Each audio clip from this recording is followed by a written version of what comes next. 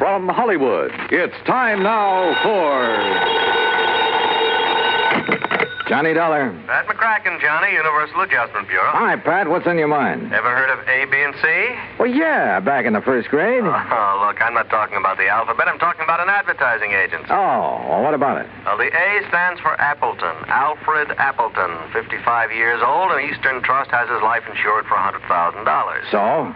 It's annuity. It starts paying off at the age of 65, and we'd like to see him collect it. Looks like somebody else has different ideas. What do you mean? He thinks somebody's trying to kill him. I see. You want me to run down to New York and talk to him? He's up at his weekend place now, about 100 miles up the coast, overlooking the sea at Skeleton Point. You can talk to him there. Skeleton Point? Now, that's a cheerful name. I know. Johnny, make sure it stays just a name.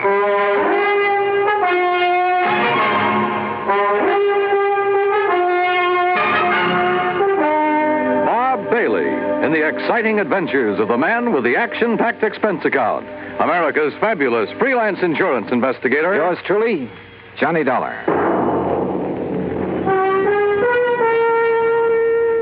And now, Act One of yours truly, Johnny Dollar.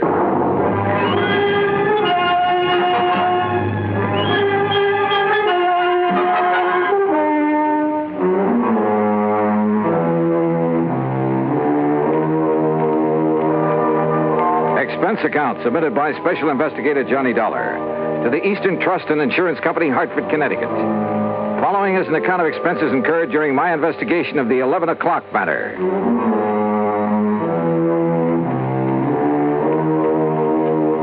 Expense account item 1, $8.40 gas and mileage on my car to Skeleton Point through a drenching rainstorm. The Appleton home, perched high on a cliff at the edge of the sea, was an old weather-beaten affair, but right now it looked mighty good to me.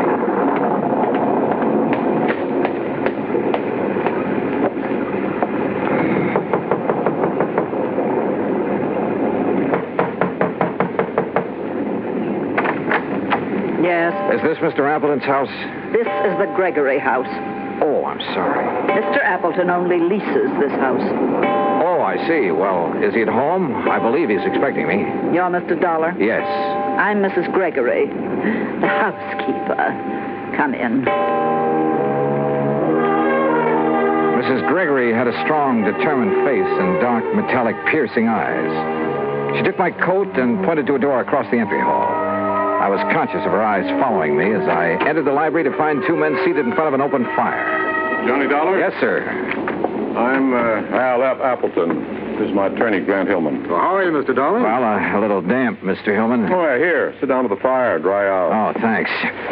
Ooh, feels good. And slightly warmer than the welcome the housekeeper gave you, I imagine. Mrs. Gregory? Well, she did seem a little reserved. She's a widow, owns this house. But I love the place, so... anyway, I'm glad you came. I understand there's been some sort of attempt on your life, Mr. Appleton. Well... Mr. Appleton has received several, crank notes lately. We thought it wise to take what precautions we could. Have you notified the police, Mr. Hillman? No, I vetoed the idea, Johnny. Oh, why, Mr. Appleton? I didn't want that kind of publicity right now. My advertising agency's right in the middle of landing a fat new account. Your agency is A, B, and C. That's right. Who are B and C? C is nobody. Tom Baker and I liked the idea of ABC, but we didn't have any other partners, so C just stands for company. Oh, this Tom Baker is your only partner, then? He was. There's some question as to whether he still is. I don't follow you. Al, I don't think there's any need to go into that now. I guess you're right, Grant. Anyway, I don't want to accuse Tom of anything until I've had a chance to go over the books this weekend. Al, did I hear someone at the door a moment? This is Johnny Dollar, Laura. Mr. Dollar, my wife. Oh, I see. How do you do, Mr. Dollar? Mrs. Appleton? Dollar, the crank letters Al has been getting are up in my room. I'll bring them down. Okay, Mr. Hillman. You'll stay overnight with us, won't you, Johnny? Now, haven't you imposed on Mr. Dollar enough, dear? Perhaps he has business back in the city. Nonsense. And with that storm out there, I'll have Mrs. Gregory make a room for him. Well, would you like a drink, Mr. Dollar? No, thanks. Mrs. Appleton, you seemed rather surprised when you saw me here. Oh, did I? Almost as though you were expecting someone else. Someone else? Why, no, I wasn't expecting anyone in particular. Well, perhaps I just... Wait, hold it. What's the matter? That flash of lightning, there's someone outside that window. Oh, no, you must be wrong. Stay right here. I grabbed my coat and went out into the storm. Because of the prowler, sure. But also because of Laura Appleton. Because she'd been staring at that same window, shaking her head quickly as though warning someone. But outside in the downpour, in the mud, I could see no one, no footprints. Finally, I went back inside, to the phone in the entry hall, to call the local police. But the phone was dead. Maybe the storm had knocked down the lines. Yeah. Or maybe someone just wanted to make sure we'd have a nice, cozy weekend, undisturbed.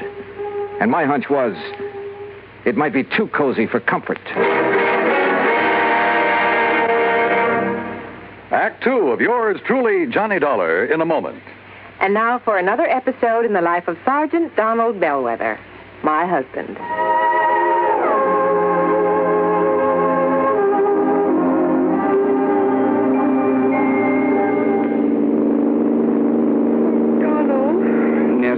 How much farther is it? Oh, about 100 miles. You're not getting sleepy, are you? No. I'm all right. Now, you just close your eyes, honey, and take another nap. We'll be home soon. Okay. You stay awake now. Yeah, I will. Oh, I still think we should have stopped at the hotel.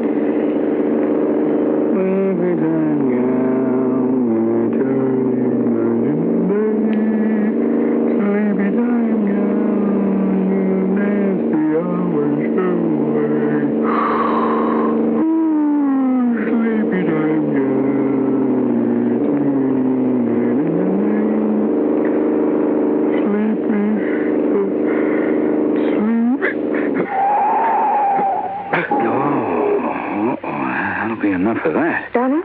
Huh? Donald, are you awake? What happened? No, nothing, Reba. It's all right. I guess I'm getting a little sleepy, that's all. I'm going to stop a while, take a little nap. It's a good idea.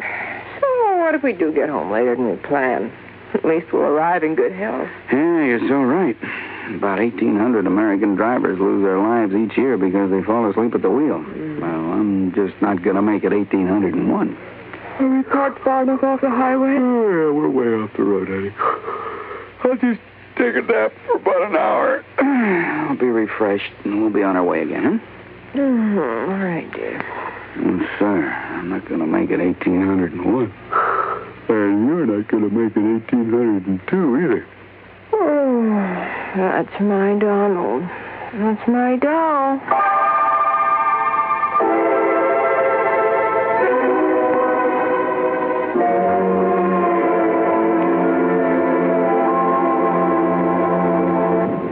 And now, Act 2 of yours truly, Johnny Dollar, and the 11 o'clock matter.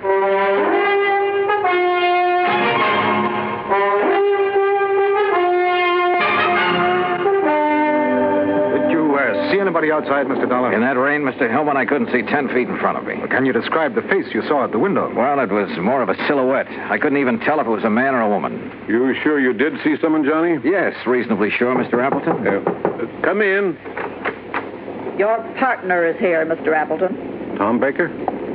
Hello, Al. I thought I'd surprise you. I tried to call you earlier, but your phone was out. Well, this is a surprise. Well, I'd like you to meet Johnny Dollar. Dollar? Hi. Tom, you're soaking wet. My car hit a big puddle about half a mile down the road and quit on me. I had to walk the rest of the way. Did you just now get here, Mr. Baker? Well, yes, why? Mr. Dollar thought he saw someone outside the window a few minutes ago. Oh, no, I just now got here. Well, I got some extra clothes up in my room that should fit you, Tom. Let's get you changed before you catch cold. Thank you, Hellman. Or look, this rain is getting all of us down. Why don't we live a little? Huh? Al, how about going down to the beach house, building a fire, playing some records, having some drinks, huh? Yeah, it might be a good idea. Where's the beach house? Down near the bottom of the cliff with a beach. It's real nice. But in this weather? Oh, there's a stairway leading down. Yes, why don't we go down there? I'm getting the creeps just sitting around here like this. So we went down to the beach house. The rain had let up a little, but nobody seemed to feel much like a party. We just sat there in front of the fire, not saying much. Once or twice I thought I detected Laura Appleton and Tom Baker exchanging quick glances, but I couldn't be sure.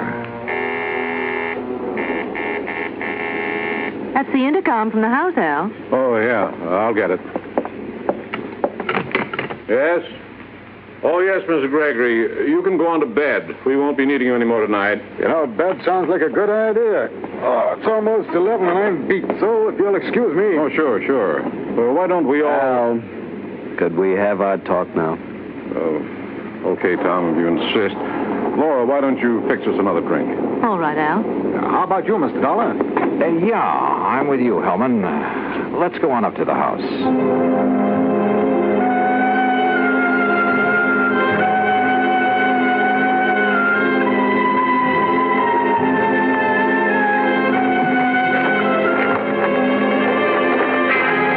Well, I'm glad the rain has let up. Yeah. Mr. Hillman, I didn't come with you because I was tired. I wanted to talk to you. I thought as much. Earlier this evening, Appleton said something about not wanting to accuse Baker of anything until he'd gone over the books this weekend. What did he mean? Well, I'm not really sure, Mr. Dollar. All I know is that Al seems to think he may have found some irregularities in the books of his advertising agency. Oh? Well, if there is anything wrong, I blame myself partially. How so?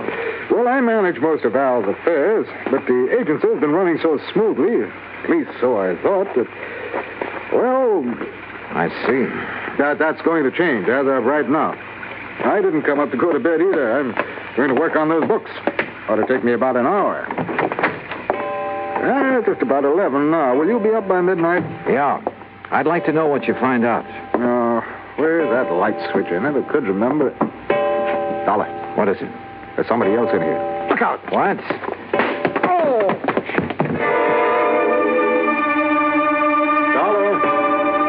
Dollar! I guess I was out only a few seconds because the clock was still striking when Hillman brought me to. Dollar, are you all right? What? Yeah, I guess so. I grabbed at him, whoever he was, but he knocked me loose. By the time I got the lights on, he was gone. Oh. Lucky for you, he only stunned you momentarily. Oh, brother. Hillman, did you see where he went? Well, he didn't leave by this front door here, I'm sure of that. Then he must be still in the house.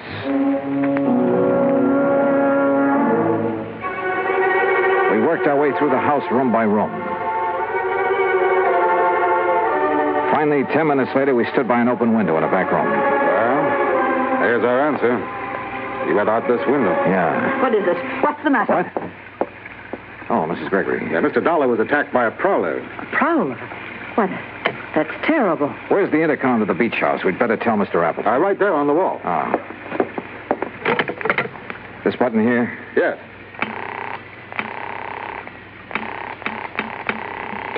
No answer.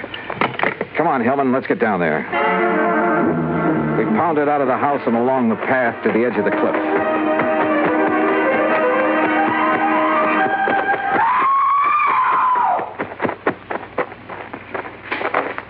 Then we found her, Laura, standing at the top of the wooden stairway. One section of the railing was broken away. We looked over the cliff. There was a body lying on the rocks down below. It was Al Appleton.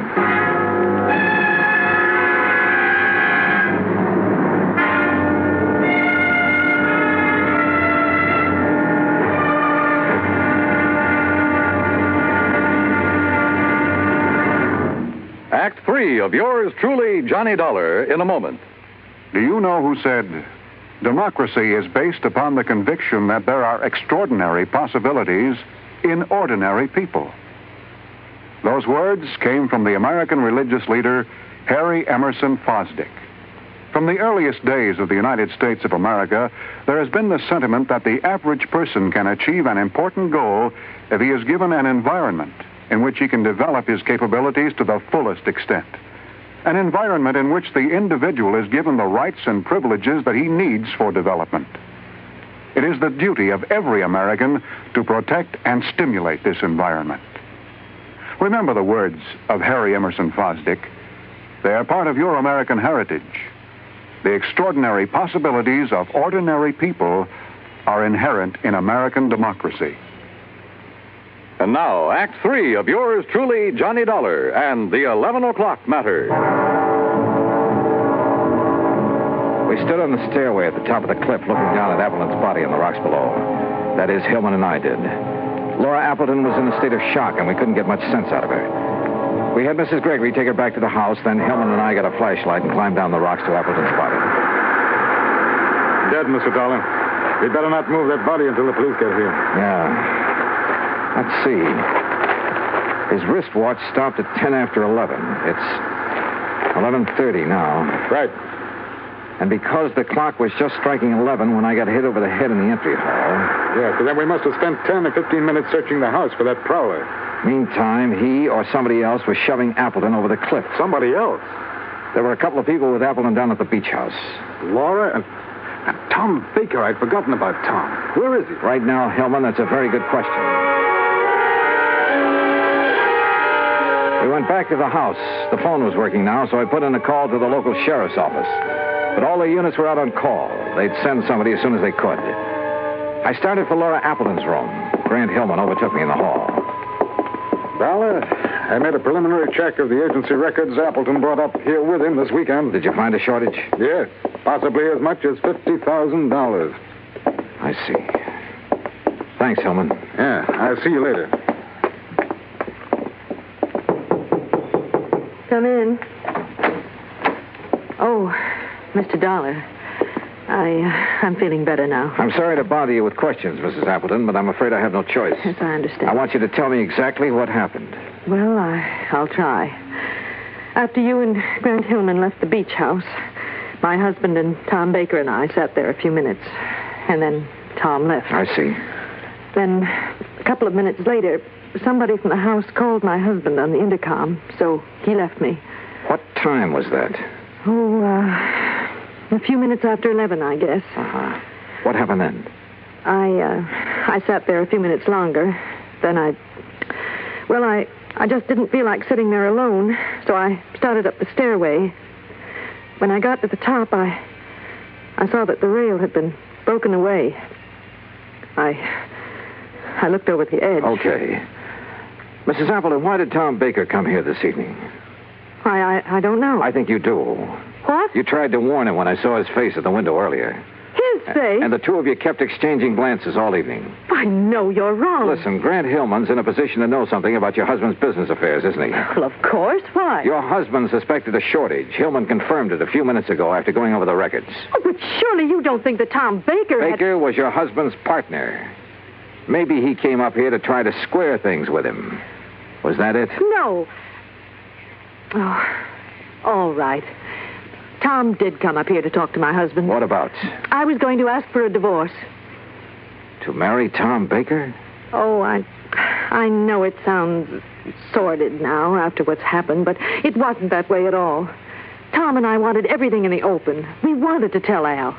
But I didn't realize that you and Grant were going to be here this weekend. That's why I tried to signal Tom not to come in. Go on. Down at the beach house, he wanted to talk to Al, but, well, I guess he couldn't bring himself to it.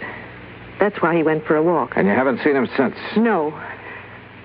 Oh, Mr. Dollar, I know my story doesn't sound very convincing, but if you're trying to suggest that either Tom or I killed my husband...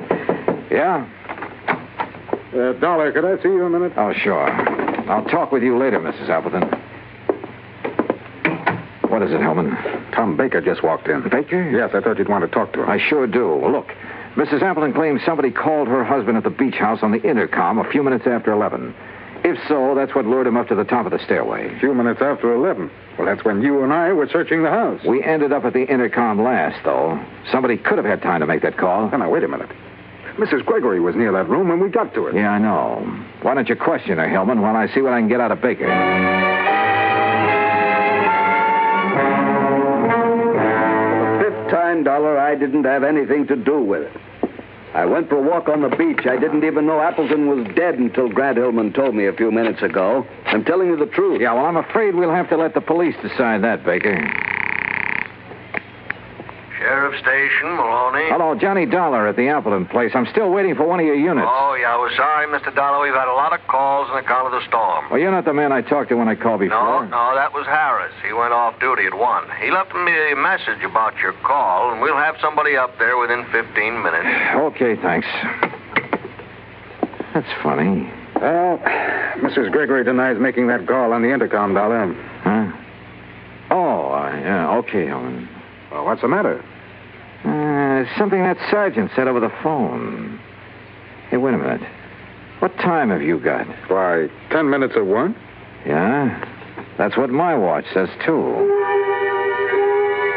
But according to the sergeant, it was after 1. I checked the big clock in the entry hall and the one in the living room. They both agreed with my watch, 10 minutes of 1. I slipped outside, unlocked my car door, and looked at the clock on the dashboard. It read 10 after 1. When I felt a gun in my back, I realized I'd come up with the answer a little too late. It's a pity, Dollar. I thought I had a foolproof idea, but I hadn't figured on your locking the car. So it was you who hit me over the head when the clock was striking 11. Who called Appleton at the beach house, lured him up the stairway, and shoved him over. Then came back and reset my watch and the clock so I'd hear it still chiming 11 when you brought me to. I thought I'd only been out a few seconds. Actually, it was 15 minutes. Yes, but you're the only one who knows. Now get in the car. We're leaving. I started to get in, then kicked at the car door behind me. It swung and knocked Hillman off balance. Before he could recover, I nailed it. Oh! By the time he came to, the sheriff's patrol had arrived. And Hillman, you know, he wasn't one bit happy to see them.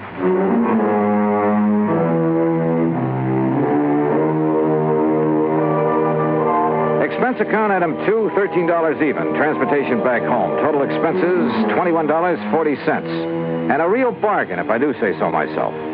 Remarks? Hillman's motive was money, of course. It was he who'd taken the $50,000 from Appleton's agency. Yours truly, Johnny Dollar.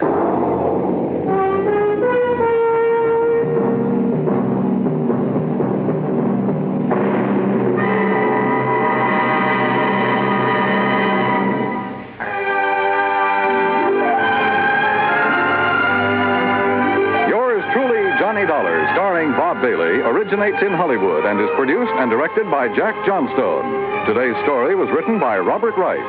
Heard in our cast were Eleanor Audley, Paula Winslow, Larry Dobkin, Will Wright, Ben Wright, and Harry Bartell. Be sure to join us next week, same time and station, for another exciting story of yours truly, Johnny Dollar. This is Dan Cubberly speaking.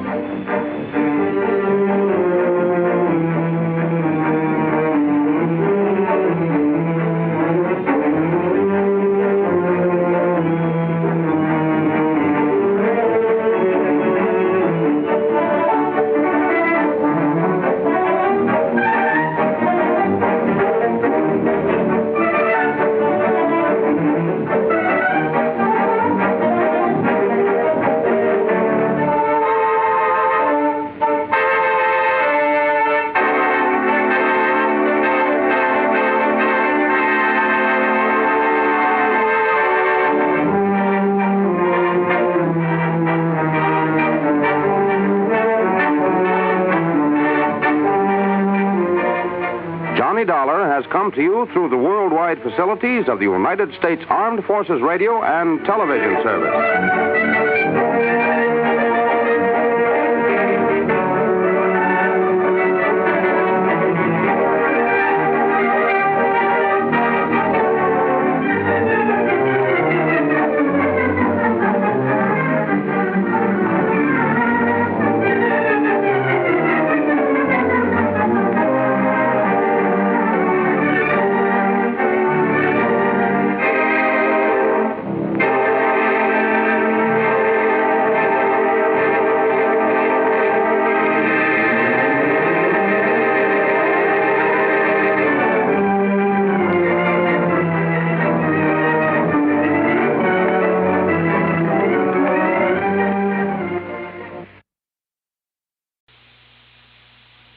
From Hollywood, it's time now for...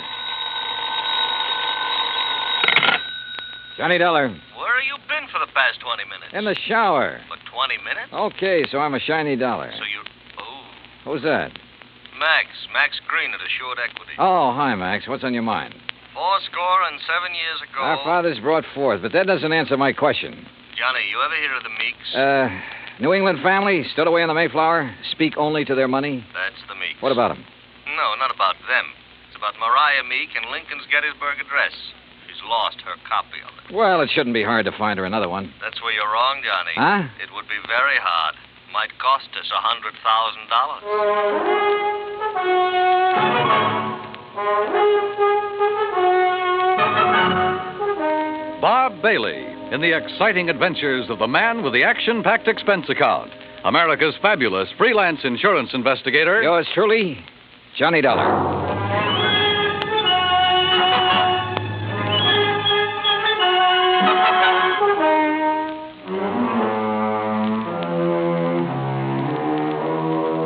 Expense account submitted by Special Investigator Johnny Dollar to the Assured Equity and Trust Company, 325 Scott Avenue, Hartford, Connecticut. The following is an account of expenses incurred during my investigation of the Meek Memorial Matter. Expense account item 1, $1.90, cab from my apartment to Max Green's office. He was standing in a haze of cigar smoke, ashes on his vest, and a worried look on his face. Oh, good morning, Johnny. Oh, you want a cigar? Oh, no, thanks. Then sit up. Phew. Excuse me. Listen, Johnny, what do you know about that speech that Lincoln made at Gettysburg? Well, I had to memorize it in school like every other kid. All right. You know how many words are in it? Maybe a couple of hundred. Why? Wait a minute. It's in this book. Here. It's page 143.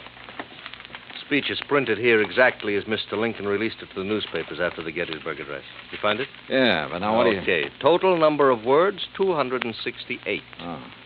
But the first two drafts of that speech, including the one he read that day, contained only 266 words. So he padded his part. That's right. 2 more words. Mm-hmm. How come? Oh, according to the historians, Lincoln ad-libbed the 2 additional words at the time he read it. Later on, when he made 3 new copies of the speech, he included those 2 words. You with me so far? Keep going, Max. Yeah. All right. Right down at the end of it, just before of the people, by the people, where he said that this nation under God shall have a new birth of freedom, the words under God do not appear in the first 2 drafts you wrote. Yeah. Well, this is all very interesting, Max, but I still don't see what it is or what it has to do with me. Well, Mariah Meek's copy has disappeared. Oh? And, Johnny, that copy happens to contain just 266 words. You mean she owns one of the first 2 original drafts? Handwritten by Mr. Lincoln himself while he was on the train riding to Gettysburg. Wowee. Yeah. Which is, of course, why we insured it for the full amount it cost her, which is $100,000 even. Of course, you made sure it was authentic before you issued the policy. Oh, naturally. Well, who'd she buy it from? An antique dealer down in Richmond, Virginia, a fellow named Jason Penrod. Uh-huh. Well, where's she been keeping it? Under glass. In the Meek Memorial. What's that? Well, she collects Americana, so she had a museum built to keep it in, and she calls it the Meek Memorial. Follows? Follows. Also follows the most expensive item in the collection, the Gettysburg Address, would be the one to disappear. Oh, you're just an old pessimist, Max. You think somebody lifted it? What do you think? It walked out by itself. Okay. So what are you going to do about it? Well, we're going to run newspaper ads. We're going to offer a $10,000 reward for information leading to its return. If anyone answers it, you let me know where you'll be, and I'll refer them to you. Good. When was it taken? The night before last. Is there any kind of market for something that rare? It's hard to say, Johnny. A hot camera would be easier to peddle, sure. But a good many wealthy people, like Mrs. Meek, they make a hobby of collecting things, antiques, objects of art, etchings. But whoever took this, or buys it from the thief, couldn't just let everybody see it. Well, it wouldn't matter to some people. They take it and put it in a vault and keep it there. Then what's the point in having it around? Pride of possession. You got something no other collector could own. And, of course, it might not have really disappeared at all. You're thinking of fraud? $100,000 is a lot of cash.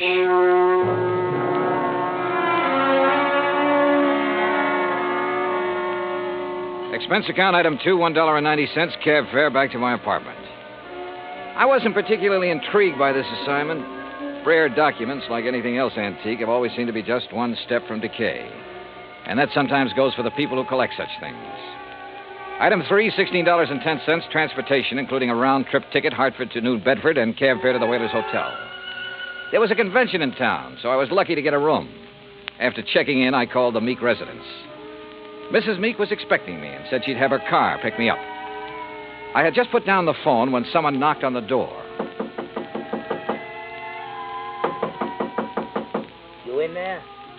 Depends on what you're looking for. Oh, looking for Mr. J. Jay, did you say? Nobody by that name here. Oh, yeah. I see. I guess I got the wrong room. Yeah, well, why don't you ask down at the desk? Huh? Yeah. Oh, sure. Yeah. Funny. Where is it? I cracked the door open again. Watched him walk to the stairs. Then I took the elevator down the 8 flights to the lobby. Half an hour later, I was in the back seat of the Meek limousine heading toward the home out on Buzzards Bay. It was a big, sprawling frame building facing on the beach. About 50 yards behind it, closer to the road, was the Meek Memorial Museum. I was starting up the front steps when the door opened. Mr. Dollar? That's right. I'm Paul Meek. I understand you have an appointment with my grandmother. Right again. Now, come in, please. She's waiting for you upstairs in the sitting room. Okay, thanks. Before you go up, I wonder if I could have a few words with you. Why not? In here, then. You've never met my grandmother, have you? No, I haven't had that pleasure. Some people consider it a dubious one, Mr. Dollar. Oh? Mr. Dollar, this is my wife, Janice. Mrs. Meek? Hi. How about a drink? Thanks, not just now. How about you, old stick in the mud? You want another one? After a bit, Janice. And if I were you, I wouldn't have any more. But you're not me, are you? You will have to excuse my wife, Mr. Dollar. Well, we've both been under a severe strain since moving here. Grandmother is blind, you know. No, I didn't know. Her sight began failing about 4 years ago. I'm surprised the insurance agent didn't tell you. Well, Mr. Green was so concerned over the theft of the Lincoln manuscript, I imagine it slipped his mind. Mm-hmm. And just how do you intend to locate that manuscript? I'm not so sure that I can. It'd be a pity if you could. Be just awful. It's grandmother's prized possession. She hasn't been herself since it was stolen. And being quite elderly, well, we're all very much concerned. Oh, my, yes. We're afraid she might die and leave us all that lovely money. Janice. It's the truth.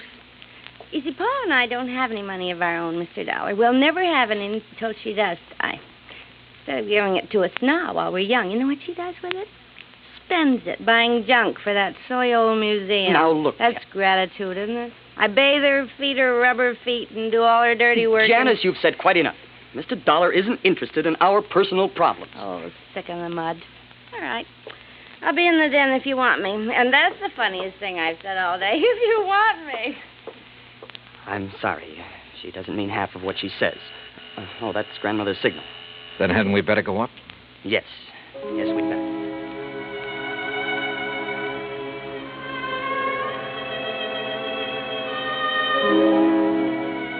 We went up the broad staircase, through a hall, and into a bright, sunny room.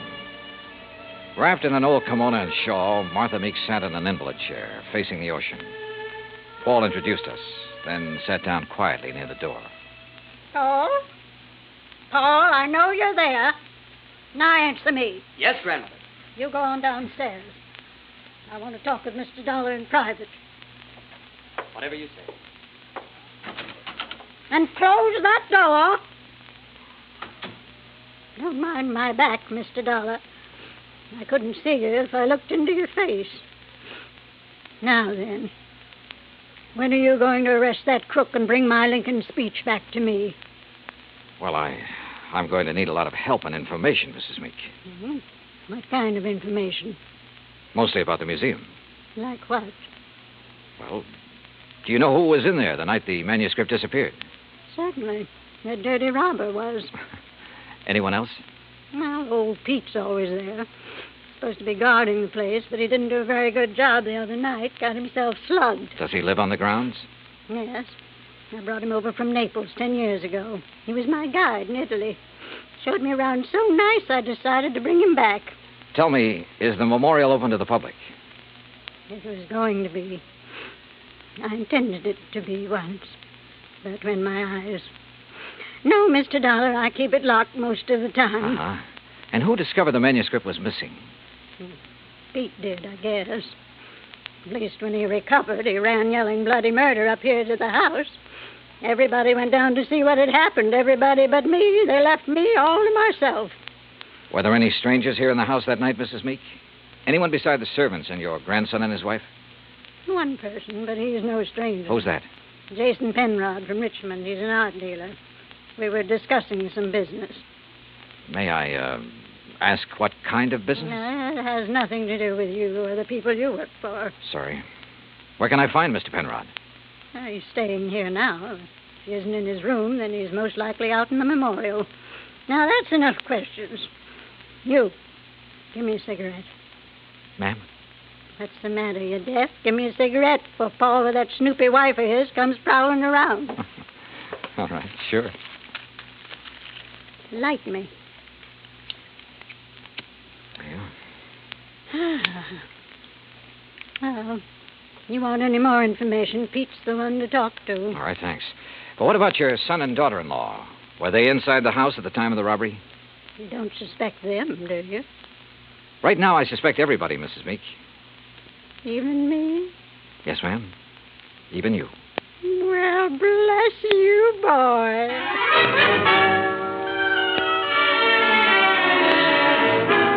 I found Pete Vesuvio trimming the shrubbery just outside the memorial building. He seemed quite willing to talk to me. How you say what happened to me, mister? I'm hit out? Knocked out, Pete. Ah, si, senor. And because of this, I do not see anything. Nothing at all, huh? Please, mister, do not use the insult. I am American citizen, first papers.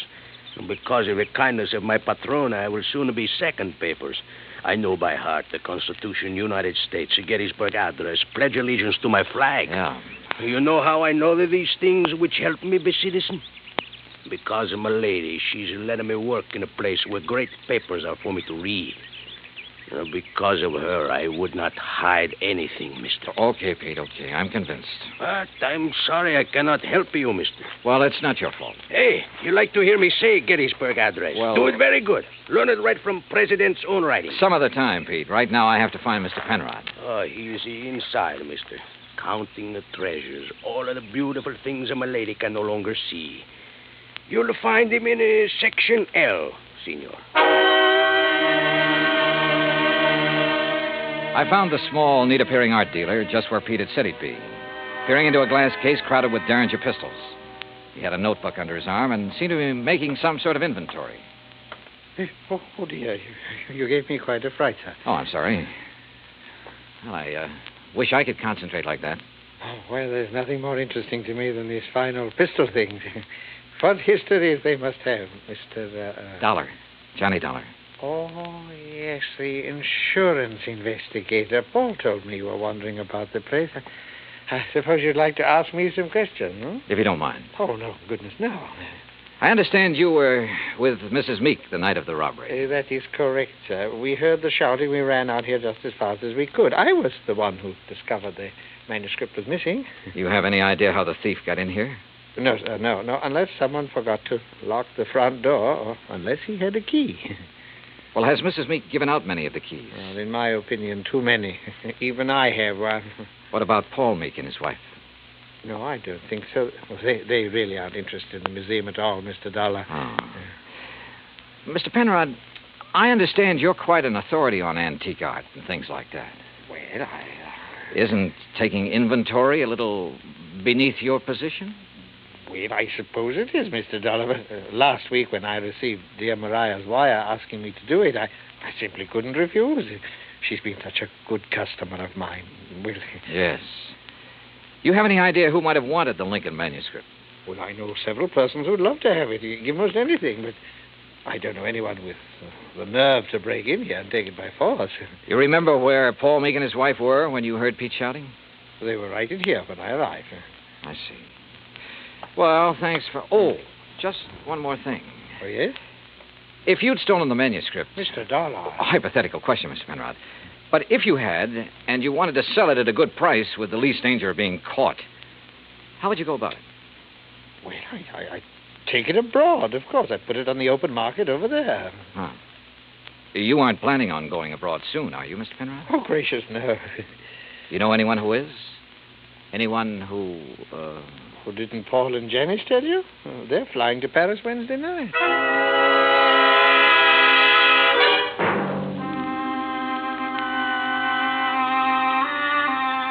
I left the memorial and walked back to the house. The Meeks were in the study, engaged in their favorite pastime. When I told him what the art dealer had said, Paul set down his glass long enough to confirm the fact that they did have reservations and insisted that he had a logical explanation for not having told me of those plans earlier. Very logical explanation, Mr. Dollar. Let me handle this, Janice, please. Sure. Drink, Johnny? No, first I want to hear that explanation, if you don't mind, Paul. Of course I don't mind. Janice and me, we're fed up. Why didn't you tell me about the plane reservations? Well, why should I have? I'm not even sure I'm going to use them. Oh? Grandmother's upset enough over losing that manuscript. Something else might... Well, anyhow, if the manuscript doesn't turn up within 48 hours, we're canceling our trip. Oh, no, please. Sorry, Janice, but that's the way it's got to be. She did it. What do you mean? It's an act, don't you see? Jason Penrod told her we were going to leave, so she had him hide the manuscript. And now this thing about her being so upset and having such a weak heart. It's an act to keep her precious darling boy tied to her apron strings. I don't believe that. Well, just wait. You will. Anything else, Dollar? What does a trip to Paris cost, Paul? Well, it's not inexpensive. Your wife was complaining about being so broke. Haven't you ever heard of flying now and paying later? We have friends in Paris, Dollar. It won't cost as much to live once we get there. And we'll worry about paying for our ticket when we get back. Any other questions, Mr. Snooper? Yeah. Later. It was after 7 when I finally got back to my hotel room. I ordered a drink and tried to make some kind of sense out of the information I'd gathered during the day. But it all added up to 0. I called Hartford and asked Max Green to look into the Meek finances. Then I dressed for dinner. I was about to go downstairs when the phone rang. Johnny Dollar. Mr. Dollar, I was told to call you. Yeah? It's about the ad. The ad? In tonight's paper about something missing from a certain memorial. Go on. Well, I called Hartford Collect. They said to call you. Yeah, that's right. Who is this? My name's not important, Dollar, but that 10 grand reward is. You think you can earn it? You meet me tonight, you'll see. Where? In the alley behind the Bourne Whaling Museum. Be there at 9:30 and be alone. You got it? Yeah, I got it. Expense account item 4, 85 cents cab fare from my hotel to the Bourne Whaling Museum. I don't like wandering around dark alleys at night, alone in a strange town. It isn't the best way to stay alive. But at 9:29, I passed the old whaling museum and started down the alley. It was dark, no moon, and it was very quiet. I was about 20 yards in from the street when I saw him, curled up in a ball like he had a stomachache. Only he didn't. Because somebody had made him very dead. I struck a match and turned him over. I'd only seen him once before, but I didn't have any trouble remembering where it had been. Right after I'd checked in, he'd knocked on my hotel room door. By mistake. At least that's what he'd said. After giving a statement to the local police who identified him, I went back to my hotel. Evening, Mr. Dollar. Yeah, say, look, I know it's probably against all your rules, but who had my room just before I checked in? Oh, I couldn't disclose that information, sir. Sorry. Oh, well, so am I. It'd mean a lot for me to know. Maybe even $5 worth. Well, well, sir, if it's that important. Thank you. Now, let's see here. Yes, here it is. Can you read his signature, Mr. Dollar? Yeah, thanks. Just fine. The name I'd seen scrawled on the hotel register wasn't important now. At least not without something more to back it up.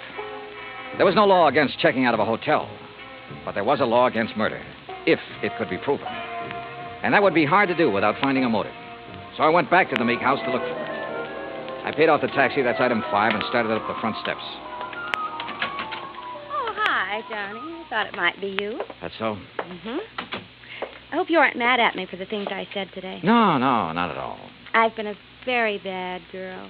But everything's going to be all right now. It is. Mm-hmm. Or haven't you heard? Heard what? About dear old grandmother. She's had a real bad stroke. Isn't expected to live. You, aren't a bit sorry, are you? Would you be, if you were me? Dollar, you mind coming up here? No, not a bit, Paul. I'm trying to reach you at your hotel. Thank goodness you've come here. Did Janice tell you? Yeah. How is she? Bad. Doctor's given up. Says it's only a matter of hours. She told me to send for you, Mr. Dollar. Oh? I don't know why. I've never been able to figure out a lot of things she did. Why, where is she? In there. Old Pete's with her, but go on in. Thanks. We take increased devotion to that cause for which they here gave her the last. Who is it? Oh, it's Mr. Dollar, my lady. Hello, Mrs. Meek. Oh, thank you for coming, Mr. Dollar. I go now. No, wait. Mr. Dollar, you have a moment, haven't you? Of course. I promised Pete the last time I visited the museum.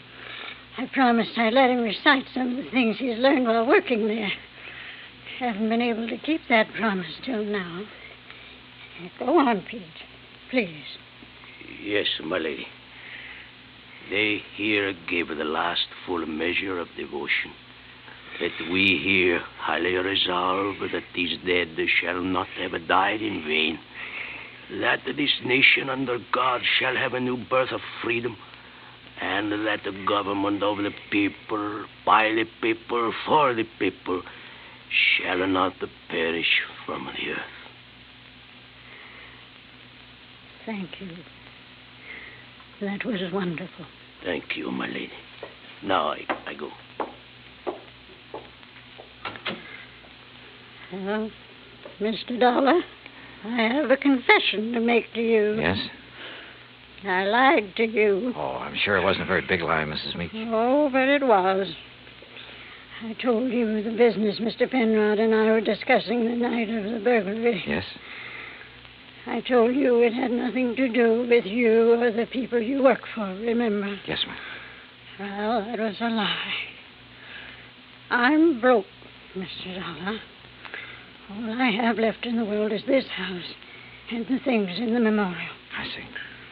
That's why I sent for Jason Penrod.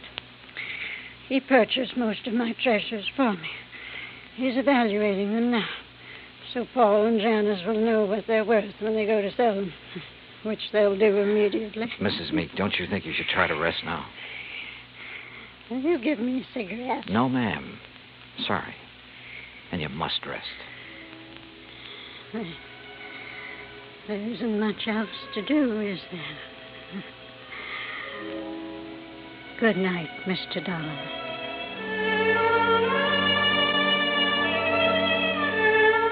Outside in the hall, Paul and Janice Meek were talking quietly to Jason Penrod. Off in the corner, standing with his back to the others, was Pete Vesuvio. Mr. Dollar, is She's resting quietly. Oh, Dio grazie. Why did you lie to me, Pete? What? I never lied to nobody. Who say I did? I say you did. You're crazy, mister. What lie I tell you? You said you learned the Gettysburg Address right from Mr. Lincoln's own writing in the museum. That's no lie. What's the matter? You don't believe that, mister? I believe you, Pete. But I just had to be sure. Come on, let's join the others, shall we? See. Well, good evening, Mr. Dollar. Mr. Penrod? Tell you any of the family secrets, Johnny? Not too many. You learn anything in there you didn't know before? Yeah? I know which one of you stole the Lincoln manuscript. One of us? Why, you're crazy, Dollar. We were all in the house at the time it happened. That's right. But one of you hired a little man named Leo Jones to do your dirty work. Jones called me earlier this evening. He was going to tell me which one of you it was. Evidently, he didn't like the deal he was getting. What was he doing, Penrod? Trying to blackmail you? What are you talking about? I don't know any Leo Jones. Then why did he come around to my hotel room this morning? The same room you just checked out of. Well, that doesn't mean a thing. I imagine several persons have been to that room today. Sure, but they're still alive. Now, let's get to the phony Lincoln manuscript. Phony manuscript? It wasn't phony, Mr. Dollar. Wasn't it? Well, you correct me if I'm wrong, Penrod. After Mrs. Meek purchased one of the first two drafts of Mr. Lincoln's Gettysburg Address, she started losing her sight. When she closed the museum to the public, you saw a chance to make yourself another $100,000 sale. So you switched copies of the manuscript, replacing that draft with one containing the words, "Under God," which isn't worth anything close to $100,000. What do you mean, Dollar? All right, let me quote. That this nation, under God, shall have a new birth of freedom, and so on. What? The phrase, "under God," was not in the manuscript he sold your grandmother, but it was in the copy old Pete has been studying in the museum. Right, Mr. Penrod? All of you stay right where you are. You get what Jones got. Mr. Dollar. He won't go far, Pete. But I am the guard. The lady will want me to stop him. Pete, come back here. Keep away from me. Hey! Come on.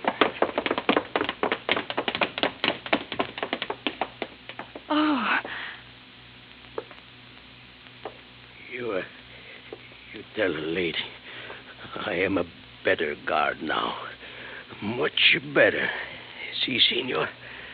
Yes, Pete. I did good. You did fine.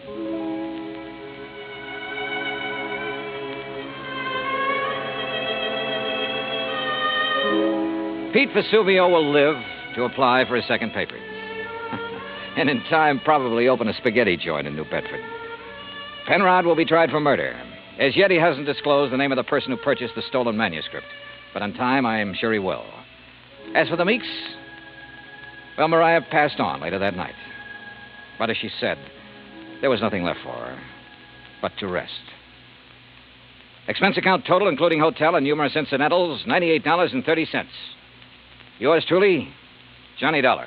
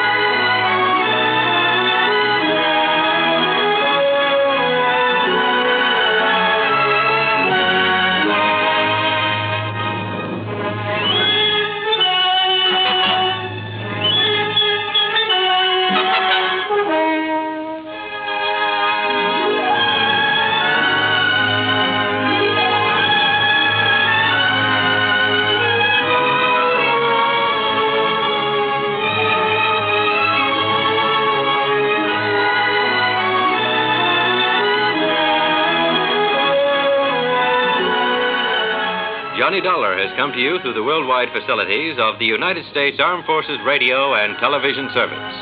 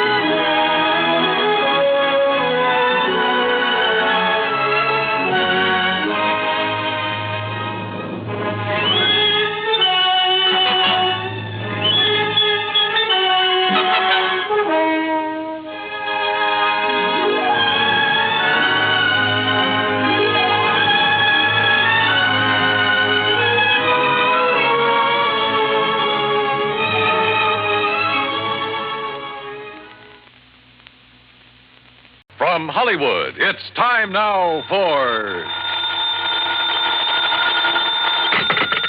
Johnny Dollar. This is Harry Branson, John. Hi, at Harry. the Philadelphia Mutual Liability and Casualty Insurance I Company. said hi. How are you?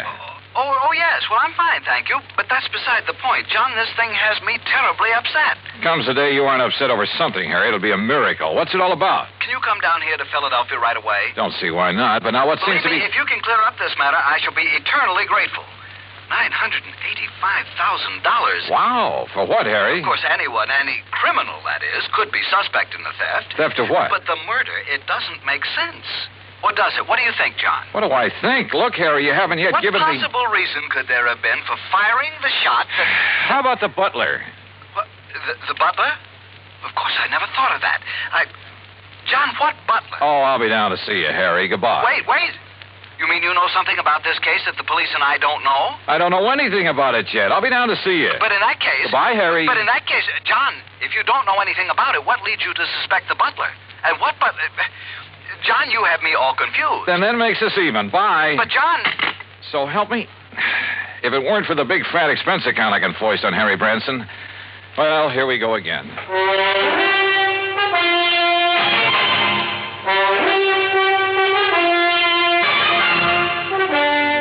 Bob Bailey in the exciting adventures of the man with the action-packed expense account, America's fabulous freelance insurance investigator. Yours truly, Johnny Dollar.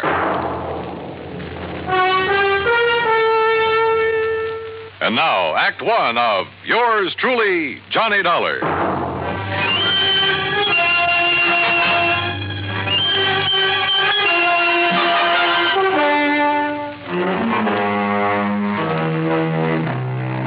Expense account submitted by Special Investigator Johnny Dollar to the Philadelphia Mutual Liability and Casualty Insurance Company, Philadelphia, Pennsylvania. Following is an account of expenses incurred during my investigation of the Ingenuous Jeweler Matter.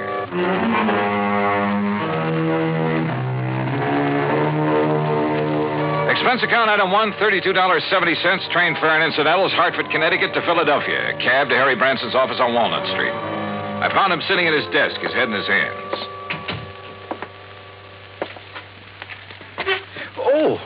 Oh, John, I'm glad you've come. Yeah. Well, how's your good health, Harry?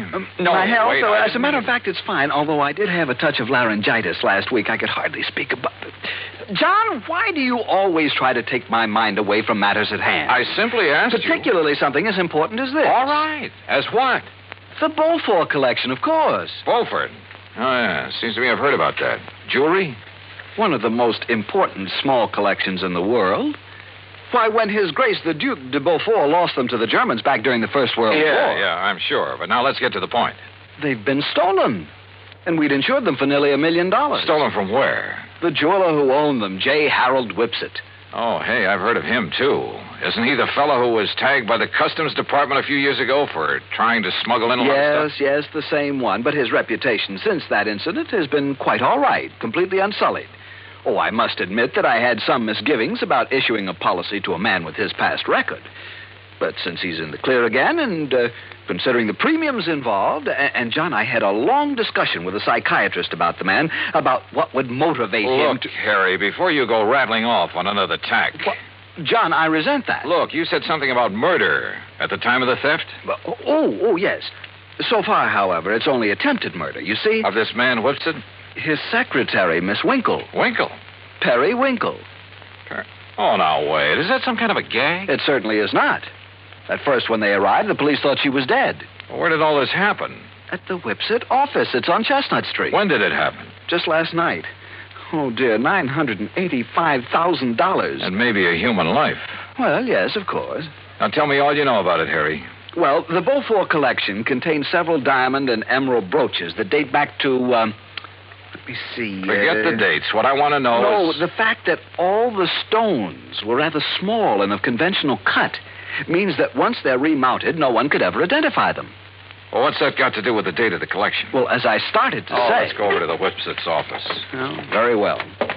Now, as I started to say, the date of the Duke de Beaufort's acquisition of these jewels... you say this Perry Winkle was badly hurt. How? She was shot by the robber. Now, as I started to say, the date at which the Duke de Beaufort... Tell me this. Was Whipsit himself shot or shot at? No, and I'm sure he'll tell you all about that when you see him at his office. He's certain to be in this morning. As I started to say, John... John, going down, gentlemen. Yeah, thanks. Come on, Harry. Step in, please. Harry! As I started to say, John...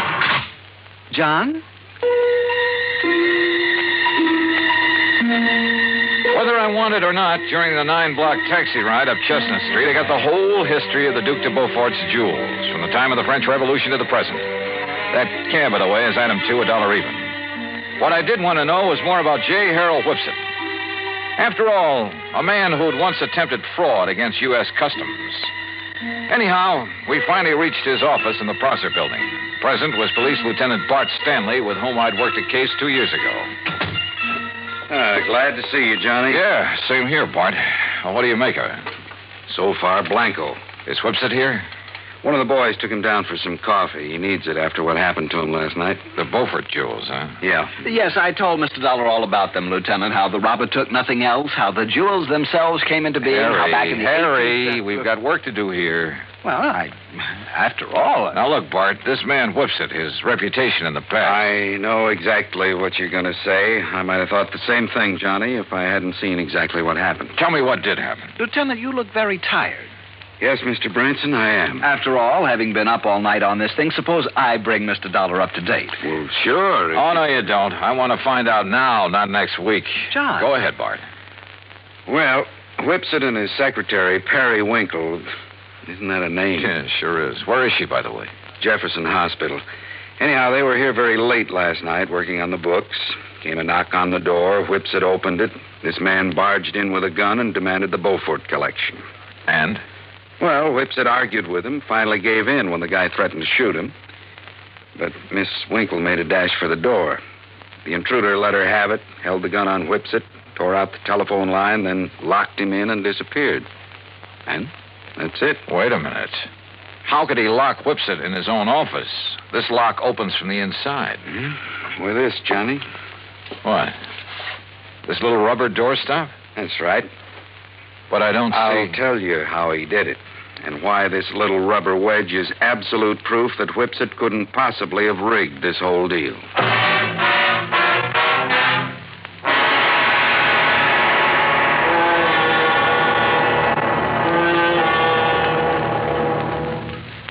Act two of yours truly, Johnny Dollar, in a moment. For a long time, people... And now, Act two of yours truly, Johnny Dollar, and the Ingenuous Jeweler Matter.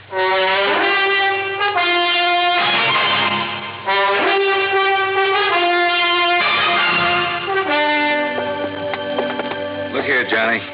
This door. What about it, Bart? Well, this is a real old building.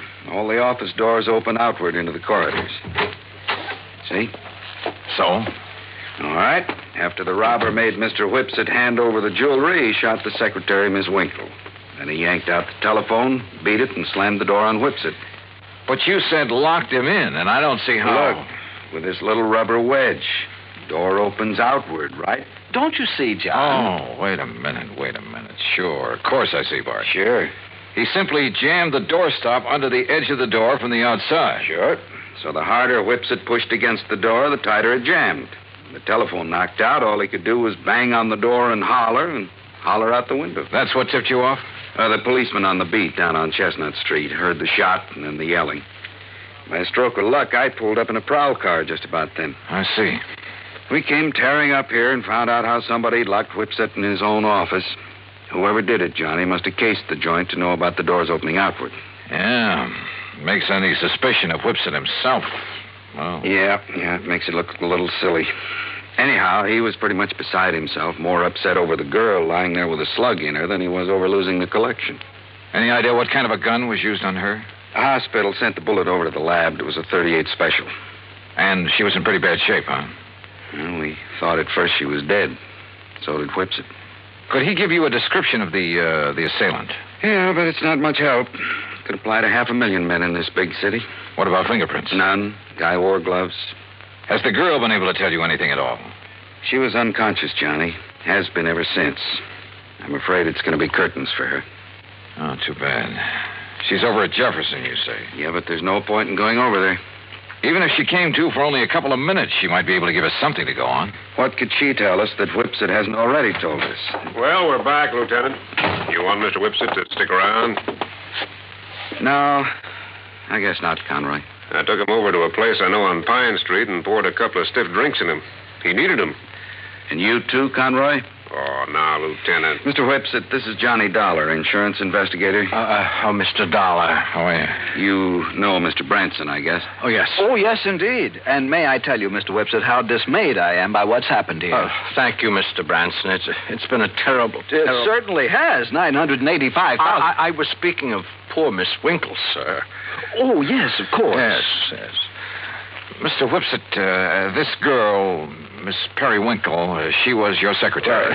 She was more than that, Mr. Dollar. I loved her. How is she, Lieutenant? Has there been any word from the hospital? Well, yes, Mr. Whipsit, there has. And it's proof that modern medicine is a very wonderful thing. What do you mean, sir? Yes, John. It may take time, of course, a long time. Yes? As a matter of fact, she hasn't even regained consciousness yet. I see. But it looks as though she'll fully recover. Oh, I see. Well, I hardly need tell you how I feel about that. How glad I am.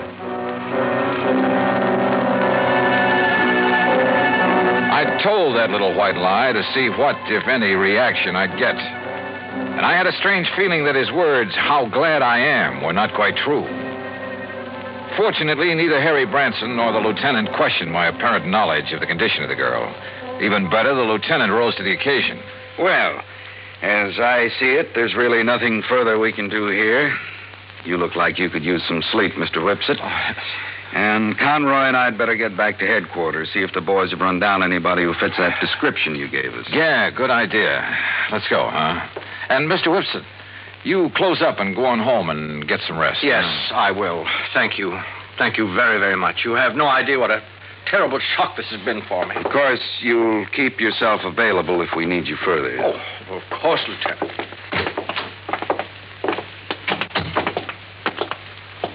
Okay, Johnny. What was that all about? Telling him she'd recover. Yes, John, I almost interrupted. I was afraid you would. That's why I kept talking. Bart, I'm going over to the hospital. Oh, now look, If Johnny. there's only one chance in a million of that girl regaining consciousness, I want to be there when she does. You still suspect Whipsit? Did I say that? Don't you see, John, the whole thing hinges on that little rubber doorstop.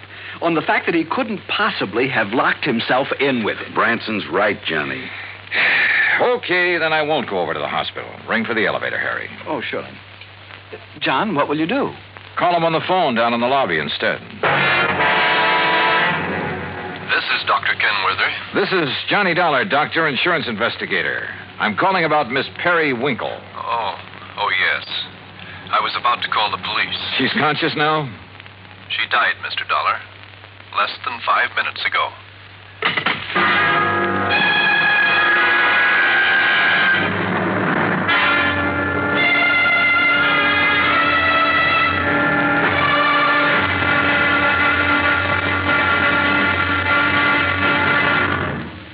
Act 3 of yours truly, Johnny Dollar, in a moment. Our flag, heaven. And now, Act 3 of yours truly, Johnny Dollar, and the Ingenuous Jeweler Matter.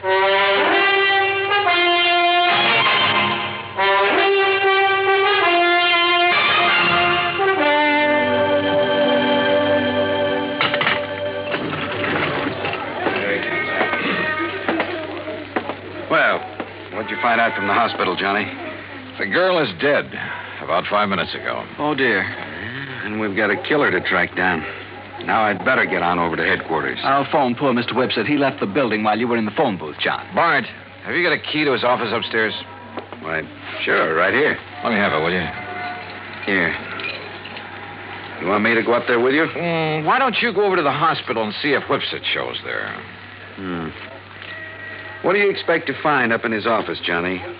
I haven't the least idea. Why kid about it? I didn't have the least idea what I expected to find, or even what I was looking for. When I walked into the jeweler's office up on the 8th floor, I picked up the rubber doorstop, the one thing that proved Whipsit couldn't possibly have rigged the whole deal. But I somehow felt that if only that little wedge of rubber could talk. Then I noticed a funny sort of burr on one side of it. Just a tiny little rough spot. But it showed me where somebody had pierced a tiny hole through it. Why? After a couple of minutes of rummaging around, I found it. A piece of fine, strong platinum wire, about 2 feet long. A wire that could be carefully slipped through the hole in that rubber doorstop. Well, Mr. Dollar. Well, what are you doing back here, Whipsit? If you don't mind my saying so, there was something about your attitude that I didn't exactly care for when you were here with the policeman and Mr. Branson. And when you left them downstairs in the lobby and took the elevator. Oh, I see you found it. Yeah, that's right. It was very smart of you, Whipsit. Thank you. Put this rubber wedge on the floor, just outside the door, with the wire on it leading under the door. Exactly. Then pull the door closed. Then pull the wedge into place with the wire. And the door can't possibly be opened from in here. You've locked yourself in. The more you push on the door, the tighter the wedge holds it. That's right. And you don't forget to retrieve the wire by pulling on one end of it. I suppose those are the gloves you wore when you killed Miss Winkle, so you'd leave no prints. Oh, then she's dead. How fortunate for me. And That's the gun you used? Yes. I'm afraid she was rather averse to my breaking down the Beaufort collection, melting down the mountings and secreting the stones at my home. And, of course, claiming the insurance money, but after all, nearly $1 million. Why are you telling me all this? Because, you see, this is also the gun that will kill you. After which I shall lock your body in this office using the doorstop again. It's a rather nice touch, don't you think? Is it? Well, don't you see? It's now a sort of a trademark of the completely unknown thief, the unknown killer of both the girl and you. Oh, now, wait a minute. Do you think if I found out how you did it, the police can't? Did they, even after their lab crew spent the whole night up here? I guess you got a point there. Yes. Now, turn around, Dollar. Turn around. Well? You see, I'm going to have to shove this gun into your back to muffle the sound. Look, Whipsit. Unless you have a better idea. Well, I have. What? Oh, me. Oh, I suppose I might have known this whole thing seemed too easy. All right, Lieutenant. All right, Conroy, wrap him up. Right, Lieutenant. Hands out, Whipsit.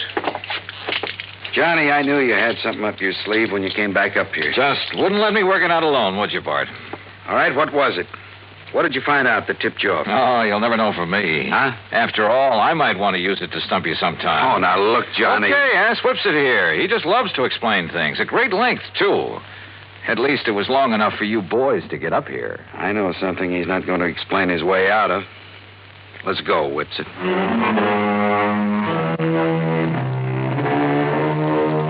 Harry, I think I'll have to figure out some way to pad my expense account even more than usual in cases like this. I mean, where a 38 slug nearly ends up in me. After all, fun is fun, a job's a job, but some of these laddies carry things too far. Come to think of it, I'll have to run down to New York again to appear against Whipsit. So, expense account total, including that and transportation back to Hartford and all the incidentals I could possibly think of, $181 even. Yours truly, Johnny Dollar.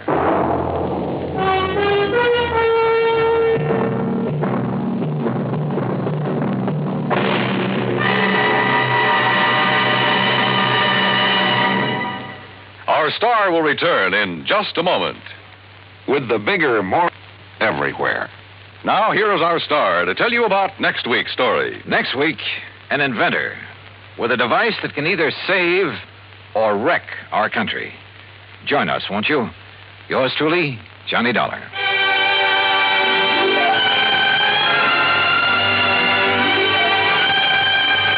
Yours truly, Johnny Dollar, starring Bob Bailey, originates in Hollywood and is produced and directed by Jack Johnstone, who also wrote today's story. Heard in our cast were Harry Bartell, Byron Kane, Vic Perrin, Joseph Kearns, and Austin Green. Be sure to join us next week, same time and station, for another exciting story of yours truly, Johnny Dollar. This is Dan Cubberly speaking.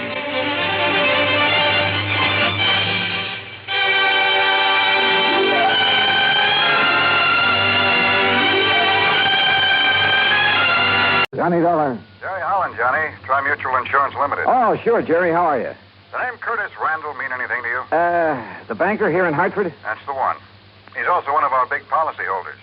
At least he was. Oh, what's happened to him? Day before yesterday. He and a friend of his, a fellow named Byron Peters. They went deer hunting over near Kingman, New York. And? They hired some old character in the neighborhood to act as guide. Randall and Peters didn't know it, but the old goat was an alcoholic. So what happened? At the end of the day's hunt, they raised Cain with Curly because he hadn't found them a deer. Curly, the name of the guide, huh? Yeah. They had a big argument. Over 500,000. 100. Wow. Who's Randall's beneficiary? His hunting companion, Peters. Peters? No wonder you want me to investigate. Johnny. Only this one looks too easy. Wait, Johnny. I'll be right over.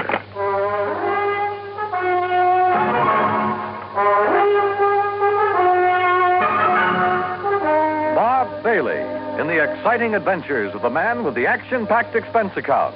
America's fabulous freelance insurance investigator. Yours truly, Johnny Dollar.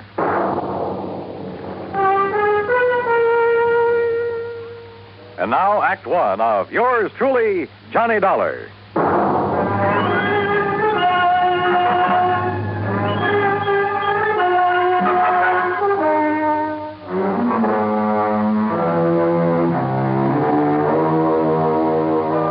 Expense account submitted by Special Investigator Johnny Dollar to the Tri-Mutual Insurance Company Limited, Hartford, Connecticut.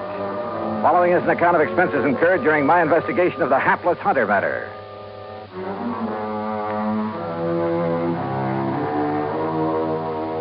Expense account item 1, 95 cents for a taxi across town to Tri-Mutual in the office of Jerry Holland. As I opened the door, he met me halfway. Hey, what was the idea of hanging up on me, Johnny? Then when I tried to call you back, you'd left. Well, sure. I figured if this thing only happened a day or so ago, the faster I could get working on it, the better. Well, I'll go along with you on that, but Where's now... this man Peters? In the hospital. Because if anybody should be suspect, he should. After all, as a beneficiary... What did you say? I tried to tell you on the phone, only you hung up. Byron Peters is in the hospital. Where? Over in Kingman, New York. Why? Because he was shot up, too, by that drunken guide when he tried to prevent him from killing Randall. Oh. Then Curly killed himself. Yeah. You know, if you'd stop going off half-cocked, you might get somewhere on this case. If it really is a case. Sorry, I guess I jumped to a conclusion You before. sure did. Oh, $500,000 is still a lot of money. Sure it is.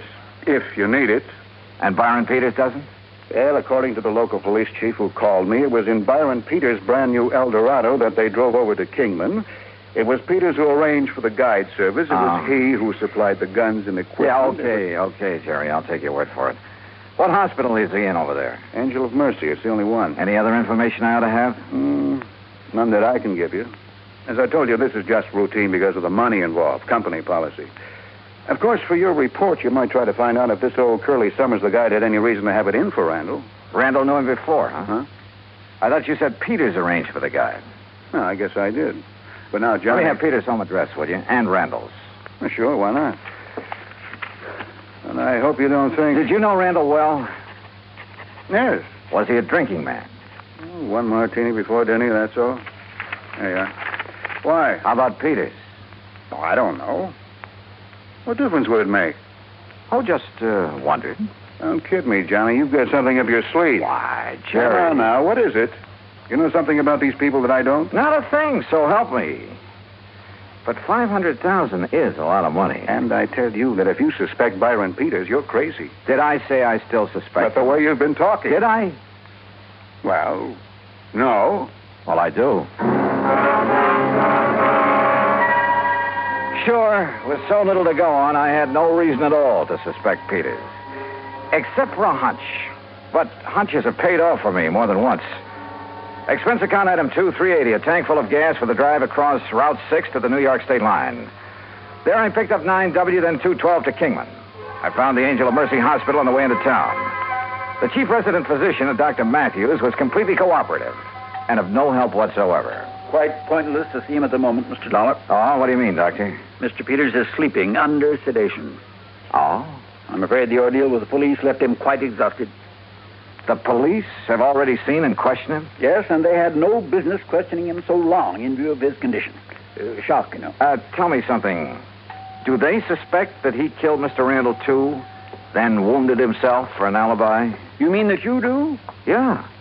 Do they? Oh, my boy, you must be joking. Of course not. Oh? Why not? Whether you realize it or not, and you will, if I permit you to see Mr. Peters, see the manner in which he was wounded, see the extent of his wound. I'll realize what? Oh, my boy. I asked you a question, Doctor. You will realize how impossible it would have been for him to shoot himself in that fashion, how narrowly he himself escaped death at the hands of that rum-crazed guide. You're sure, Doctor? Of course I'm sure, and so are the police. Well, where does that leave me? If I may say so, with egg on your face.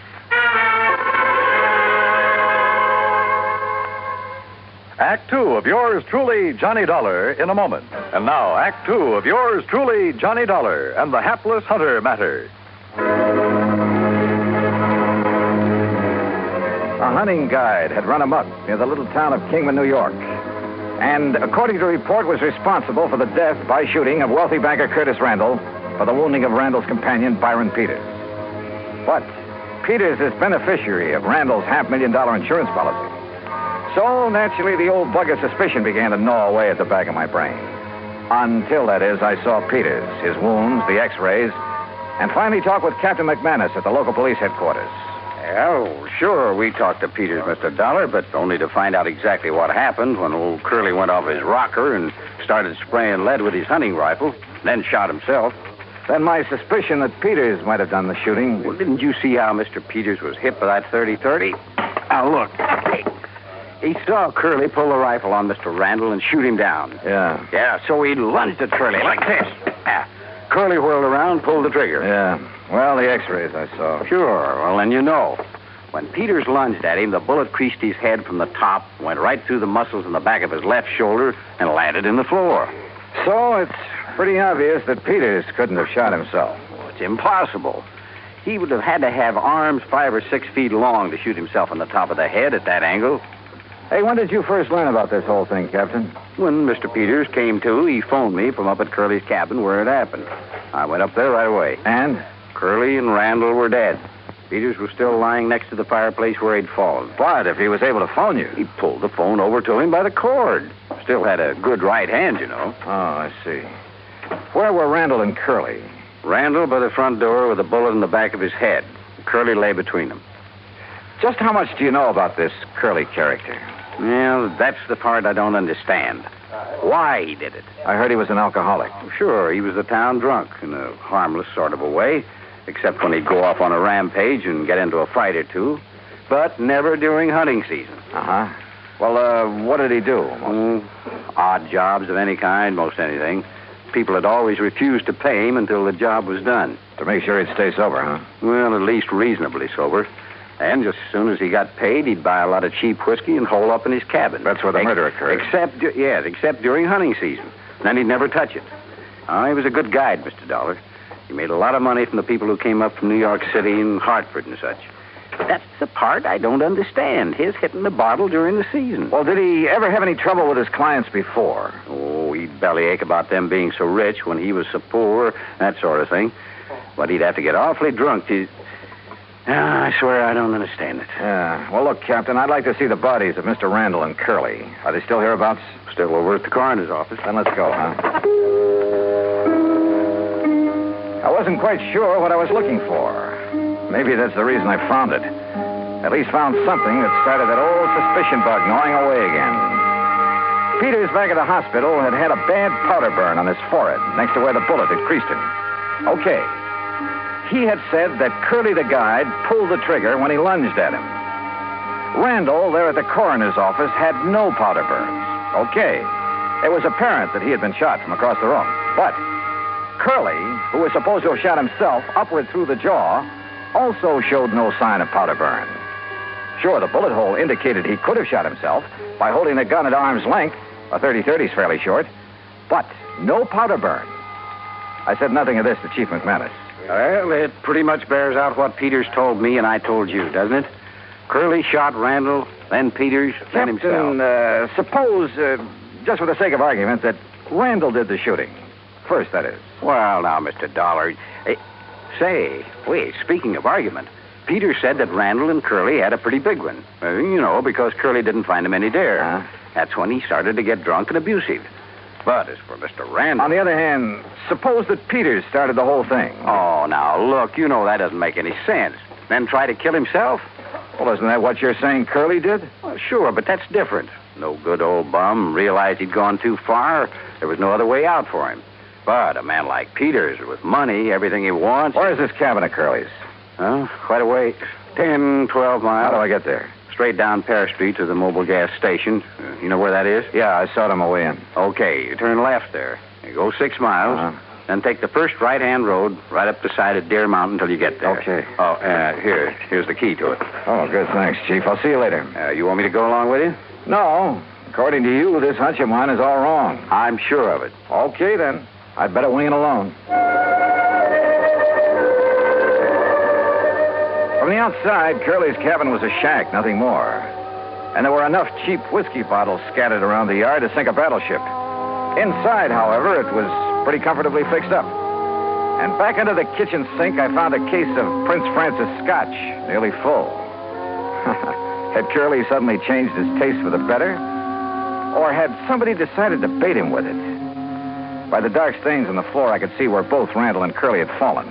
Where Peters had gone down, there was also the rifle slug embedded in the floor. And then I noticed the angle at which that slug had ended, as though it had been fired from the ceiling, certainly from higher than any normal man could reach. And Curly was only 5'2" or 3. Then I saw something else, a heavy cord hanging down from one of the rafters above where Peters had lain. It was frayed at the end as though forcibly broken. Now, suppose someone had hung a loaded rifle there by the trigger so the slightest pull would set it off, had stood under it holding the muzzle carefully next to his head to one side, just close enough to...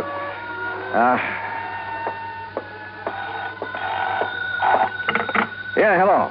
Mr. Dollar? Captain? Yeah, listen. You may be right, though I still don't see how you can be. What do you mean? Look, I've got Dr. Matthews at the hospital here on this party line. You still there, Doc? Right here, Chief. Well, then you better tell Mr. Dollar. Well, it's about Mr. Peters. Yeah? He's left. Left? I thought you had him under sedation. I guess it didn't take hold the way I thought it would. Well, what happened? Well, he woke up and asked me who it was that'd been here to see him while he was drowsy. Did you tell him who I was?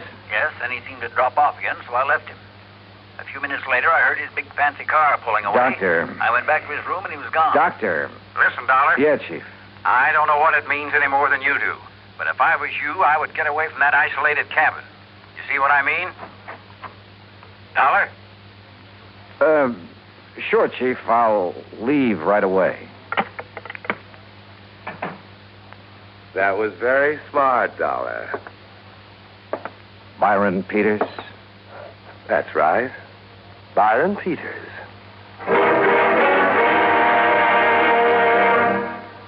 Act 3 of yours truly, Johnny Dollar, in a moment. And now, Act 3 of yours truly, Johnny Dollar, and the Hapless Hunter Matter.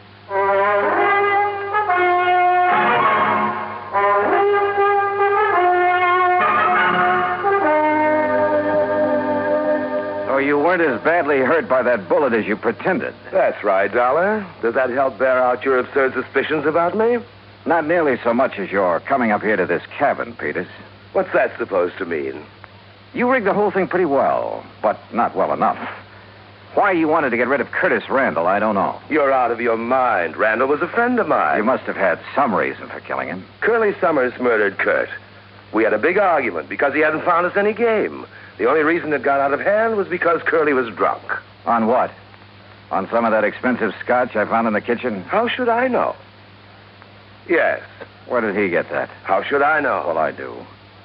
You brought it here to help bolster your phony alibi, to indicate that Curly had it up here, had been hitting it. But you pulled a boo-boo. Why don't you talk sense, Detective? Are you trying to tell me Curly would ever have stuff like that? Look at the old bottle scattered around outside. Cheap rot gut, that's all. What's more, he never touched a drop during hunting season. That's about as thin evidence as you could possibly dig up, Dollar, and you know it. Peters, why did you come up here just now? Okay, I'll tell you that, too. Lying there in the hospital, nursing your sore shoulder, you didn't plan on that injury, did you? I told the police. Oh, yeah, sure, you told the police. Lying there, you suddenly remember the one thing that could show how you cleverly wounded yourself after you killed Randall and Curly. That piece of cord up on the rafter, where you hung Curly's gun up by the trigger. Dollar. You aimed it carefully along the side of your head, then yanked on it to set it off. Dangerous, but a great alibi. I told the police, the doctor. Curly pulled that trigger when I lunged at him, struggled with him. Little Curly held that gun high enough so the bullet would crease your head from above? I was bent over, lunging at him. Then enter the floor from up here where this cord is hanging? You're pretty smart, aren't you, Dollar? Curly was supposed to have committed suicide, huh? Yes, he must have, because I heard him shoot himself as I passed out. Oh, sure. The bullet entered his lower jaw, went up into his brain. That's right. That meant he had to hold that 30-30 at arm's length, so the muzzle right next to his jaw. That's right. Where it would have left powder burns. But, Peters, there were none. Because you shot him from across the room, the same as you did Randall. Yes. Yes, the same as I'll shoot you. If you can. My right hand is still good, Dollar, and so is the .38. You and your fool insurance company should have left things as they were. Chin up, Dollar. Tell me one thing. Sorry, I haven't got time. When I left the hospital, I made sure I was seen heading for New York and a carefully set up alibi. You still won't get away with it, you know. Any more than you got away with killing Randall. I had until you came along, and I will when I've killed you. So if you have nothing more to say... One thing. Why did you kill Randall? You're trying to stall me. Why? All right. All right. Because I forced him to name me in his insurance. I was the only one who knew about some shady operations in his early business career. Oh, the old story, huh? That's right. Blackmail. That's why he's been paying me off, supporting me, until recently. So you threatened to expose him? No. What would that get me financially? Then tell me this. No. I've got to get out of here to New York. Just one thing more. I don't know why you're trying to stall me, but it's no use. So if you have any prayers, Dollar... Sure. That Chief McManus standing there in the doorway will slug you before you pull that trigger. Oh, no, not that old chestnut. Why not, Peter? What? You... Oh, no, you...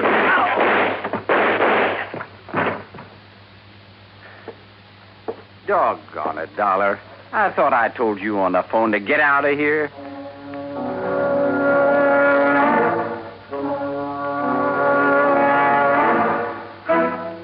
Expense account total, including gas to get me back to Hartford, $13.13. Remarks? Why? Why don't they ever learn? Yours truly, Johnny Dollar.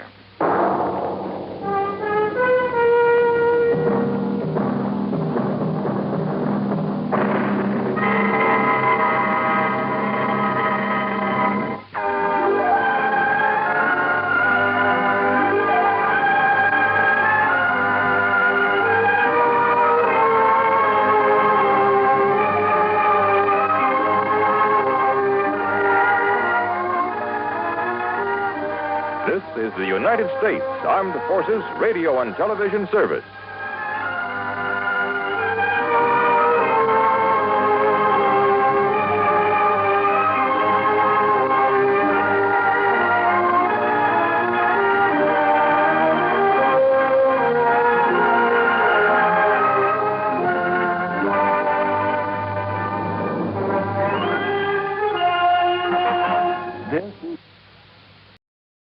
From Hollywood, it's time now for... Johnny Dollar. Pat Cummings, Inter-Allied Life. Hi, Pat. What's new with you? Johnny, ever hear of Everett Benton? No, I'm afraid not. Investment firm down in New York. Real estate, oil, mining, this and that. What about him? We're carrying a $100,000 life policy on him. So? So last night he fell out of a 14-story window. Oh, that's too bad. Accident, Pat, or was it suicide? Maybe neither. I think he got pushed. I'll be right over.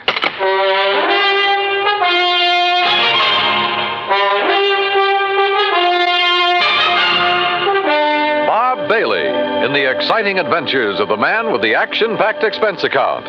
America's fabulous freelance insurance investigator. Yours truly, Johnny Dollar.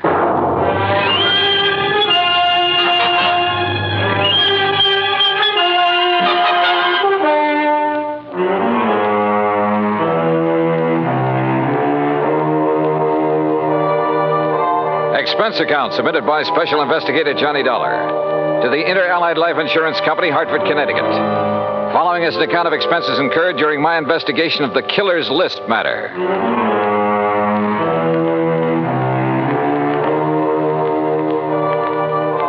Expense account item 1, $1.20 for a taxi from my apartment to the offices of Inter-Allied. Pat Cummings looked worried and got straight to the point. I don't know, Johnny. Maybe Benton wasn't pushed out that window. But there's something about this deal that just doesn't smell right to me. What can you tell me about this man, Benton? Everett Benton, 45 years old, doing very well in business, so far as we know. Last night about 10 o'clock, he fell or jumped or was pushed out of his office window. This policy on him, who's the beneficiary? His wife, Claire. What's she like? About 12 years younger. Redhead. I see. Yeah. Well, what do you think? I think I better have a talk with Mrs. Benton. Item 2, $14.40, transportation and incidentals to New York City. The Benton's apartment was on East 67th, very fashionable, very expensive. And Claire Benton looked right at home in her surroundings. Do you mind if I fix us a drink, Mr. Dollar? Not at all, Mrs. Benton. It's been a pretty wearing day. I imagine it has. Police, questions, reporters. Yeah. Sorry to be throwing more questions at you at a time like this. I'm used to it by now. Here's your drink. Thanks. Cheers. Yeah, cheers. You know, you certainly seem to be bearing up very well. Yes, I suppose so. Mr. Dollar, I think it would save time and embarrassment if we had a few things understood. Such as? You've heard of the ideal marriage. Well, Everett's and mine was not it. Oh. Naturally, I'm very sorry he did what he did, but... Well, we weren't exactly happy together. I take it you think he committed suicide, Mrs. Benton? Is there any doubt about that? Apparently not in your mind. None at all. If it was suicide, why did he do it? I wouldn't know. Everett hadn't confided in me for some time. We haven't been very close recently. Well, Mrs. Benton, just suppose it wasn't suicide. Everett had no enemies that I knew of. I see. About the insurance policy. Yes, about the insurance policy, Mr. Dollar. $100,000, isn't it? That's right, when you get ready to file a claim. I intend to in the morning. I see. Oh, and one other thing. It just so happens that I have an alibi for last evening. Oh? And it's the nicest kind of alibi there is, Mr. Dollar. What do you mean? It's airtight. And that was Claire Benton, very calm and collected, and incidentally anxious to collect. I thought her over all the way to the office of Detective Lieutenant Tovich of Homicide. That's item 3, $1.60 cab fare. Yeah, I talked to her, Johnny. She's a hard one to figure out. Well, what do you think, Tovich? Did he jump or get pushed? You got any ideas? How about financial troubles? He was in the investment business. Have you looked into that? According to his lawyer, his affairs are in good shape. Oh, he'd made his share of poor investments over the years. Wildcat oil leases, stuff like that. But in general, he was doing okay. He was worth a lot of dough, Johnny. Okay, let's assume he was pushed out that window. What was he doing in his office at 10 p.m.? I've wondered about that, too. Any indication anybody was with him? No. The night watchman was in another part of the building when Benton came in. Let himself in with his own key. There could have been somebody else with him, all right. But who? Claire Benton says she has an alibi. Yeah. Don't know as I care for it much, but I haven't been able to break it down. Who is her alibi? Larry Santis. Santis. Runs a supper club over in the East 50s. Yeah. The Ace of Clubs, he calls it. Larry Santis. Thanks, Tovich.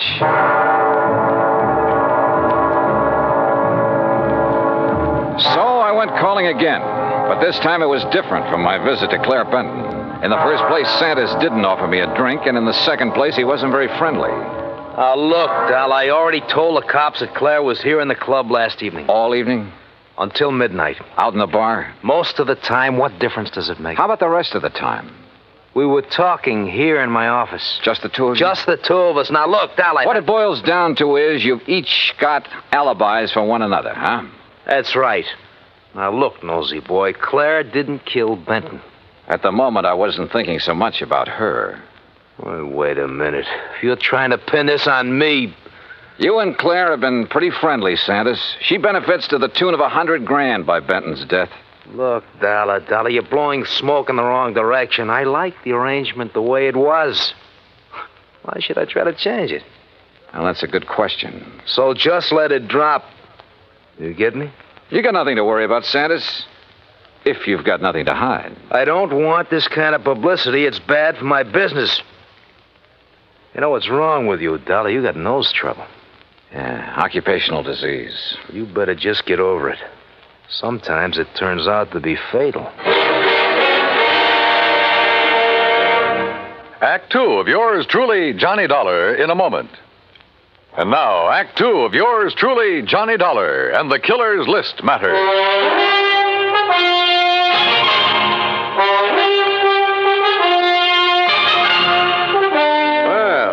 Like you didn't get any further with Larry Santis than I did, Johnny. Look, Tovich, both Santis and Claire Benton had a motive for killing her husband. Matter of fact, two motives. Money and getting Benton out of their way. Johnny, I'm with you. But we're not even sure yet it was murder. We do have something that indicates somebody might have been in Benton's office with him, though. Yeah, what is it? We found a cigarette butt in one of the ashtrays. Different brand than Benton smoked. Could it have been left there during the day? Janitor says he cleans out the ashtrays about 7 in the evening. Of course, he could have overlooked one. So I don't know whether it means anything or not. Oh, excuse me. Yeah. Homicide, Tovich. Oh? Where? Okay, I'll be right over. Johnny, looks like we've got ourselves a little epidemic. What do you mean? Ever hear of a guy named Arthur Mayfield, promoter? No, what about him? They just found him in an alley, dead. Wait a minute. Don't tell me. Yeah. Fell out of a 10th floor hotel room.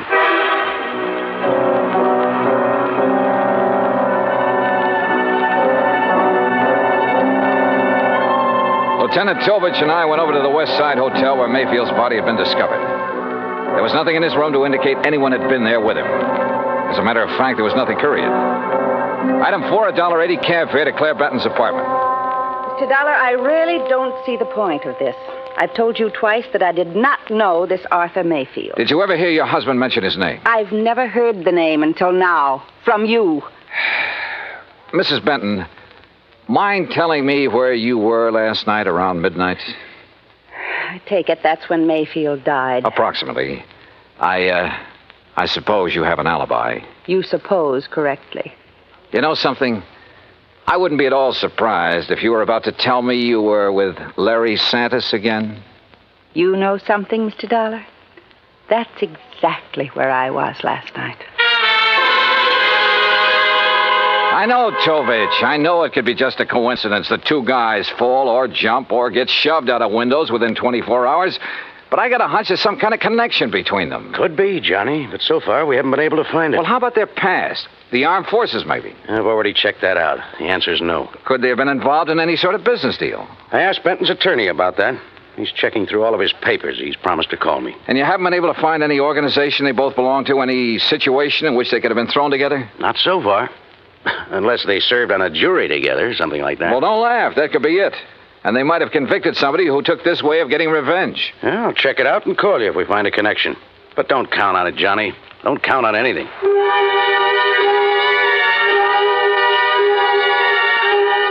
I went back to my hotel room and stretched out on the bed while I rehashed the whole deal in my mind. I thought about Claire Benton and Larry Santis. I didn't trust either of them. But as Tovich had pointed out, it was another thing to prove it. Okay, coming. Yeah? Mr. Dollar? That's right. You're investigating the murders of Benton and Mayfield? Well, I don't think they've been officially described as murders. No, but they are, Mr. Dollar. I'm certain of it. Who are you? My name is Alvin Whiting. I have some information that may be of value to you. May I come in? Come in. Thank you.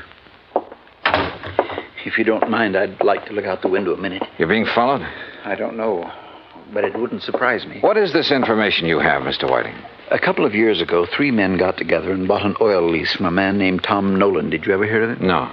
Well, he's a very eccentric man, hot-tempered, violent. He needed the money badly, so he sold the lease, which then was little better than worthless.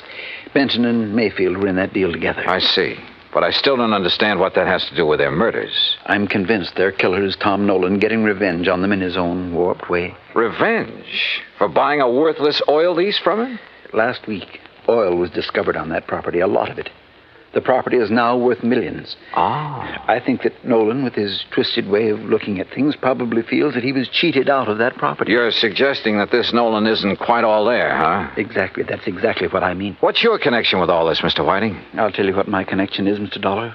I was in on the deal with Benton and Mayfield. I was the third man. So, you see, if my suspicions are correct, if Nolan is the killer, then I'm the next man on his list.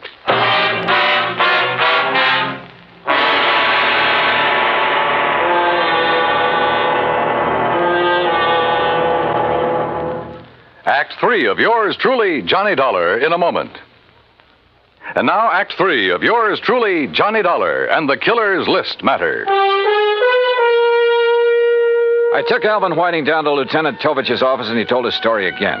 I could see that Tovich felt the same way I did, that at last we were getting someplace. Matter of fact, Johnny, I was about to call you. Benton's lawyer just turned up the lease agreement linking Benton, Mayfield, and Mr. Whiting here. Question is, where's Tom Nolan? I don't think I'll draw an easy breath until he's been found and arrested. We have a bulletin out on him, Mr. Whiting. One thing we found out, about a year ago, he served time for assault and battery. Oh? Mr. Whiting, I'd suggest you take every precaution until we pick up Nolan. Don't worry, Lieutenant. I propose to remain in my apartment until you apprehend him. I'll post a man in the building to look after you. Thank you, sir. Homicide, Tovich. Oh, what's the address? Right. Thank you. We've located the little hotel where Nolan's been staying. Come on, Johnny.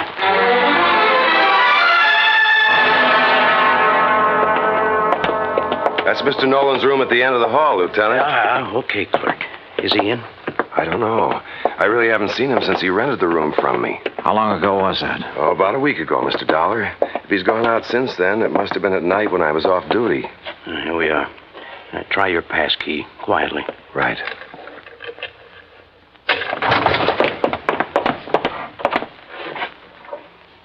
Well, gone. Bag and baggage. Yeah. Room's been used recently, though. Hey, in this ashtray, cigarette butt. Same brand we found in Benton's office. Doesn't prove anything, but it might tie in. Yeah, Tom Nolan could be our boy, but where is he? You say he rented the room from you, clerk. What did he look like? Oh, middle-aged, as I remember. Bushy hair, sort of a wild look to him. Fits the general description Alvin Whiting furnished us. And the mugshot I pulled out of the files. Well, all we can do now is rig a stake out for him here, and then wait. Lieutenant Tovich posted a couple of men in Nolan's room, and we went back to headquarters. While he was getting out another bulletin, I went through Nolan's record. Assault and battery, resisting arrest. There was no doubt he was a violent sort of guy. And with the indication Whiting had given us that Nolan was a little unbalanced, the weird revenge motive might fit. Then something in the records caught my eye. I went back to the office of Larry Santis at his supper club. Oh, look, Dal, I told you the last time you were here. Now, I got a few things to tell you, Santis. The two murder victims, Mayfield and Benton, went in on a business deal with a man named Alvin Whiting. All right, so what? They bought an oil lease from Tom Nolan. All of a sudden last week, that lease got real valuable. Alvin Whiting figures that Nolan's the killer. Says he's not all there, and he was trying to get his own strange kind of revenge. Look, Dollar, what's all this got to do with me? That's what I want you to tell me. Look, I don't know anything about any of them. Last year, Nolan was arrested for assault and battery. According to the police records, the man who put up bail for him was you. Okay, so I put up bail for him. Look, Tom Nolan's my uncle, Dollar. Sure, he's offbeat, but he's harmless. Assault and battery? Harmless? So he beat up a guy. That doesn't mean he'd kill anybody. How'd he get mixed up with Benton, Mayfield, and Whiting? Well, he was broke.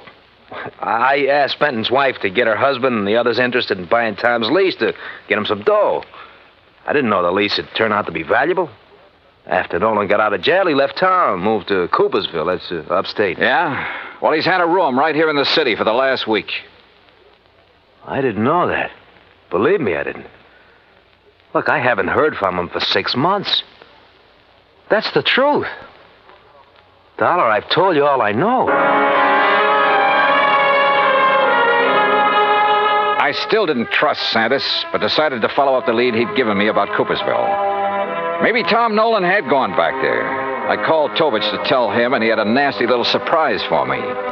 Alvin Whiting had disappeared from his apartment. I didn't know whether Tom Nolan had gotten to Whiting or not, but I did know I had to find Nolan in a hurry. I hightailed it to Coopersville. It was a small town with half a dozen hotels and rooming houses. I made the rounds, flashing Nolan's picture. Finally, I struck pay dirt. Why, yes, I recognize that picture. That's Tom, all right. But he told me his last name was Niles. You say he roamed here, Mrs. Carr? Yes, kept to himself mostly, but he didn't make no trouble for anybody as far as I could see. Oh, didn't hear about, 6 months ago. Around the end of September it was. And then last week he left us. Sure, he probably found out they'd struck oil and moved into the city. You don't understand, Mr. Dollar. When I say he left us, I mean that last week Tom Niles died. There I was. But all of a sudden, the deal started adding up in my mind. It was after dark when I got to the graveyard, and my flashlight picked out the simple headstone. Tom Niles. Yeah, Tom Nolan. Resting in peace, right where he'd been, all through the murders he was supposed to have committed. The shot knocked the flashlight out of my hand. I hit the dirt, but the flash had pegged the gun for me.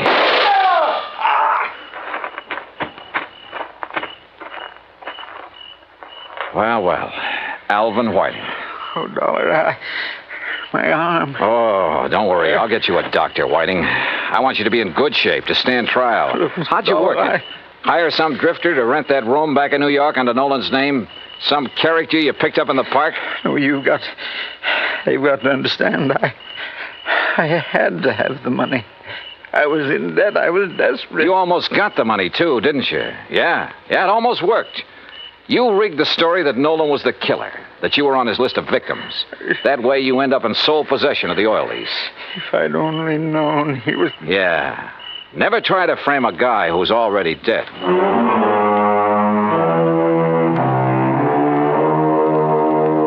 Expense account total $146.50. Remarks? I turned Whiting over to the police and he made a full statement. Yeah, his motive was money. He was in the hole, gambling debts and bills, high cost of living, you might say.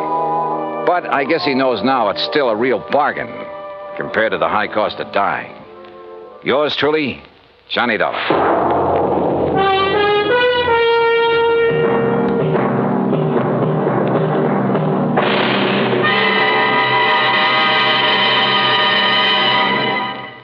Our star will return in just a moment. Now, here is our star to tell you about next week's story. Next week, Dame Nature takes a hand and helps me solve a crime. Join us, won't you? Yours truly, Johnny Dollar.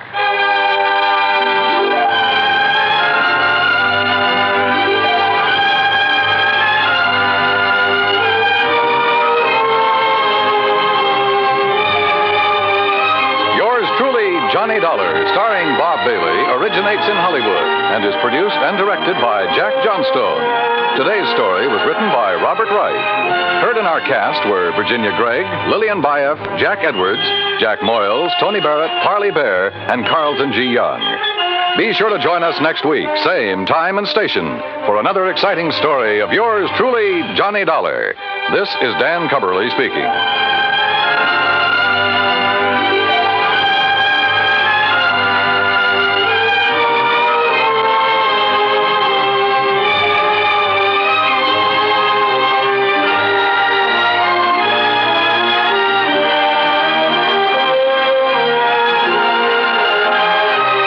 This is the United States Armed Forces Radio and Television Service.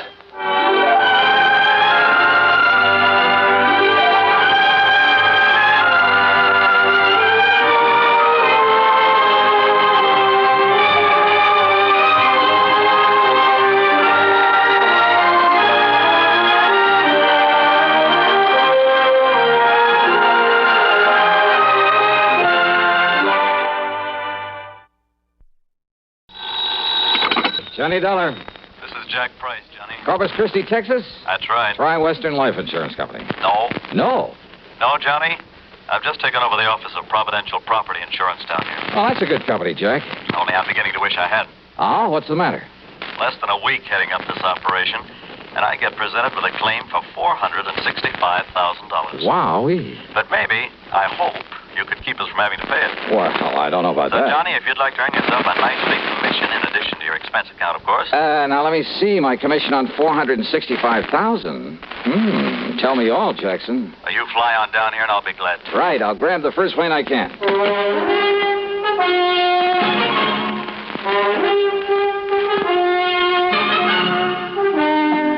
CBS Radio brings you Bob Bailey in the exciting adventures of the man with the action-packed expense account, America's fabulous freelance insurance investigator. Yours truly, Johnny Dollar.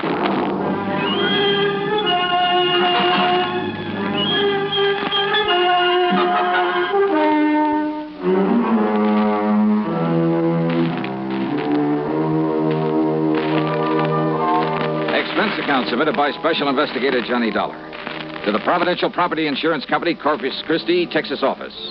Following is an account of expenses incurred during my investigation of the Canned Canary Matter. After hanging up on him, I realized that Jack Price hadn't told me a single thing about the case he wanted me to handle. But who cares when it means a commission on nearly $500,000? So item one on the expense account is $128, plain fare and incidentals, Hartford to Corpus Christi, Texas. Price met me at the Cliff Mouse Airport. We piled into his car and headed for town. Johnny, I've made a reservation for you at the Driscoll Hotel on North Broadway. Oh? You'll get yourself a good night's sleep, and you can start on this matter first thing in the morning. What's the matter with right now? The At least you can tell me what it's all about. Well? The Canary Diamonds. Canary? Yeah. You mean they're for the bird? Oh, now, wait. I'm sorry. Matter of fact, Johnny, they happen to be the most perfectly matched set of yellow diamonds in the world. A necklace, a brooch, and a solitaire and a ring. Called the Canary Diamonds because of their color. No. They were stolen from Mrs. Clara Barnes Smithwick Tyson Brownfield. Oh, brother, that's a mouthful. Now, who is she? The reason she's so loaded with jewels, and about everything else an old lady could want, is that Tyson made a few $1 million in oil, and when he died about 4 years ago, he left her a considerable fortune, mostly in the stock market. Tyson?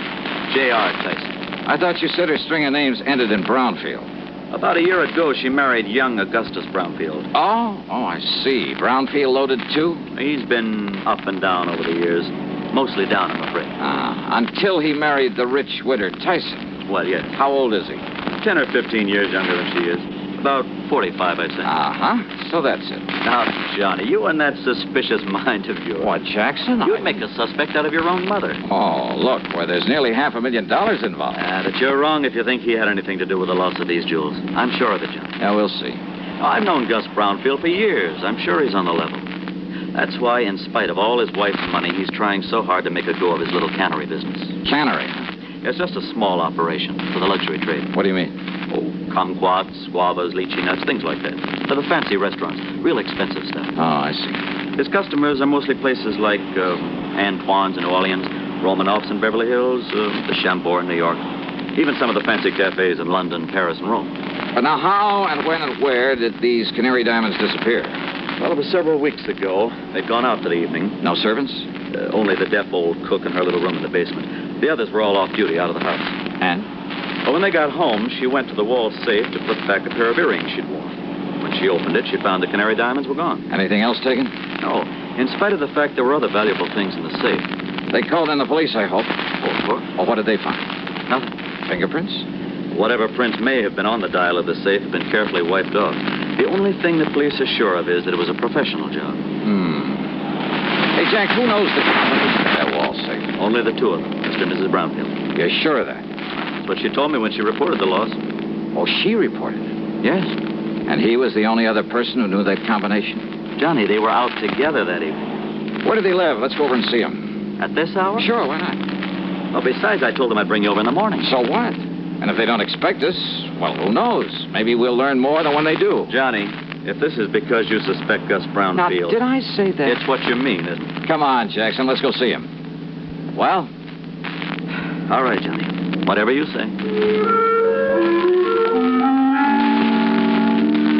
The Brownfield home was a mansion, a beautiful place, worth plenty of money. Mrs. Clara Barnes Smithwick Tyson Brownfield was about 60, I'd say. She was a lady in every sense of the word, with a sort of quiet dignity that goes with wealth and good breeding. Her husband, Gus, was at least 10 years younger, and, he seemed like just an ordinary, hardworking, nice, good-looking guy, sincerely devoted to his wife. Yeah, I must admit I liked him immediately, but then sometimes that's a danger sign. Anyhow, he pretty much repeated what Jack Price had told me, including the fact the police had gotten nowhere. So, if there's any way I can possibly be of help to you, Mr. Dollar? It's not so much the money, Mr. Dollar. Though heaven knows the diamonds do have monetary value. That is the understatement of the week. Well, yes, I suppose it is.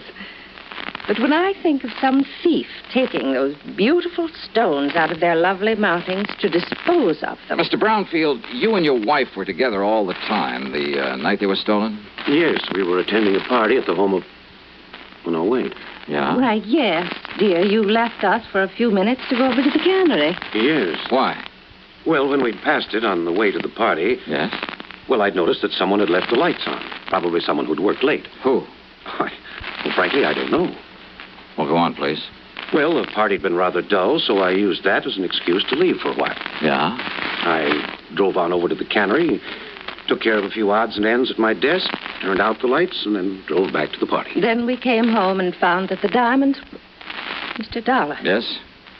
If you're thinking what I think you are... That your husband had plenty of time to come here during his absence from the party? Well, now, look here, Plus the fact that he knows the combination to the safe? Young man. No. What? No, Mrs. Brownfield. I was thinking of something you said a minute ago. About the thief disposing of those jewels. But, Dollar, if you think for 1 minute... Just hold your horses, please, Mr. Brownfield. Young man, this is outrageous. I refuse to listen to anything more from you. Yeah? Yes. Well, I think you'd better, Mrs. Brownfield. If you want the Canary diamonds back.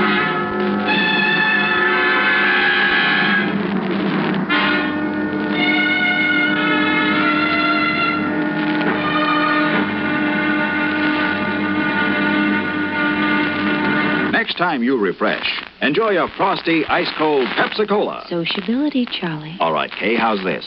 Pepsi is light, refreshes without filling. You like to refresh? Have a Pepsi right now. Well, offer it to everybody, Charlie. I will. Enjoy Pepsi at the fountain. It's delicious at home, too. Have one at lunch or with a snack. Charlie. At the beach or at dinner. Wherever you go, wherever you're thirsty, Pepsi is there. It's here, too, in our Be Sociable song. Be sociable, look smart, keep up to date with Pepsi. Drink light, refreshing Pepsi. Stay young and fair and debonair. Be sociable, have a Pepsi. For the weekend, have plenty of Pepsi around. Pick up an extra carton today. CK, I'm sociable. With Pepsi, everyone is. And now, Act Two of yours truly, Johnny Dollar.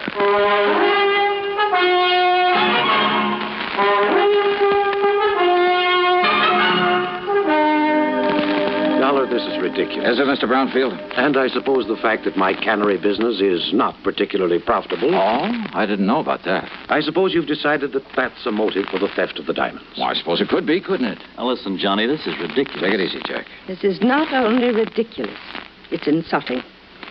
I must ask that you gentlemen leave this house immediately. Mr. Price? Of course, Mrs. Brown. Now, just a minute. No. I've had enough of this. Did I say I suspected your husband, Mrs. Brownfield? Did you need to? No, because I didn't mean to. What? That's right. But I did say that your talk about how a thief might dispose of the stones gave me an idea. You mean about how someone else might have taken them and will try to get rid of them? Something like that, Jackson. But who, Johnny? Yes, Doc. Young man, I still resent your implication, deliberate or otherwise. On the other hand, Mrs. Brownfield, since your husband might seem to be the one logical suspect... Young man. Perhaps I'd better play a little hunch I have before talking any further with you folks. Young man. Come on, Jack. Take me over to my hotel. My snide suggestion that Gus Brownfield at least could have taken the stones had got a reaction, all right. But it only convinced me that he was in the clear. The police had decided the whole thing was a professional job, and it would have taken a pro to crack that wall safe. And a pro would have sense enough not to try disposing of such distinctive stones in this country, in or out of the original settings. A pro would have some way of getting them out of the United States. But to where? And heavens knows he'd had plenty of time to get them almost anywhere. So there in my hotel room, still acting on a hunch, I was about to make a transatlantic phone call, but I didn't. Not then. Yeah?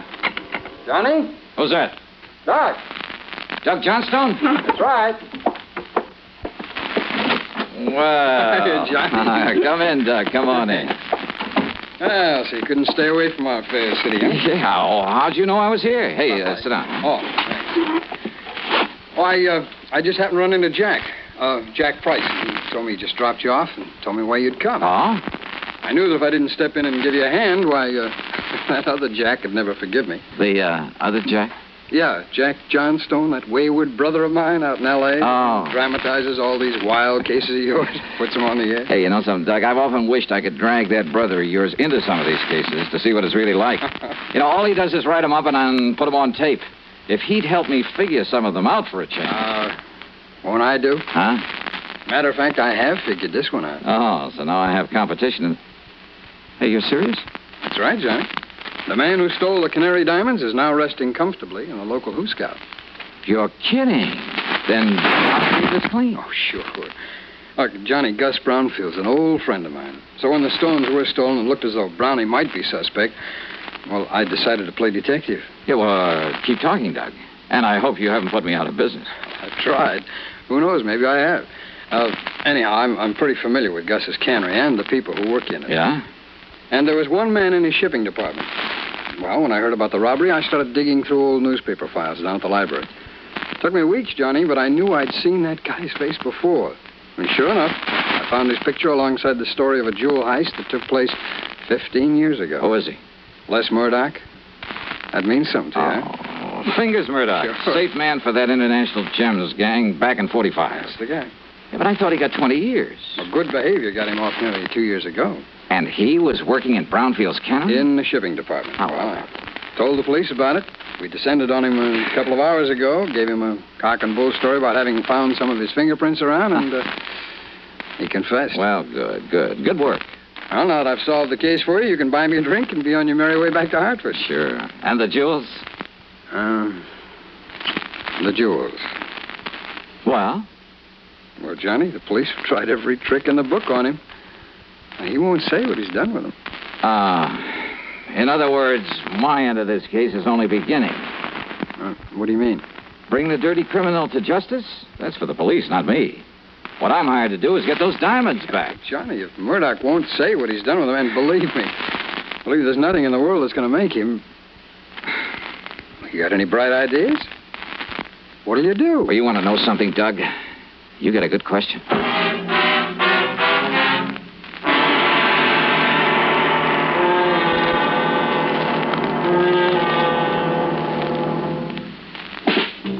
Smoking more now, but enjoying it less. Have a real cigarette. Have a Camel. So good. Have a Camel cigarette. So rich. Have a real cigarette. Have a Camel. So mild. Have a Camel cigarette. And here's the reason why. Best tobacco makes the best smoke. Have a Camel cigarette. You can say that again. Best tobacco makes the best smoke. Have a Camel cigarette.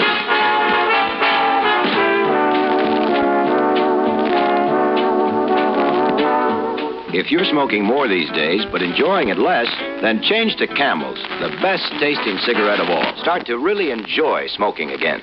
Now, back to yours truly, Johnny Dollar, and the Canned Canary Matter.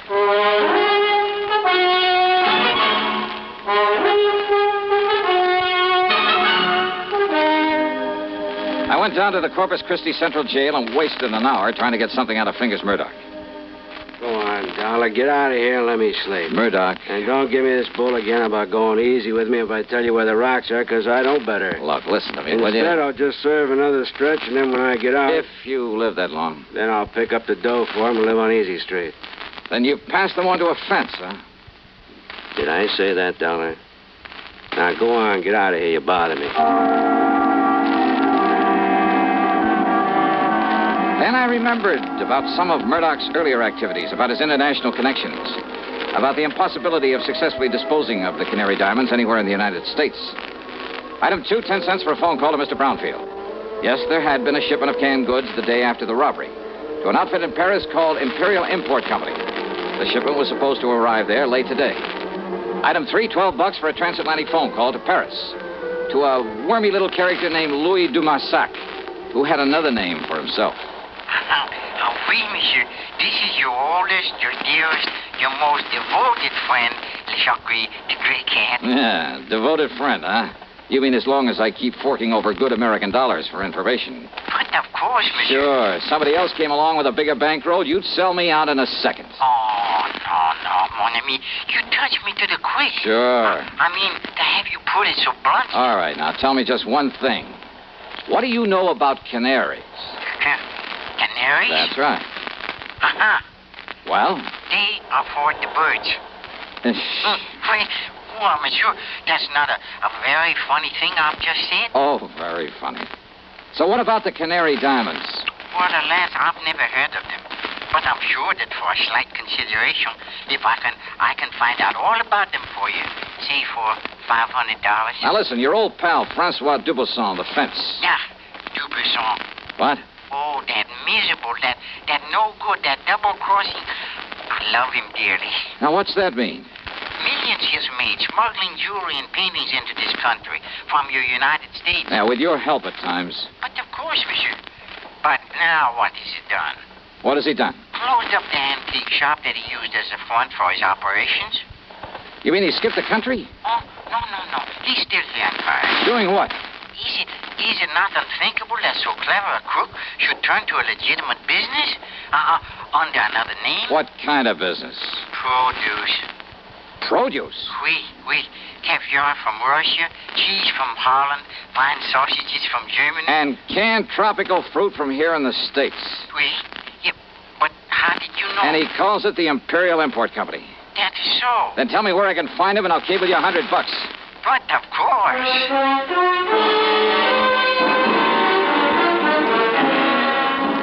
Item 4, a real wild one. $488, transportation to the airport, to Chicago, to Paris, France. Then a cab to the little warehouse called the Imperial Import Company. And somewhere along the way, I picked up a 39-cent kitchen item that just might help solve this case for me. Francois Dubuisson was more than a little surprised to see me. Monsieur Dollar? Yeah, surprise, huh? And what are you doing here in Paris, huh? Well, I want you to help me find some stolen jewels, Dubuisson. I help you? Mm-hmm. After the trouble you have made for me in the past, it is to laugh, monsieur. Well, you go right ahead and laugh, but maybe I can persuade you. By waving that pistol in my face, huh? I want to look at your latest shipment of canned goods from the United States. Canned goods? Monsieur, Come on now. Where do you store the stuff for this phony import business you're using as a front now? If you will put down that gun... Maybe through this door, huh? Well, we'll see. Monsieur! Well... Now, how about this? Will you kindly explain what you mean by this intrusion, huh? Yep. 10 cases of fancy tropical fruits from the Brownfield Cannery in Corpus Christi, Texas. And why not, sir? Only one of these cans doesn't contain fruit. I beg your pardon. As if you didn't know. All right, here you are. Take this and we'll get to work. And just what is this, eh? Well, now, Dubuisson, that's a fine old American institution. It's called a can opener. Yeah, I'll pry open the cases and you open the can. Monsieur. Until we find the canary diamonds. All right, here now. We'll start with this case right here. But I know nothing of the canary diamonds. You are going to wield that can opener until you do. Monsieur Dollar. 24 cans to a case, 10 cases. That shouldn't take you too long, though you might raise a handful of blisters. There you are. Get started, brother. Have you forgotten? You have no authority here in Paris. Oh, have you forgotten this 38 might give me all I need? And, of course, I can always call in the police. The police? But I won't unless you make me, Dubuisson. I would not like the police. Oh, I know. And if you want the truth when it happens, I'll kind of hate to see them catch up with you. Huh? Sure, with you and the clink, I wouldn't know where to turn when I'm over here looking for something smuggled in from the States. Then, but all I'm interested in at the moment is watching you get to work with that can opener. Well, go ahead, Dubuisson. No. No? What do you mean by that? It will not be necessary. I shall show you the case, the very can that contains the canary diamonds. That easy, huh? Oui, monsieur. Each of them bears a mark known only to me. And, of course, to the unfortunate fingers murderer who stole them. Too bad, Dubuisson. Eh? Well, I'm really kind of sorry to hear that. You are sorry? Yeah. I'd kind of hoped to stand here and watch you sweat some of the rottenness out of your system.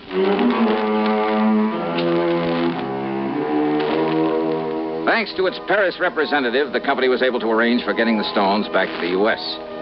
As for Dubuisson, well, I suspect he was long gone when the police arrived at his place. Expense account total, including the trip home, $1,121 even. And, don't forget my commission on this one. Yours truly, Johnny Dollar.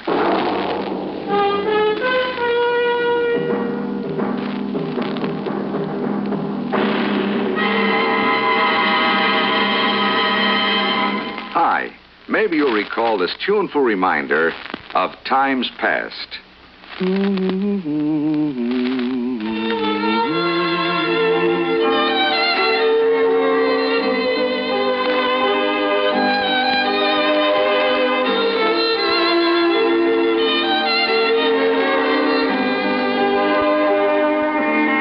This is Dennis James with something else worth remembering. It's this. You're so right to stay regular with Kellogg's All-Bran. See, it's the normal, natural way to youthful regularity. The whole brand content of Kellogg's All-Bran supplies your system with all the bulk-forming food that you need every day. There's only one All-Bran. It's Kellogg's All-Bran. So relieve irregularity from lack of bulk, as millions do, with a bowl full of Kellogg's All Bran each morning. ALL-BRAN. It's Kellogg's All Bran. Now, here's our star to tell us about next week's story. Next week, a wild flight across the country after a beautiful girl, and possibly a murder. Join us, won't you? Yours truly, Johnny Dollar.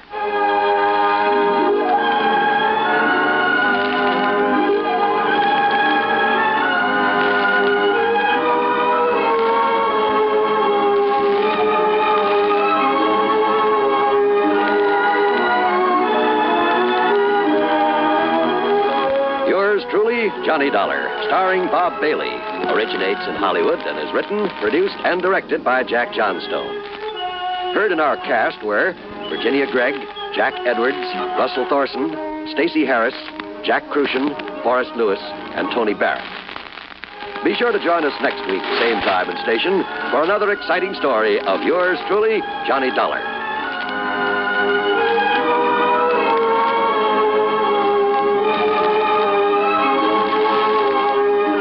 This is John Wall speaking. Greed for gold promises doom from suspense on the CBS radio network. You know, Dooley, I've been reading up on hypnosis. Come here and let me try it on you.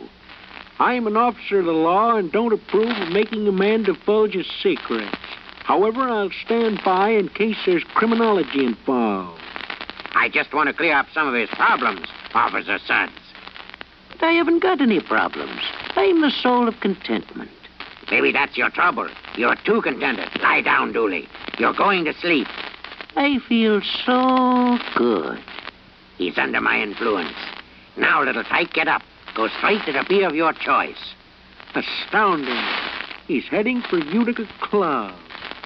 'Cause Utica Club will still take the trouble to age beer the natural way.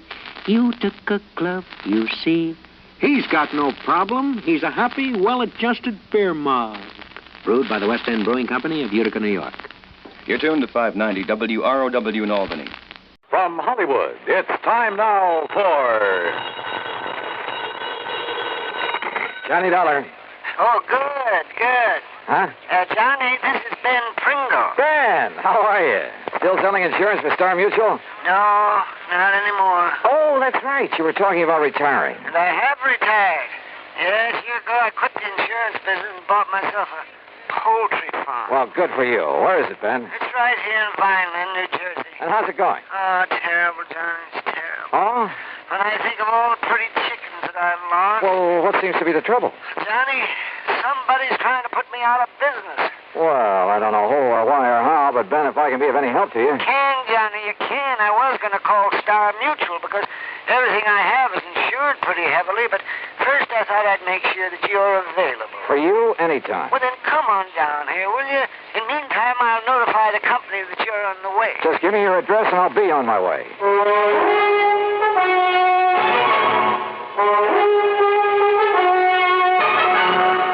Bob Bailey in the exciting adventures of the man with the action-packed expense account, America's fabulous freelance insurance investigator. Yours truly, Johnny Dollar. Now, Act One of yours truly, Johnny Dollar.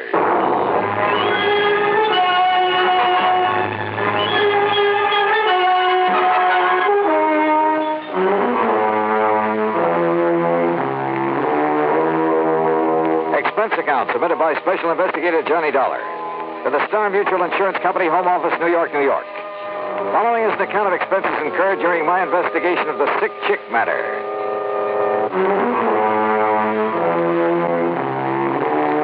Item 1, 1050, train fare and incidentals, Hartford to Philadelphia.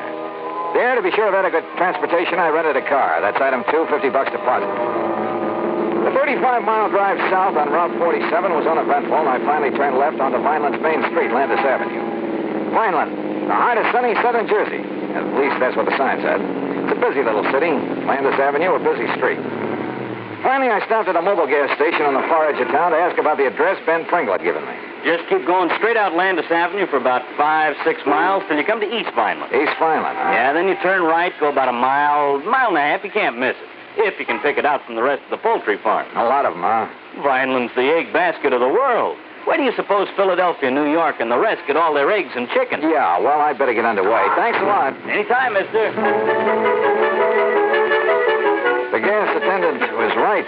There were enough chicken ranches in the outlying sections to supply half a dozen cities. And trying to pick out the one belonging to Ben Pringle was a problem. Finally, to ask further directions, I pulled up at the nearest farmhouse.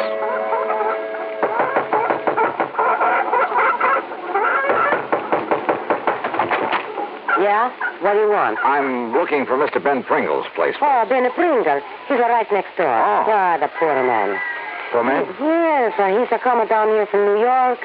He'll spend all his money, and what happens? He's going to lose his flock. Doesn't know much about raising chickens, huh? Ah, he don't know nothing. Joe, my old man, he's try to tell him when he come here. It's take more than the money to raise the chicken. So why don't he get out? Why don't he sell out before he spend all his money and lose everything? You think that's what he ought to do, Mrs. I'm Lucia Sully. My older man, he's Joe Sully. What's your name? Johnny, darling. Well, then if you know him, you tell him. He's like all the rest. How do you mean? Oh, they make some money in the big city. They want to do what you call retire on it. So? So they're coming down here, buy a nice piece of farmland. We got a plenty nice of farmland here. I can see that. So they think all they need is some chicken houses, some chicken feed. And then all they got to do is collect the eggs. They'll make a lot of money. But it's not that easy. Huh.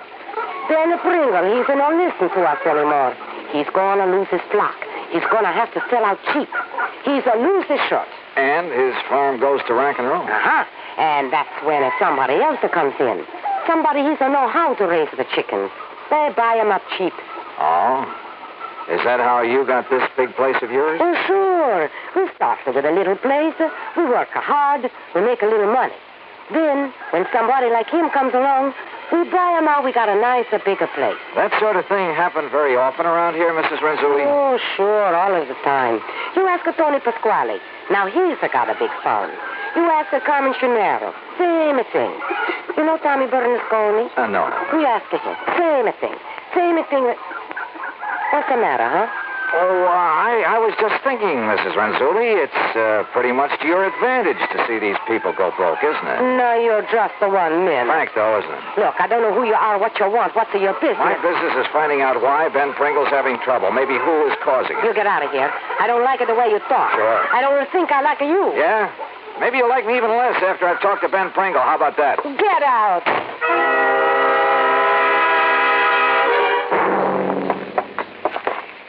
By golly, I'm glad you could make it, Johnny. Yes, sir. Sit down. Yeah. Well, for what I hear, Ben, you're having a pretty rough time of it. Oh, I suppose it's my own fault, Johnny. Walking into a project like this without knowing more about it. Well, how deep have you gone into this layer? Oh, my, too deep, Johnny, too deep. All in all, I spent nearly $40,000. That's just about all I have. And most of us had to go for replacing my herd. Herd? Yeah, my herd of chickens. Oh. And I thought it'd be so easy, just buy a few hundred chickens. Yeah, throw them some feed, collect the eggs, collect the money. Yes, and I'd be fixed up for life. Oh, dear, there are more diseases a chicken can catch. There are more lice and bugs.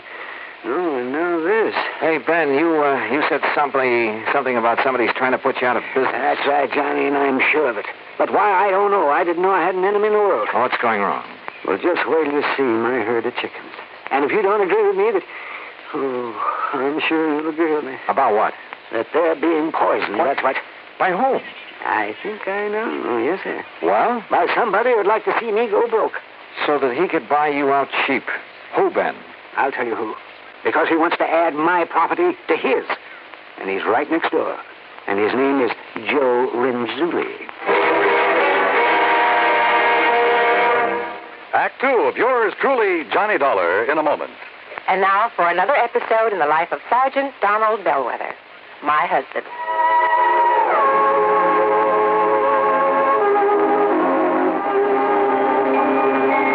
Reba! Reba! What is it, Donald? Confounded Reba, I can't find the fountain pen. I've looked all through this desk. Here it is, dear. Here it is. You must have used it as a marker when you were reading this book. Let's see, this great literary classic, Six Gun Showdown at Powder River Gulch. All right, never mind about my reading habits. Just look at the coverage we're going to get with this new auto accident policy. Let's see. Yes, collision. $50 deductible. Fire, theft, public liability, property damage, medical benefits.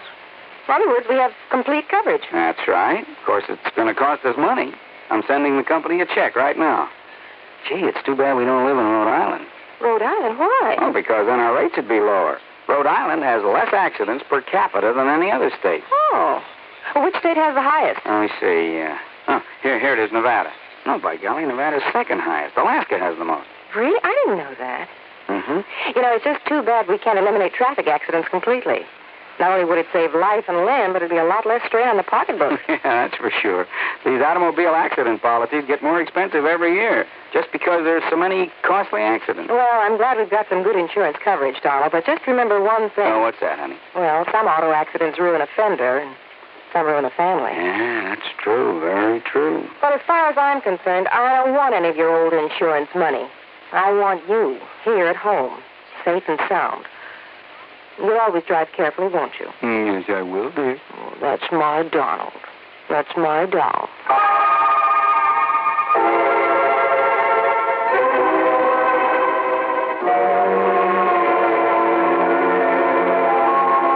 And now, Act Two of yours truly, Johnny Dollar, and the Sick Chick Matter.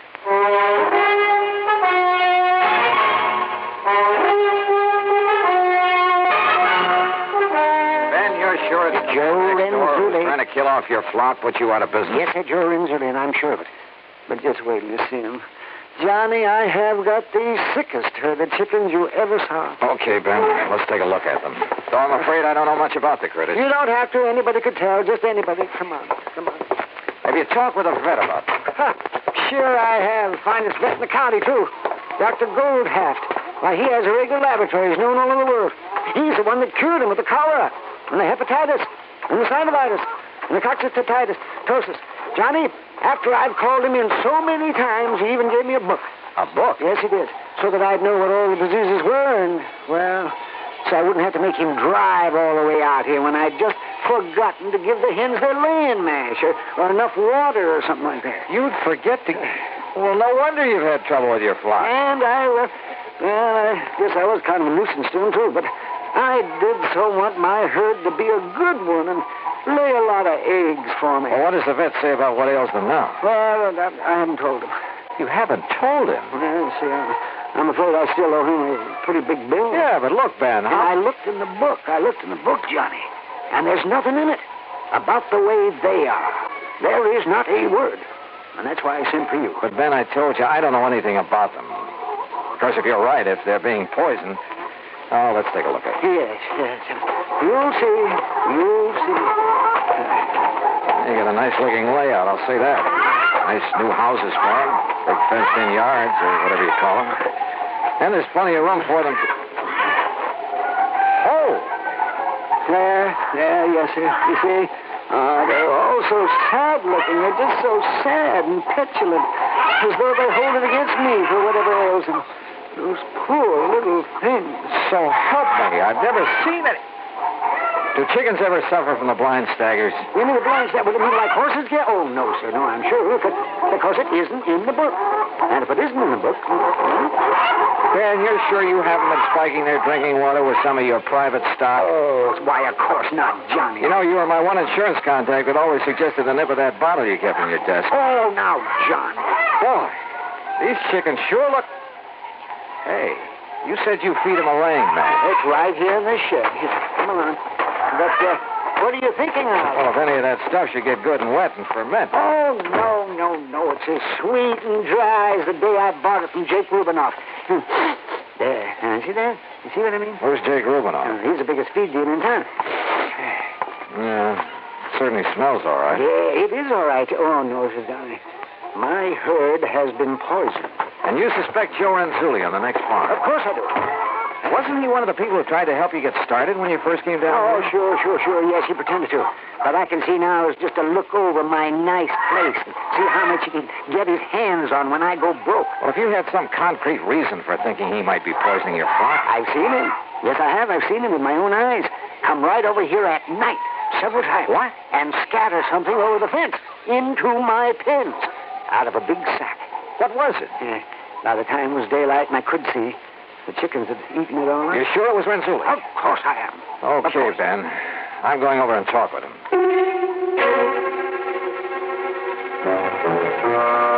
went back to the farm next door. I found Joe Renzulli in one of his sheds. Tall, husky, and well-tanned. He was hard at work building some kind of an affair with a large wooden frame. There, he's finished.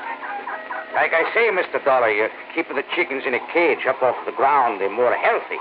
You get them more fat, bring a better price in the market. Yeah. How you like that, huh? I asked you a question, Mr. Renzulli. I'd like an answer. Now.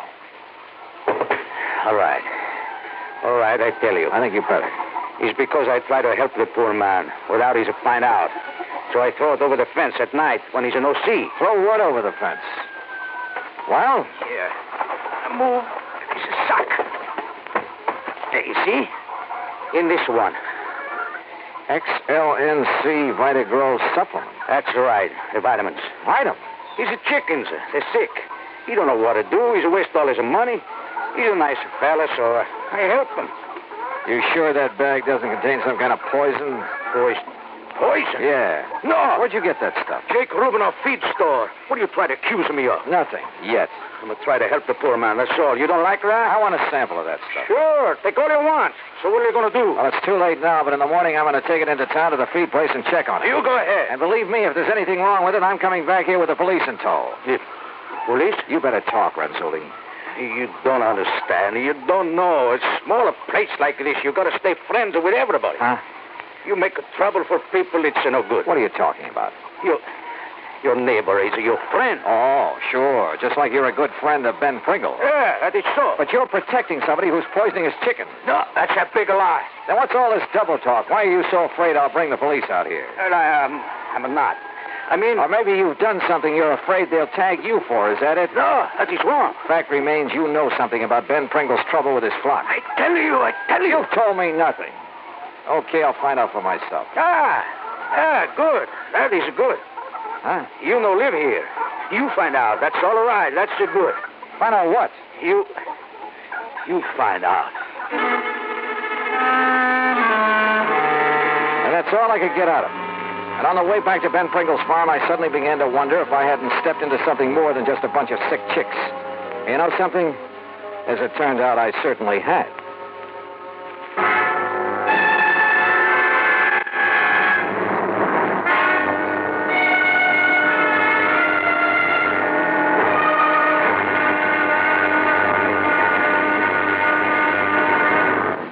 Act 3 of yours truly, Johnny Dollar, in a moment. Do you know who said, absolute freedom of the press to discuss public questions is a foundation stone of American liberty? Those words were said by former President Herbert Hoover. Mr. Hoover was well aware of the important role that freedom of the press had played in the creation and growth of the United States of America. He realized that without freedom of the press, no democratic form of government could exist. One of the first steps in the path toward totalitarianism is the creation of a controlled press. A free press hampers the work of a potential dictator. When the press is free, the people of a country are free. When the press is not free, the people of a country are in danger of slavery. Remember the words of Herbert Hoover. They are part of your American heritage. Freedom of the press is a foundation stone of American liberty.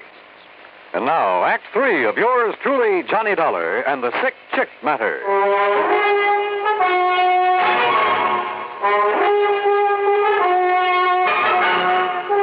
By the time I got back to Ben Pringle's place, he had spread something that passed for supper on the kitchen table. Just help yourself there, Johnny. There's plenty more in the stove. If I don't cook the best canned beans you ever ate. Yeah. Yes, aren't they delicious? Have some ketchup. Hey, look, Ben, as I told you, I got nothing out of Joe Renzulli, except a powerful feeling that he's protecting one of your neighbors around here. Well, you know how it is out in the country this way, Johnny. A man who tells on his neighbors, well, he's an outcast. Hey, maybe that's why Renzulli didn't mind if I could find out what's going on here for myself. I still think he's doing it. Yes, sir. Whose place is that on the other side? I noticed a brand new Lincoln out front. Oh, all right, yes. Well, he's a nice young man. Oh, he's real nice. Yeah, what's his name? John Culpepper. He came up here from the South. I can tell that by the way he talks. Well, what's he do? Oh, he just lives there, yes. Oh, he has some of the gayest parties, though. Young men, young women, all he wants to drink. Oh, no wonder you like him. If you can scrounge drinks from him. Oh, well, I have tried to drop him now and then, but he's always just shoved a bottle in my hand and told me to come back here and enjoy it by myself. And who am I to refuse a nice gesture like that? That barn in back of this place. Horses? Cows? Oh, no animals of any kind. It's a funny thing, though. Yeah? Well, I'm a very sound sleeper, you know, Johnny, very. But I'm sure that I've heard some big trucks pulling in there at night, and I've often wondered about it. But then I just went right back to sleep. Ben, have you got a flashlight I can use? Well, sure, Johnny, I have. I'll get it for you, too. Why? What are you going to do? Let's, call it a little exploring. The night was warm, and some of Ben's chickens were still out in the yard. They were gathered by a section of the fence right next to the neighbor, Mr. Culpepper's barn. And I noticed something else, a well-worn path from that barn to the fence. Funny. Quietly as possible, I climbed over the fence and worked my way to the barn. There was a light on somewhere inside of it. And then I caught it. A faint, piercing odor that I hadn't smelled, so help me, since I'd worked on a case down in the hillbilly country of Kentucky. I sneaked over to a crack in one of the barn doors. Inside, I could see cases and cases of bottles and the outline of a huge copper still. Moonshine. Stand still, mister. Huh? Don't you move, sir. I'll blow your head off. Revenue, huh? Revenue? I've seen you poking around Renzuli's and Pringles today, and I figured you might be dropping in. No, keep your hands up. Oh, now look, Culpepper. No, you look. If you'll reach inside the pocket of my jacket, you'll find a card case that'll show you who and what I am. You know, I might just do that now. But don't you try anything funny. Keep them right up over your head. If you'd like this flashlight. Don't move. There's enough light coming through the crack in this door. Now, you stand still while I... Johnny Dollar. Insurance investigator? That's right. Well, then what are you doing here? Culpepper, the only interest I have in your still is what it's doing to Ben Pringle's chickens. What's that? Yeah, and in getting this gun away. No, I'll shoot you. No, you don't. Look, I'll make a deal with you. Say a couple of $1,000 to keep your mouth shut about my still. I told you, I don't care about your still. Then I don't get it. That's out of my bailiwick. All I care about it... Wait a minute. You make whiskey out of mash. Have you been dumping sour mash over Pringle's fence? Sure, to destroy the evidence. Holy smoke. Then all that's wrong with Ben's chickens is that they're drunk. Boiled to the gills. You mean to say that old used... Yeah, I mean to say. Now, come on. I think you and Ben had better have a little talk.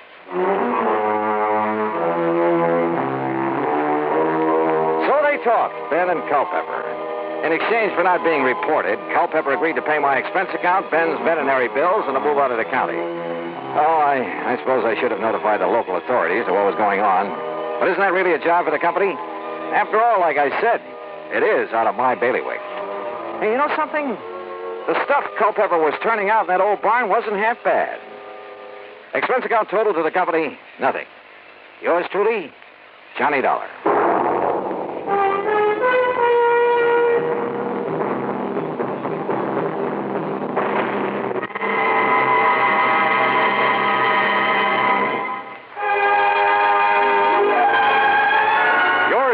Johnny Dollar, starring Bob Bailey, originates in Hollywood and is produced and directed by Jack Johnstone, who also wrote today's story.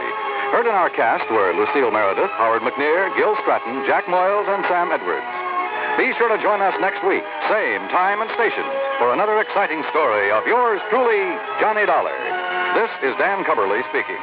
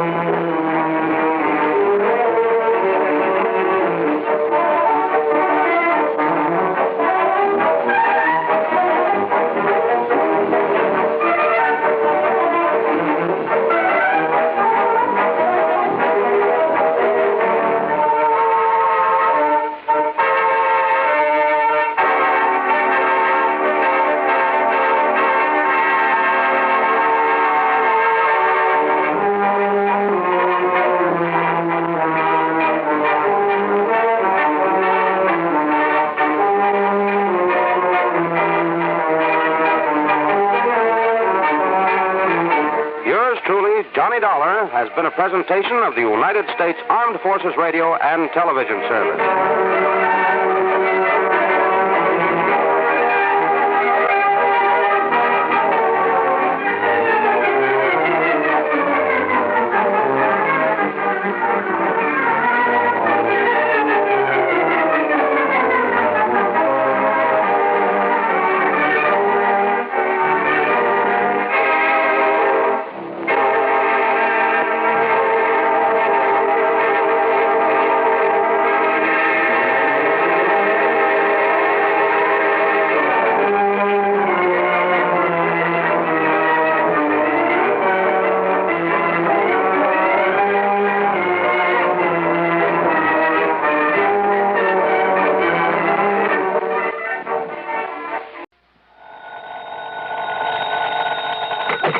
Johnny Dollar. Pat McCracken, Johnny, at Universal Adjustment Bureau. Greetings, Master.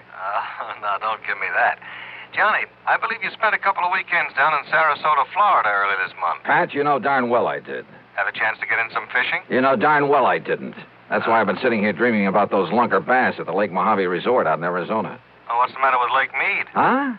You know, the huge man-made lake that's backed up by Hoover Dam? Yeah, I know. A few miles this side of Las Vegas, Nevada. A lot of big ones in that water, I understand. Okay, Pat, you got me all excited. Now, what's it all about? I told you, fishing. Yeah, and? That's all.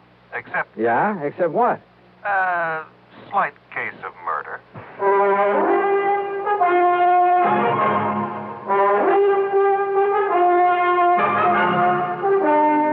Bob Bailey in the exciting adventures of the man with the action-packed expense account. America's fabulous freelance insurance investigator. Yours truly, Johnny Dollar.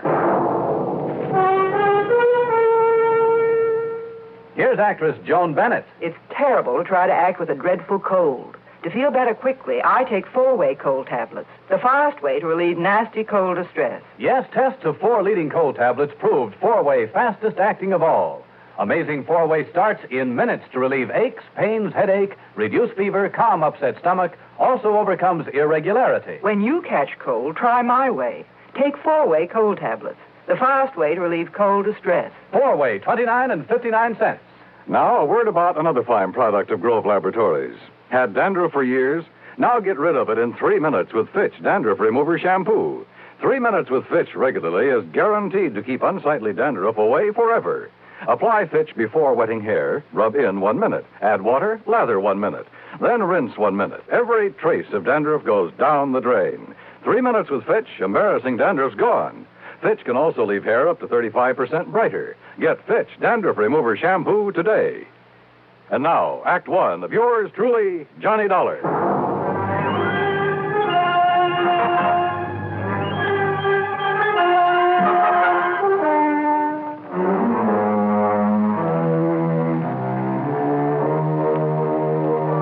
Expense account submitted by Special Investigator Johnny Dollar to the Universal Adjustment Bureau, Home Office, Hartford, Connecticut. Following is an account of expenses incurred during my investigation of the Lake Mead Mystery Matter. All right, now, Johnny, your contact will be Mr. Roscoe Trimmer. He's head of the local office of Greater Southwest Insurance and Liability right there in Las Vegas. You said murder. Can you give me any details? No, you'll have to get everything from Trimmer. All I know is there's a $20,000 policy involved and double indemnity. So the sooner you get out there, the better. Okay, Pat, I'll grab the first plane I can. Expense account item 1, $2 even for a fast taxi to the airport. Item 2, $6.70 plane fare to New York. Item 3, $145.05, another plane ticket, and I barely made the 12 o'clock noon mainliner, which promptly took off and headed west to Las Vegas, Nevada.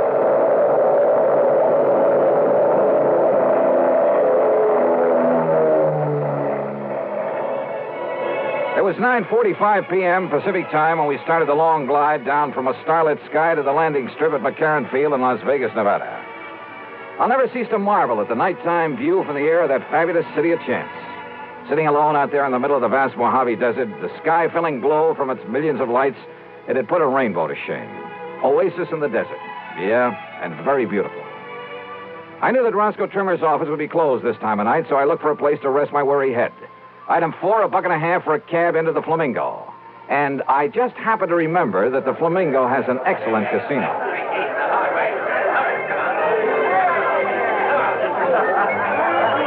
not a gambling man in the usual sense of the word. But who can resist the lure of the dice and roulette tables, the blackjack, even the slot machines in a setting like this? Sure, the house always wins, and the sucker who forks out his hard-earned money doesn't stand a chance. But you know something? After a few hours of play, I came out so far ahead that I won't even bother to list my food and hotel room on this expense account. I really cleaned up. How much? Well, if I told you, you'd probably want me to absorb the whole thing, so I won't.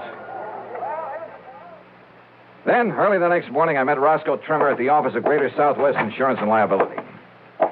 Dollar, I'm glad you could make it. I don't like this one at all. How are you? Hiya, Rosk. Sit down, will you? Yeah, But sure. not for long. Huh? I've arranged a drive-it-yourself car for you. And the sooner you can get over to Lake Mead, the better. Well, just where, Roscoe? That's a pretty big lake. Overton. A little town 50, 60 miles north and east of here.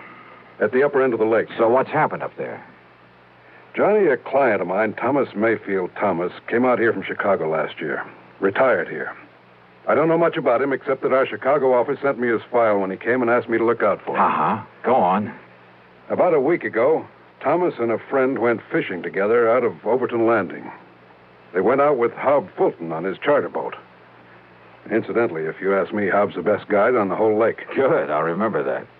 Only you're here on a case, remember? Oh, sure. But go on. Well, the fishing must have been pretty good, because they stayed on at the Overton Motel. Then the next morning, they went down to the landing, rented a little Arkansas Traveler and a 10-horse Johnson, and went out fishing on their own. Rosk, I may try that very thing myself. But about the middle of the afternoon, a big east wind came up. You know what that means? I know that when a big Easter hits one of those desert lakes, there's only one thing you do, get off it quick. Well, they didn't, Johnny. At least not quick enough. The following morning, when the blow had died down, Hob Fulton went out to look for him. And? He found the boat, all right. Beached on a point down near Goat Island. And Mr. Thomas's friend. What about Thomas? His friend says that Thomas went overboard when the squall hit him. Well, it's certainly possible. Yes, it is. Possible. The chomp on a lake like that can build up waves 8 and 10 feet high, enough to throw a man off any kind of a boat. Yes, I know. But you don't think that's the way it happened? I didn't say that, Johnny. It's just that... Well... Okay, Rosk. What was his fishing pal's name? Charlie Wentworth. Does that mean anything to you? No. Well, I'm afraid I don't know very much about him either. Except that he, too, came here from Chicago. Arrived in town about 2 weeks ago. I take it that's where he knew Thomas, back in Chicago. Yeah, apparently. Well, what about him? What does this Charlie Wentworth do? Apparently nothing. But hang around the gambling joints. Oh, he does a little dealing and shilling for some of them now and then. There's talk he's been making illegal book on the races, though nobody's pinned it on him. So, in your book, he's an undesirable character. That's right. But is that reason to suspect he took Mr. Thomas out on that lake and murdered him? Now, Johnny, there's been a lot of worry around this town about some of the people who've come out here recently from Chicago. You know, ever since those investigations began back east. So what? Does that mean everybody who comes from there is a killer? No, of course not.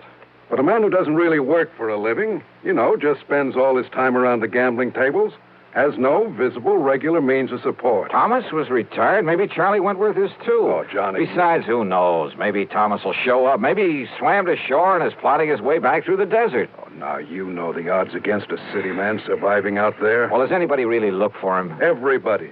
The police, the National Park boys, everybody. Not only in boats, on foot, but they even use planes and a helicopter. They found no trace. Well, that still doesn't prove anything. Tell me this. Are the police holding Charlie Wentworth? No, they're not. Which means they don't feel they have any reason to.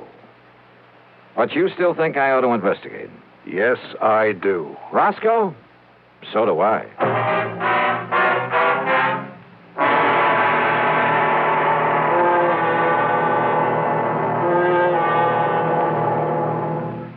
Act 2 of yours truly, Johnny Dollar, in a moment.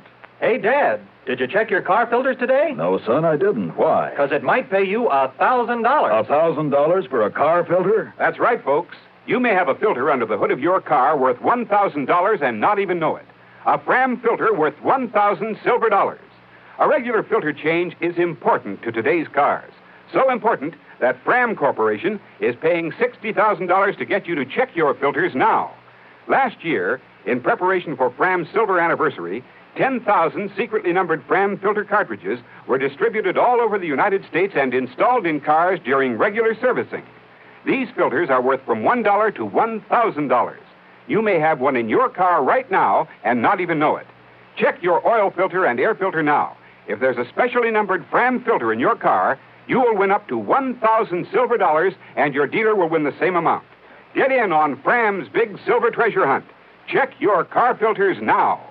And now, Act Two of yours truly, Johnny Dollar and the Lake Mead Mystery Matter.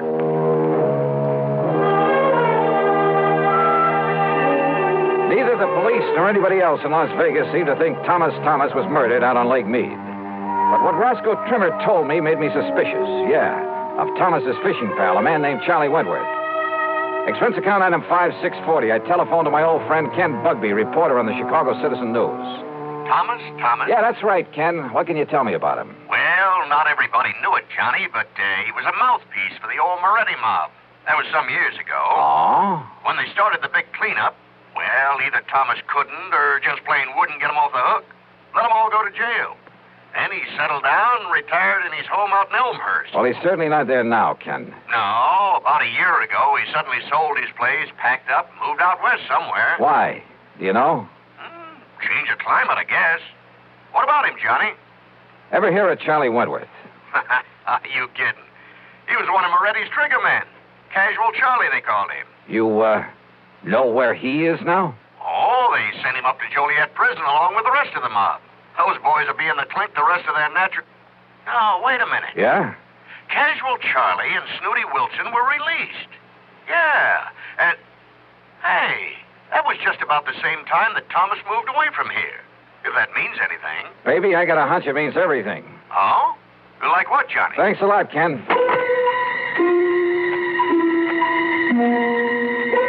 Next stop was the public library, the old newspaper files. Getting some info on the almost forgotten Moretti mob was a lead pipe cinch, especially about the time when the gang was broken up.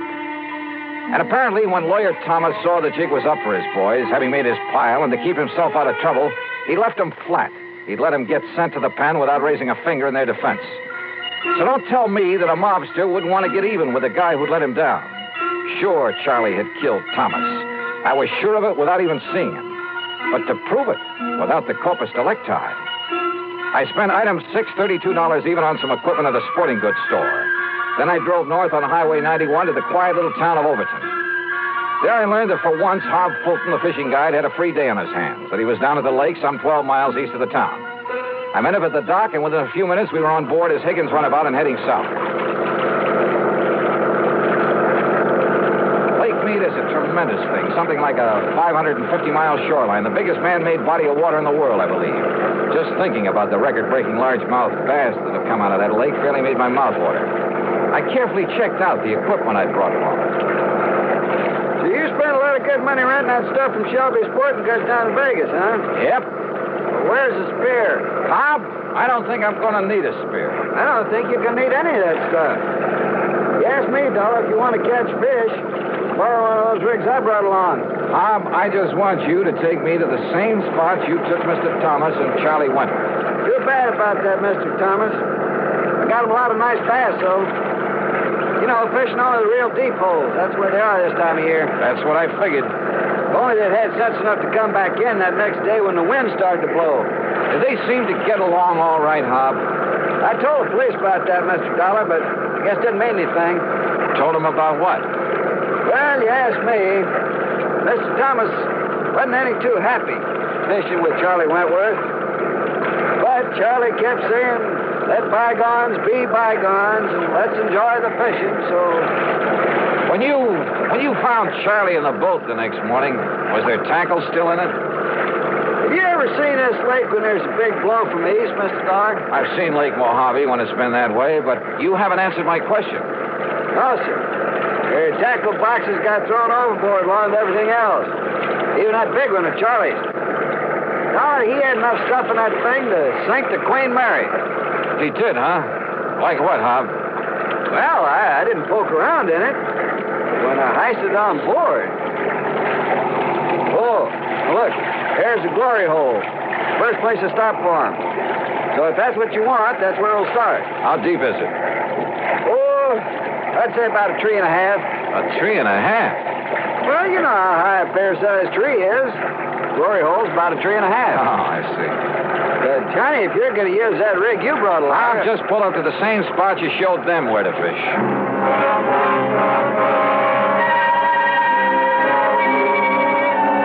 By the end of 2 hours, I'd tried at least half a dozen of the holes where Hob had taken Thomas and Charlie. No luck. Then we went 4 or 5 miles further down the lake and pulled up just below Goat Island, just below the big rock slide. Deepest hole in this part of the lake, Dollar. Must be near to 5 trees. A lot of ledges down there on the sides of it, so you better go kind of easy. I covered every inch of that hole, and with the aid of a powerful waterproof headlamp I brought along. Then finally I came back up to the surface. That's right, I said came back up to the surface. Here, Johnny, let me give you a hand back in the boat. No, thanks.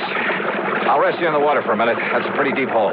Yeah, but how you ever expect to catch bass in that skin diving rig without even a spear? Hand me a long rope, Hob. I found it down there. Huh? Yeah, on a ledge about 50 feet down, lashed onto that heavy tackle box you were talking about.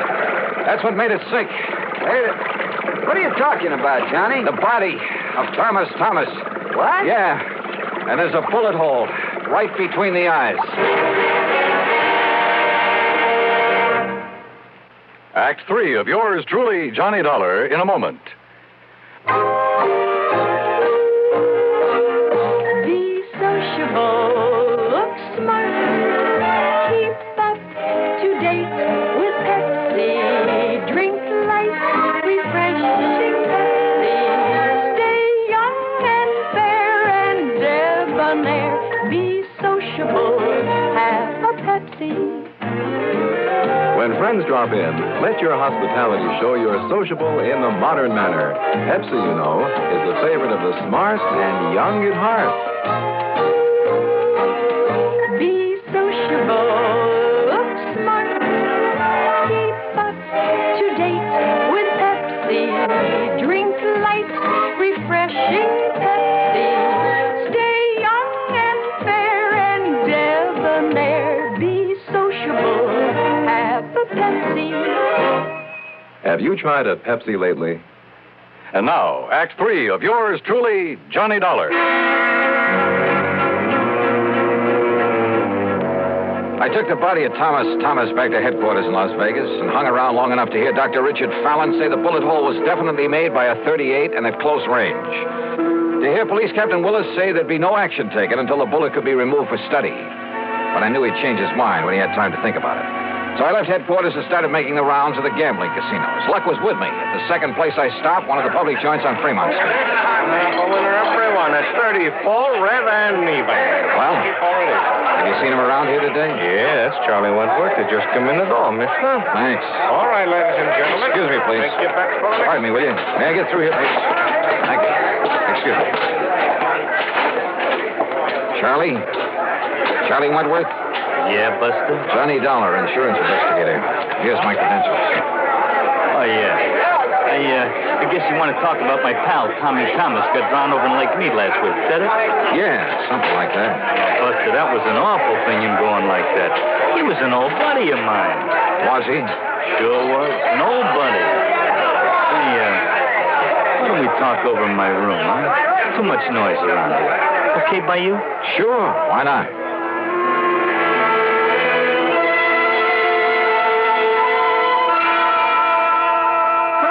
Are you kidding? I'm not kidding. No. Listen, Dollar, I haven't packed a rod since the old days of the Moretti mob back in Chi. I'll bet. That's a fact. It's a truth.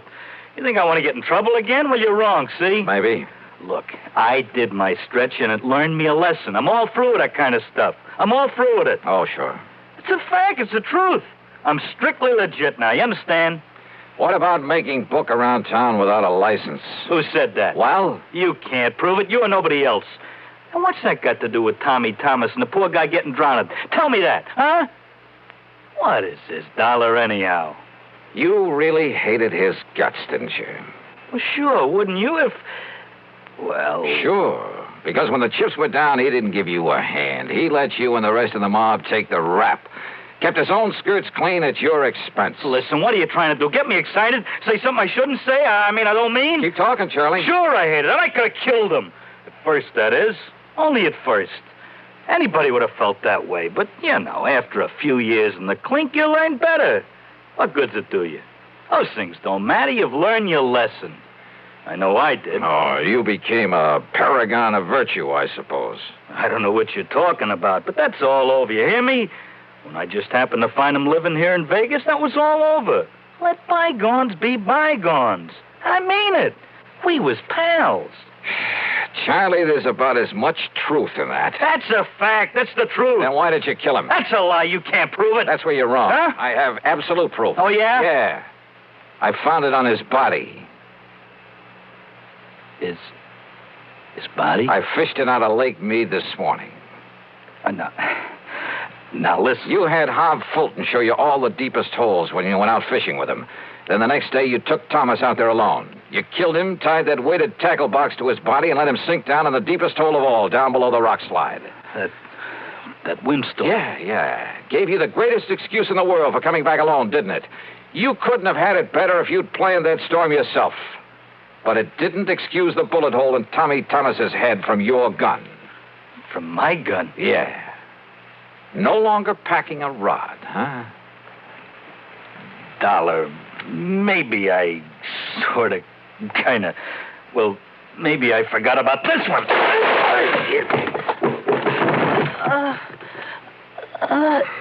Trigger man, huh? You're a lousy shot. And pretty slow draw, thank heaven. You know something? Now I think I have got proof.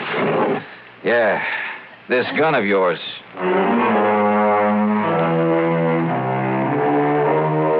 Down at headquarters, the ballistics team took less than an hour. Yep. The bullet they'd found in Thomas's body came from the same gun Charlie had tried to kill me with. So it's back to prison for him for a long, long time. Oh, and the company will not have to pay double indemnity for accidental death. Expense account total, including a couple of days of excellent fishing with Hob Fulton and the trip back to Hartford, $196.45.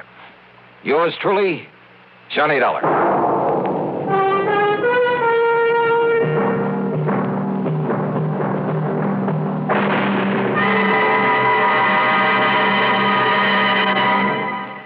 Our star will return in just a moment. I've used to medium-priced cars, but most of them raise prices way up for $59. Now what do I do? Come test our best, the Ambassador V8 by Rambler, the luxury car that did not raise prices. I've always bought medium-priced cars, but now they're just too long to handle, too hard to park, too big for my garage. Come test our best, the luxurious Ambassador, so compact it outturns, outhandles, and out-economizes other medium-priced cars. Just what is the Ambassador? It's the compact luxury car, finest product of American Motors. Ambassador has generous shoulder room, hat room, and leg room, and no awkward hump in the middle of the floor. Ambassador offers personalized luxury, individual front seats that adjust to each person's exact leg room, adjustable headrests, 270 V8 horsepower, best power-to-weight ratio in the medium-priced field, air coil ride. It's the finest car ever priced so close to the lowest. Come test our best, the luxurious Ambassador V8 at Rambler dealers. Now, here's our star to tell you about next week's story. Next week, a little boy in a small New England town leads me to tangle with a killer. Join us, won't you? Yours truly, Johnny Dollar.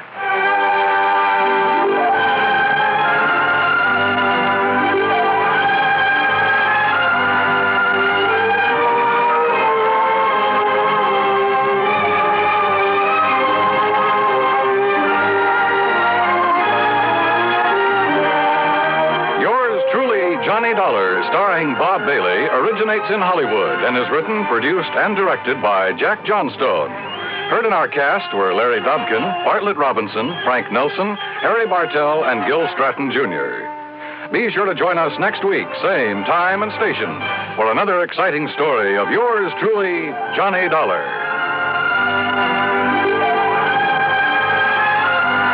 This is Dan Coverly speaking. By far, radio's outstanding theater of thrills, Suspense, next on the CBS Radio Network. 59 on your dial, WROW, Albany. If it happens to you, and I think it might, that now and then your cigarette doesn't taste right, that's the tip-off, man, and you'd best begin on the new kind of filter that's known as Spin. Old gold new spin filter. This new spin filter is the best you've seen. Does more than reduce tar and nicotine. It improves smoke and taste so that you can get the best taste yet in a filter cigarette. Old gold new spin filter. Test for taste, try your present brand against Old Gold. Test for taste, and it's 10 to 1 that you'll be sold. Test for taste with a cigarette, a carton, or a pack. Test for taste, find the flavor all the other filters lack. Old gold new spin filter. That's the story, boys. That's how you can get the best taste yet in a filter cigarette. Old gold new spin filter. 5:30. From Hollywood, it's time now for Johnny Dollar. Mr. Dollar, the investigator? That's right, insurance investigator. Yes, well, my name is Frank Skinner, Mr. Dollar. Yes? You see, my wife and I run the Sunny Dream Home up here in Buckland Center. Old folks' home it is. I see. Well, now, what can I do for you, Mr. Skinner? Well, I'm afraid there's something wrong here, Mr. Dollar. You see, we've never had anything like this before. Like what, sir? Well, to begin with, all our clients are pretty well insured. Yes? All right. We've been having a lot of deaths here at the home these past months. Too many, Mr. Dollar. Well, after all, if your clients are all very old people... Yes, sir, they are. But you see, these have all been accidental deaths. Yeah, well, don't forget, sir, that older people are very often quite prone to accidents. Yes, sir, that's true, but... Well, if you want the truth, I don't think they've been accidents. Oh? No, sir. And if something isn't done to stop this, well, I think maybe you'd better come up here and see us. Mr. Skinner, I think you're right.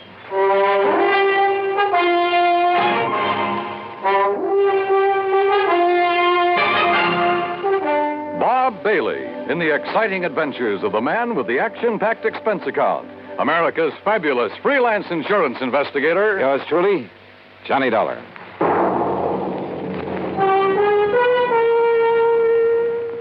And now, Act One of yours truly, Johnny Dollar.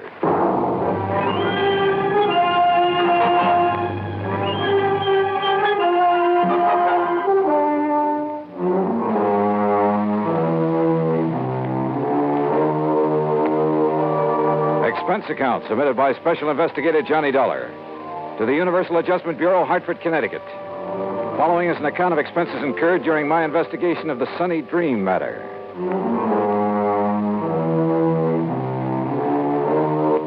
Expense account item 1, 10 cents for a phone call to Pat McCracken, my old friend and contact at Universal Adjustment Bureau. Oh, say, I'm glad you called, Johnny. Yeah, well, Pat, I just want you to know I won't be available for a couple of days. Oh, yes, you will. And it isn't because of any insurance matter. Yes, it is. What's happened is that I've just received a phone call that's aroused my curiosity. And, well, at any rate, any assignments you may have for me will have to wait until I get... That's where you're wrong, Johnny. I said we'll have to wait until... What? Just happens you have an assignment right now. As a matter of fact, I was just about to call you. Well, can I wait a couple of days? Oh, no. Johnny, I want you to run over to Buckland Center. Huh? I think you heard me. The Sunny Dream Home for the Aged? That's right. How did you know? Never mind that. What's wrong over there that you know about? Oh, the number of deaths over there within the past few months have made our actuarial tables look like a big fat mistake. And the companies that have carried the insurance on them are getting a little worried. All separate companies, huh? Yeah, but they all cleared their policies through us, fortunately. Otherwise, we'd never have gotten wind of this. Anyway, I promised to send you over there. Any particular reason for thinking something's wrong, aside from the unusual number of deaths? Yes. What? The beneficiary of the policies that have had to be paid. Who? The Sunny Dream Home for the Aged.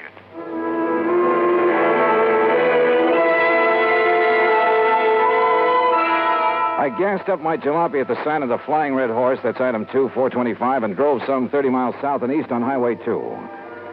I found the Sunny Dream Home just north of Buckland Center. It consisted of a huge old frame house surrounded by trees and well-kept gardens. In comfortable chairs scattered here and there on the wide porch and lawn, nice-looking, well-dressed older folks sat around reading, chatting, playing cards, enjoying the late afternoon sun. The whole place looked clean, quiet, and restful. After parking my car, I walked slowly up the long, flower-bordered walk under the trees toward the entrance. And as I did so, a little wizened old man in a wheelchair detached himself from a group of the old folks and wheeled over to me. Mr. Dollar? Yeah, that's right. I'm Frank Skinner, the one that called you. Oh, how are you, Mr. Skinner? Come right along in the office where we can talk. Yeah, sure. Oh, may I give you a hand with that chair? Nope, don't need it. Huh? I must say you handle it well. Should. Haven't been on my feet in over 5 years now. You can help me up this little ramp, though, if you don't mind. Oh, sure. Here you are. Walter, my stepson, built me that ramp. Good idea. Yes, sir. It's a big help to a man that can't use his legs. Now, right around the side of the porch here. Oh, evening, Miss Baker. Good evening, Mr. Skinner. Here we are. If you just open the door. Sure.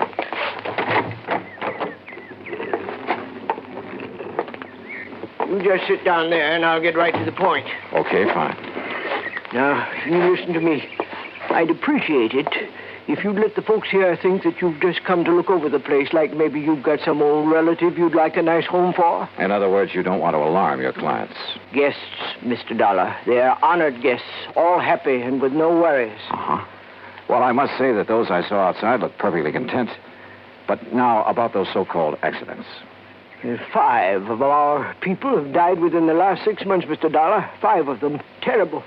And like I told you on the telephone, they looked like accidents. What kind of accidents? Well, now, the first one. Well, maybe it was. That was old Miss Epp. Lived in the little guest cottage out back. What happened? Small fire. Must have started in the wastebasket or something. By the time we got to her, well, she'd suffocated.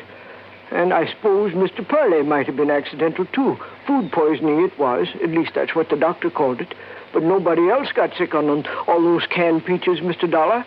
Who was the doctor? Oh, Doc Cherry from town. Of course, Mr. Purley was the only one that had 3 helpings of them. But my wife never had trouble with her canning before. Well, go on, Mr. Skinner. Well, old Miss Sharmley fell down the main stairs to the living. Look through the door there. You can see the stairs. Well, that's a long stairway for elderly folks. Then Miss Lizzie-Bell. We called her Miss Lizzie-Bell, though her real name was... What happened to her? She fell out the window of her bedroom. And, Mr. Dollar, she just wasn't strong enough to get her window open that wide. She was 94. Then poor old Miss Betzler, she fell down the stairs, too.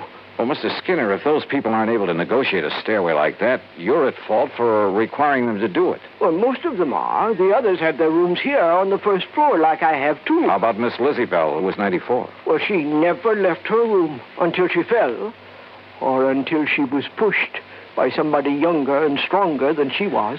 Well, unless you can prove something like that. I have to prove that those others were pushed down the stairs. Right so. You see, from what you've told me so far, Mr. Skinner, there's no reason to suspect those deaths weren't accidental. Even so many of them, all within a space of only 6 months. Unless, as I say, you can come up with some concrete evidence to indicate otherwise.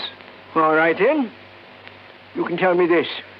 Why did all those things happen late at night, when those poor old folks wouldn't have any reason to be up and around, when there wasn't anybody around who could help them, until it was too late? Well, so far as that's concerned... Why, sure. Folks have got to get up at night sometimes, one reason or another. But they all had their own private baths, and if they want anything from downstairs, like something to read or some hot milk, something like that, why, all they have to do is ring the push button in their room, and my wife gets it for them. We do that all the time. Where is your wife, by the way? Martha? Why, she's... Right here, Frank. Who's this you're blabbing off your mouth to? Why, Martha, this is Mr. Johnny Dollar, insurance investigator. Investigator, huh? Well, you can march yourself right out of here. Oh, now, just a minute, Mrs. Skinner. Just a minute, nothing. You get out of here and leave us alone. Mrs. Skinner. And if you don't, I'll throw you out. And if you don't think I'm young and strong enough, then I'll show you. Strong enough to throw a little old lady out of a window? Or shove a couple of people downstairs? Get out. Act 2 of yours truly, Johnny Dollar, in a moment. And now for another episode in the life of Sergeant Donald Bellwether, my husband.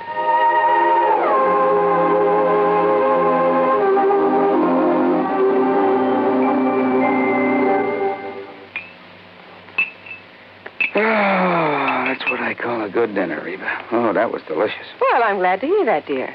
More coffee? Yeah, just about a half a cup, please. All right. There you are. Thank you. Now, tell me all about your safety class. Did the boys enjoy your speech? Oh, yeah, they sure did. Thanks to you, I did quite well. My lieutenant complimented me afterwards. Well, good. Yeah, but that same lieutenant threw me a curve, too. How, dear? Well, after I gave my talk, he asked the men if there were any questions. Well, that did it. One of the guys stood up and said, look, Sarge, you claim there were over 95,000 deaths and over 9.5 million people injured in accidents in the U.S. last year. Looks to me like all those safety campaigns and slogans are doing no good at all. Well, how did you answer it? I didn't. I couldn't think of an answer. I got out of it by saying I'd have more facts and figures at the next meeting. All right, let's see now. Oh, yeah, here it is. Now, first, Sergeant Bellwether, you start off by telling the boys that since 1913, the accidental death rate has been reduced 35%. Mm-hmm. Or, in other words, if there hadn't been campaigns and safety measures put into effect to reduce accidents, almost 1 million more people would have been killed in the last 46 years. Is that right? It certainly is. I'm reading it right out of the National Safety Council record book. Oh, and another thing. Accidents in the farming areas are much higher than in the city. But you know why? Why? Because in rural areas, there are fewer policemen enforcing safety laws and less traffic signs and signals to guide the motorists. Mm-hmm. You know, many more cars travel the city streets, and yet the per capita rate of accidents is much higher in the rural areas. Of course, the reason is obvious. In the city, more safety measures are instituted and obeyed. Reba, you are wonderful. That's a good logical answer. I don't know what I'd do without it. Oh, that's my Donald. That's my doll.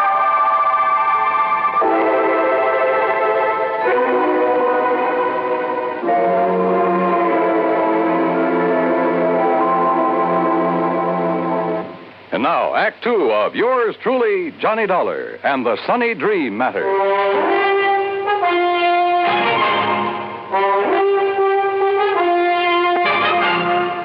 Martha Skinner, co-owner and the real manager of the Sunny Dream Home for the Aged, was a big woman, tall, muscular, and a lot younger than her husband. I don't want your kind snooping around, Mr. Dollar, so get out of here and leave us alone. Your husband seems to think those deaths here in your home for the aged weren't so accidental, Mrs. Skinner. So he does. Yes, that's what I told him, dear. If you'd keep that mouth of yours shut, Frank, we wouldn't have this sort of thing.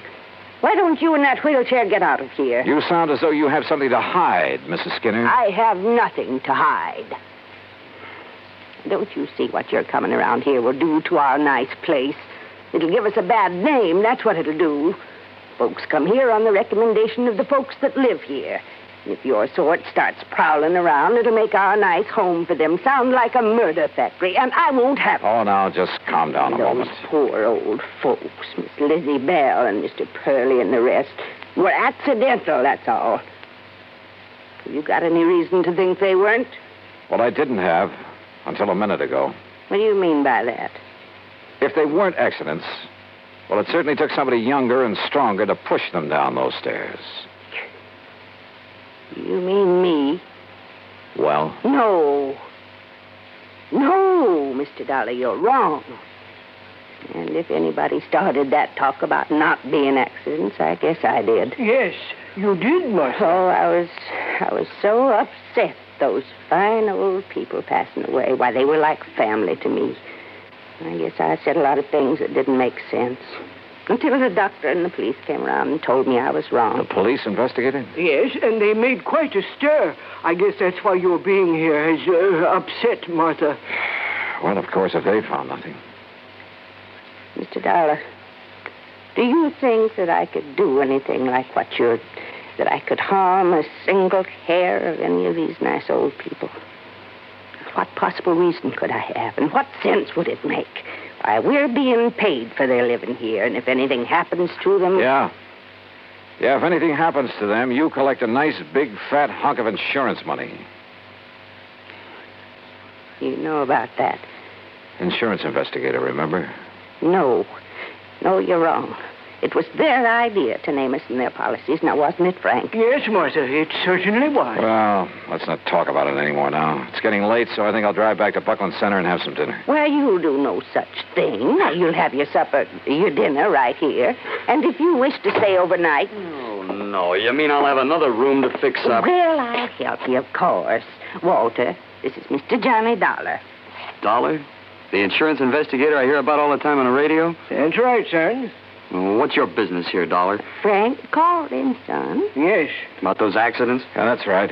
What do you think about them, Walter? Look, Dollar, Mother's got enough trouble without you coming around. Walter. Well, it's true, Ma. You know it. First it's the police making a big racket. We've been through all that, Walter. I asked you a question. Well, why don't you get out of here and leave us alone? I'm sick of all this nonsense. I'm sick of this whole place. Oh, Walter. Year after year working like a dog for a lot of old fogies. Are there only the three of you to take care of this place? That's right. Oh, and of course, Frank here is a lot of help tied down to that wheelchair. Well, I do all the office work. Oh, sure. Big deal. Handle all the money, too. Well, what about the talk that as soon as we get enough money, we can sell out and get away from here? Hey, look, Dollar, what difference is it to you who keeps this place up? Hey, you're a pretty husky fellow, Walter. Yeah. Would you like a little demonstration on you? Now, what do you mean by that? Well, maybe I'll tell you after I've had a look around. Then you will stay. Oh, yeah, I'll stay until I'm satisfied. Well, you won't be here for long if I've got anything to do with it, understand? Is that a threat, Walter? Take it any way you like. I'm sorry, Mr. Dollar.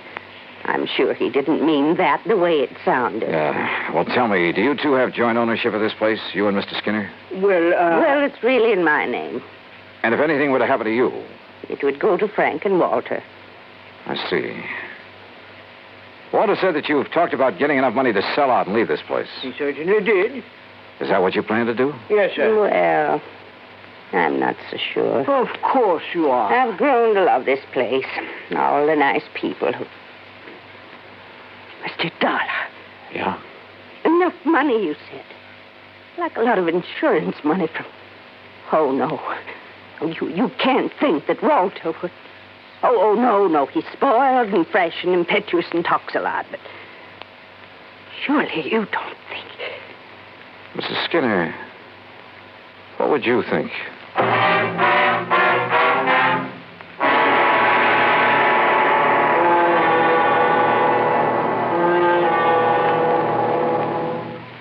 Act 3 of yours truly, Johnny Dollar, in a moment. Do you know who said, "Eternal vigilance is the price of liberty"? Those famous words were written by Thomas Jefferson. Jefferson knew that human nature tends to cause us to take for granted the freedoms for which others have fought valiantly. He knew that Americans had to be alert, or the essential freedoms of democracy would be taken away. That's why Jefferson gave his warning to the Americans of his era and to their descendants. He set the price for liberty as eternal vigilance. And Americans through the years have heeded Jefferson's warning. They have been alert to detect and resist the enemies of liberty. Remember the words of Thomas Jefferson. They are part of your American heritage. The price of liberty is eternal vigilance. And now, Act 3 of yours truly, Johnny Dollar, and the Sunny Dream Matter.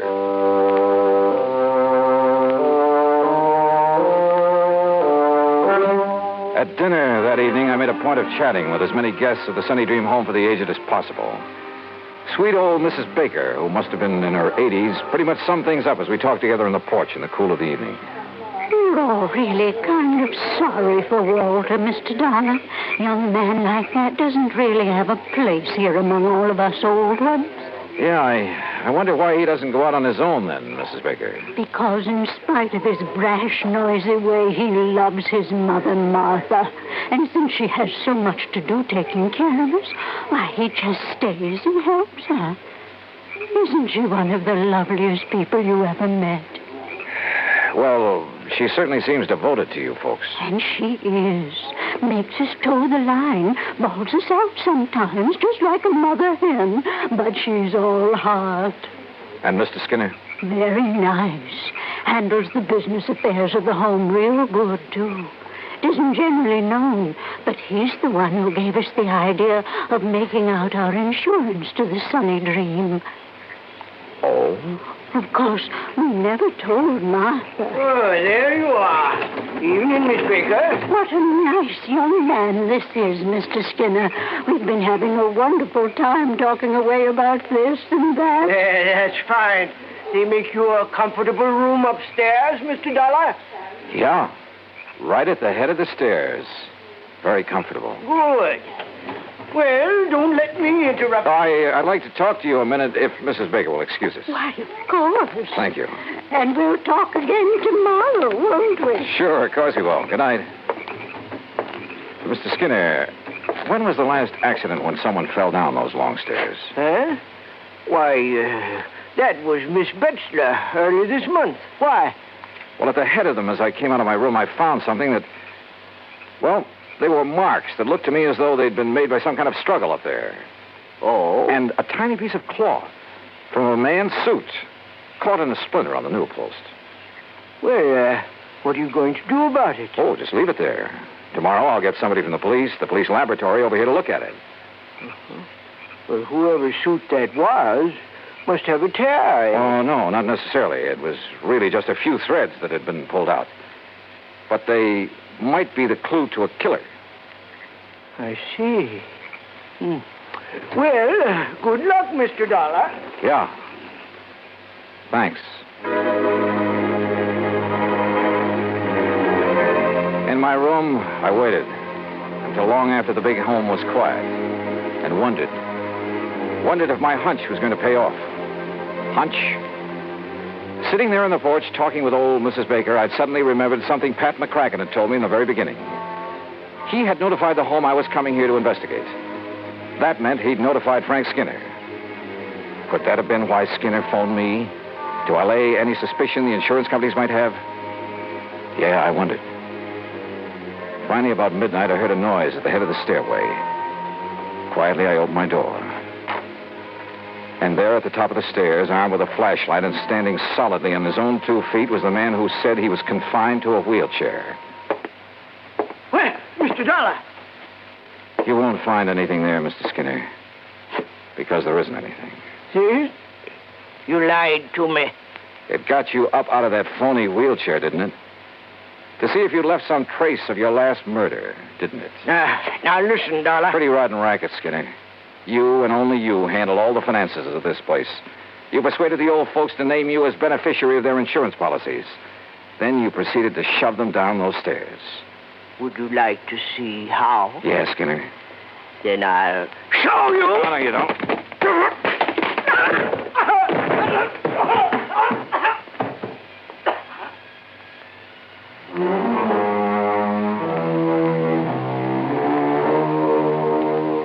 Yeah, he'll live to go to trial.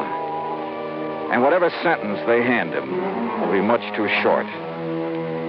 The Sunny Dream home, well, I hope it'll be the quiet, peaceful place his wife wants it to be. Expense account total, including incidentals, $12 even. Yours truly, Johnny Dollar.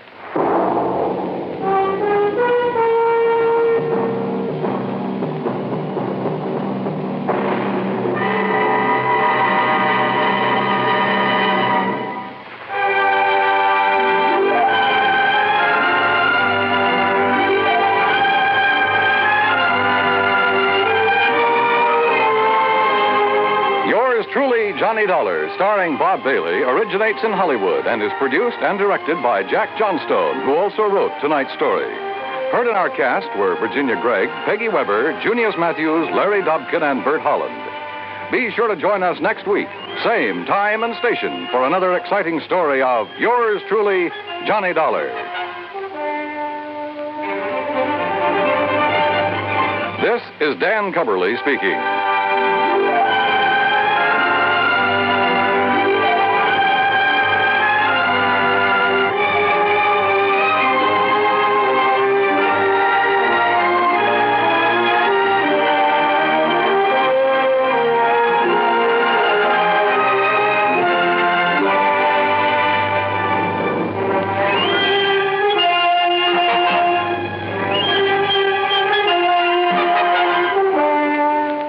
Dollar has come to you through the worldwide facilities of the United States Armed Forces Radio and Television Service.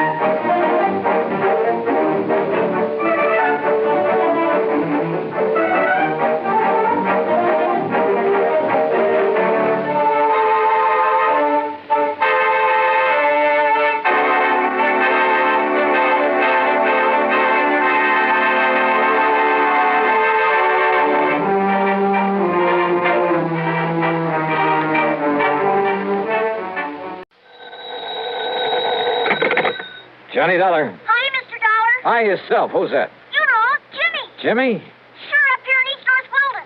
East North what? And I saved up the money for this long-distance call for my newspapers. Use my own money, because it's very, very important. Oh, well, I'm sure it is. But now you haven't told me Jimmy who.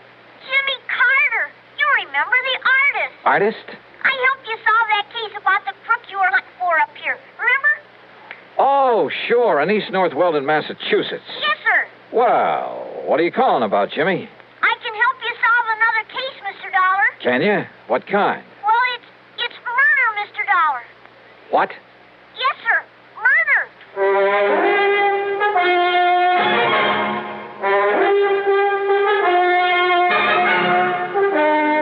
Bob Bailey in the exciting adventures of the man with the action-packed expense account. America's fabulous freelance insurance investigator. Yours truly, Johnny Dollar.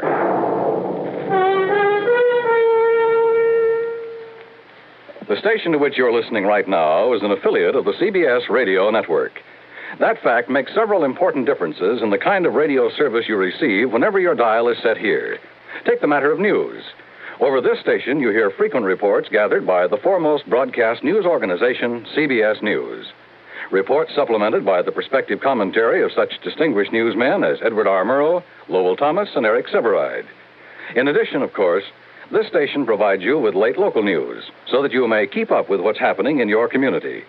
You hear top dramatic programs, comedy, variety, and music to fit your every mood. In addition, this station provides you with further listening entertainment, courtesy of your favorite local broadcast personalities, plus the cream of today's crop of top songs.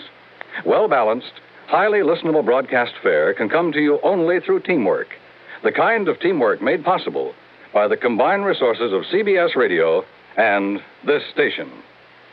And now, Act One of yours truly, Johnny Dollar.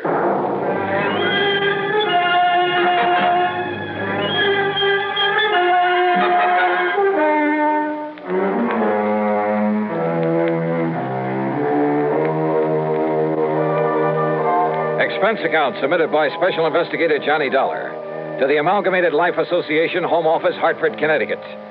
Following is an account of expenses incurred during my investigation of the Jimmy Carter matter.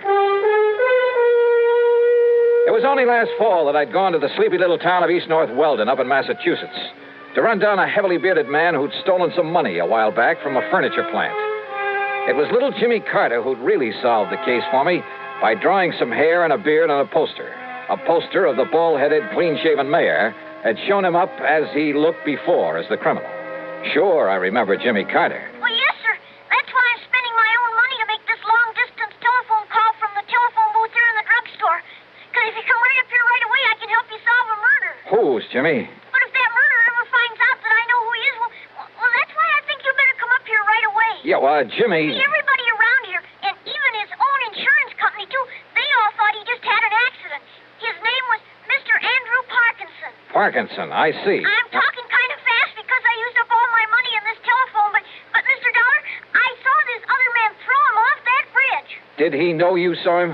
Oh, I don't see how he could help it, but he didn't do anything about it, so, well, maybe he didn't see me after all. All right, what's the name of this other man, the killer? Well, his name is... I'm sorry, sir, but your 3 minutes are up. What? But, gee, this is all the money I have. I'm sorry. Operator. Okay, I'll hang up then. The name, Jimmy. Goodbye, Mr. Dollar. Will you hurry up and come? The name of the killer. Goodbye, sir. No, reverse the charges. Jimmy. Operator. Operator.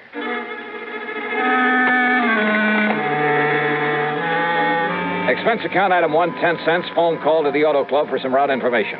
Item 2, another dime for a call to Pat McCracken at Universal Adjustment Bureau. It was pretty early in the morning, but fortunately he was in his office. Yes, Johnny? Hey, Pat, listen. Yeah? I'm driving up to Massachusetts fast as I can. Well, good for you. Listen, will you? What? Andrew Parkinson. Get that? Yeah, Andrew Parkinson. What about him? Well, he died that is... He what? He died, and, well, it was supposed to be an accident, but well, anyhow, he's dead. Johnny, easy. What's this all about? I want to know who his insurance company is. You're a clearinghouse for that sort of information. That's right. Well, will you see if they have a representative or an office up in East North Weldon, Mass? East North Weldon? That's right. It's just east of North Weldon. Oh, no. You know, up north of Fitchburg. Oh, that place I have heard of. Well, somebody in that company called it accidental But listen, I have reason to think it wasn't. What? So if I can contact whoever it is up there, and listen, Pat, there may be a kid's life at stake. Johnny, this is about as confusing as anything. Yeah, I know. I'm sorry. Just get me the name of the company that insured the life of Andrew Parkinson. Well, whatever you say. Good. But it may take a couple of hours. Okay, just get it for me. I'll call you when I get up there.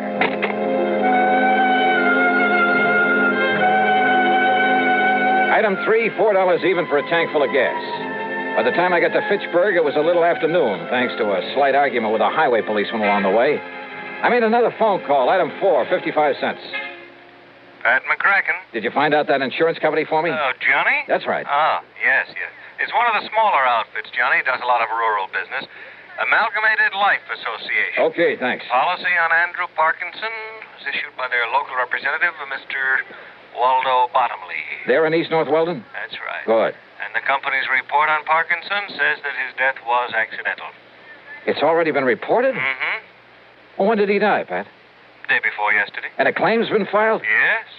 $10,000 with a double indemnity clause. Wait a minute. Who's the beneficiary?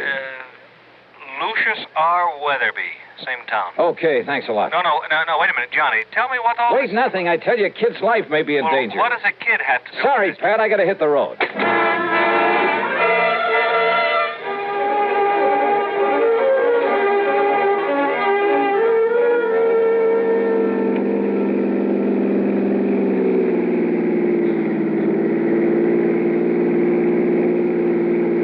It was after 2 p.m. when I finally pulled up in front of the combination drugstore and mercantile at the one business corner in the village of East North Weldon.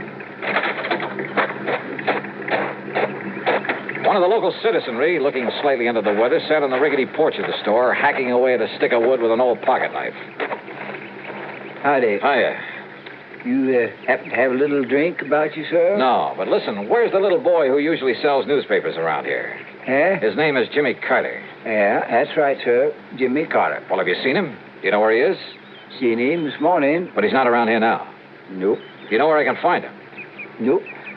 Do you know where he lives, where his home is? Yeah. Well, where? Up the street. Oh, sure. What street? Spruce. North Spruce. And the number? 18. Okay, thanks. Listen, my name is Johnny Dollar. If you see him, please tell him I'm looking for him. Johnny Dollar, eh? Yeah. You got the price of a drink on you? Some other time. Just be sure and tell him. Yeah.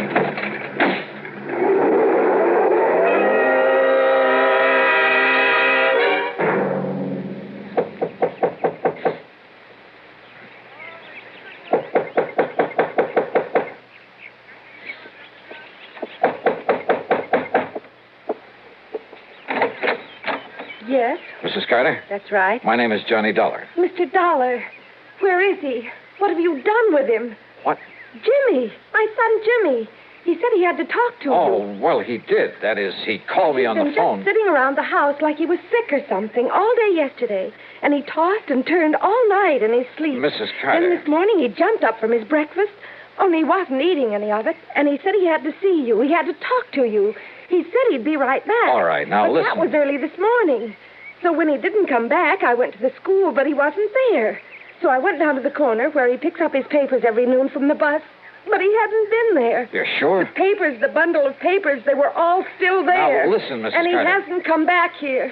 Something's happened to him, Mr. Dollar. Something's happened to Jimmy.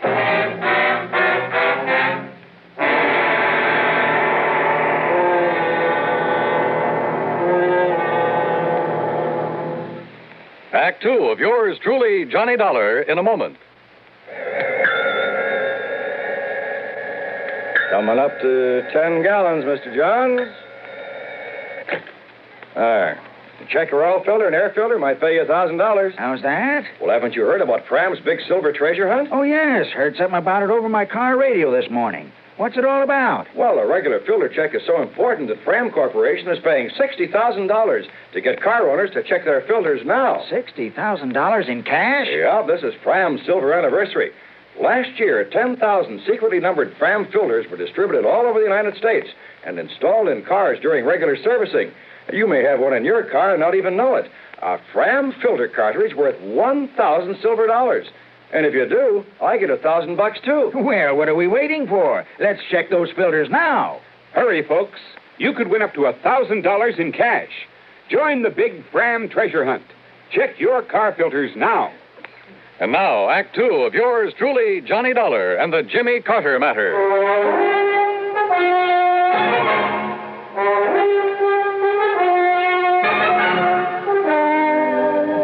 Jimmy Carter, the cute little kid who'd helped me solve an embezzlement case up in the small New England town with the unlikely name of East North Weldon, who'd call me on the phone to report a murder. But when I got there, Jimmy was gone, disappeared. Jimmy said he was going to talk to you, Mr. Dollar. But that was early this morning, and he hasn't come back.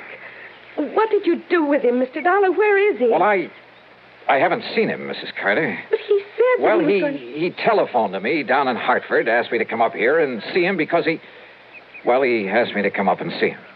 He idolized you, Mr. Dollar, ever since you were up here last fall. And when he said he had to talk to you, I thought you were already in town again. But I wonder what he was so anxious to see you about. Oh, well... And he's been acting very strangely the last day or two. Ever since poor old Mr. Parkinson fell off the bridge and was killed the other night. How well did he know this man, Parkinson? Oh, as well as he knew everybody in town, Mr. You don't think his disappearance this way could have anything to do with Mr. Parkinson being killed? Oh, well, what? How? How could it? I'm sure I don't know. Doesn't everybody say Mr. Parkinson's death was an accident? Yes. Yes, they do. Still. Oh, now stop worrying, Mrs. Carter. Jimmy will show up. If he doesn't, I'll find him for you. Oh, dear. Sure. Jimmy's okay. He'd better be. Jimmy had said he was calling me from a booth at the drugstore. As I drove back to it, I noticed the name of the proprietor on the sign over the fly-specked window. Waldo Bottomley, the man who Pat had said was local representative for the insurance company. There you are, Mrs. Atterbury. You just tell him to take one of these every 2 hours. By tomorrow, he'll be all right again. Yes, sir? Mr. Bottomley? Yes, sir. My name is Johnny Dollar. I'm an insurance investigator. I've heard of you, sir. All right, good. Now, look. But if you're here in connection with the death of Mr. Parkinson... Yeah? Well, in addition to representing Amalgamated Life Association, and the claim on Mr. Parkinson's insurance has already been sent down to Hartford... I know that. Well, I'm also the coroner hereabouts. Then it was you who pronounced his death as accidental? Yep. After Dr. Herbert examined the body for me. All right, now listen to me. Mr. Parkinson was an old man, Mr. Dollar. Had trouble with his feet. Eyesight wasn't so good either. Mr. Bottomley. So when he tripped against that old railing on the bridge the other night, and the railing gave way and he fell to the rocks below... Did anybody you know of actually see him trip and fall? Well, no, sir. Well, I think that Parkinson was murdered. And if I can find little Jimmy Carter... Jimmy? Have you seen him today? Do you know where he is? Well, now that you mention him, Mr. Dollar, he should be back from school by now and selling his papers. I asked you, have you seen him at all today? Early this morning he was in. Yeah? I changed a lot of pennies for him into nickels and dimes and quarters. All right, and then? And then he left. Hey, haven't you got a... Isn't there a phone booth here in the store? Booth is out the door, Mr. Dollar, around the side of the building. Then you wouldn't have seen him if Jimmy went out there to make a phone call. Only one might have seen him is old Lucius Weatherby. Lucius Weatherby? The town drunk. Wait a minute. You talking about that old character sitting out front? Oh, I've asked him not to sit there in his condition, but now that he's... Well, you see, Lucius is the beneficiary... Yeah, wait a minute. Lucius Weatherby is the beneficiary of Parkinson's insurance. Yep, as I was about to say. No wonder he wouldn't tell me anything about Jimmy. What's that, sir? So he killed Parkinson to collect the insurance. Jimmy saw him. What was that? Bottomley, I have a few questions I'd like to ask that Lucius Weatherby. Now, wait, sir. Yeah? If you expect old Lucius to remember anything... You bet I do. Plenty. Then you'd best take along this bottle of medicinal brandy. What? Yes, sir. That'll be $3.75. Well, break it over his head. But you don't understand. No? He can't remember a thing unless you've had a little... Mr. Dollar! All right, Weatherby. Howdy. You changed your mind about buying me a little... Oh. Where's Jimmy Carter? What did you do with him? If you don't mind letting go of my collar, sir. Come on, start talking. Jimmy? That's right. Where is he? Well, sir, I seen him this morning. You told me that before. Now, what did you do with him? Well, nothing, sir. I swear. He came out of the store this morning, went into that phone booth. Yeah, he did do that. Yeah, and then what? What did you do? Now, sir, if I had a little drink, I could remember better. Come on, you old son, answer me. Well, he went off in that car. Car? What car? Well, he didn't want to, but... Who made him go off in a car? Well, if I could just remember, it was a man. Come on, who? Somebody I know. Yeah? I'm sure I could remember if I had a little drink. Now, you listen to me, you lying... He's telling you the truth, Mr. Dollar. Oh, sure he is. Yes, sir. But if you give him a bit of this medicinal brandy to refresh his memory, truly... Okay, let me have it. That'll be $3.75, if you please. Okay, here. I'll get you the change. Don't bother. Because if this doesn't bring the truth out of him, so help me, I'll... Act 3 of yours truly, Johnny Dollar, in a moment. Be sociable, look smart, keep up to date with Pepsi. Drink light, refreshing Pepsi. Stay young and fair and debonair. Be sociable, have a Pepsi.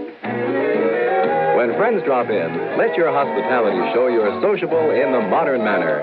Pepsi, you know, is the favorite of the smart and young at heart. Be sociable, look smart, keep up to date with Pepsi.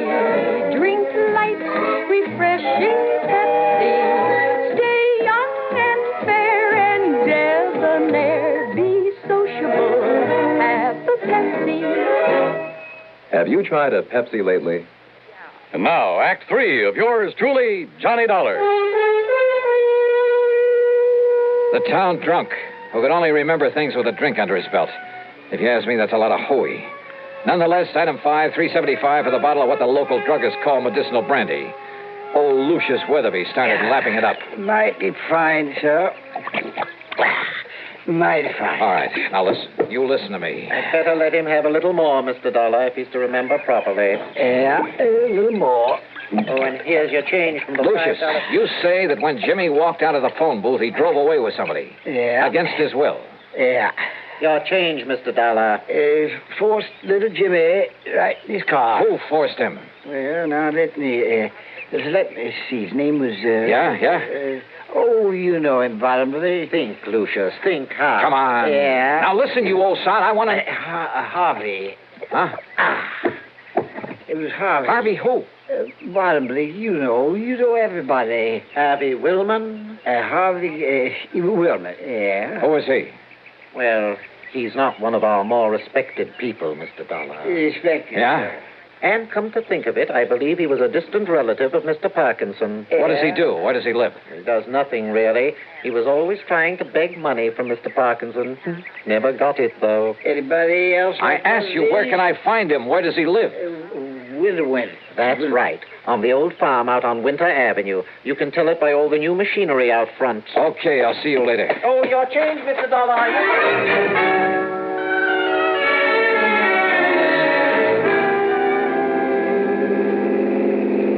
On the way out to Harvey Woolman's farm, I suddenly realized that for once in my life, I'd forgotten to bring along a gun. Judging by all the equipment out front, Woolman must have gone through the Alice Chalmers catalog and taken one of everything. But the farmhouse was nothing but a one-story clapboard shack. Half hidden at the back of it was a beat-up old sedan. Come on, open up. Jimmy! All right, Willman, open up this door. I'll break it down. Willman! Okay, brother, you asked for it.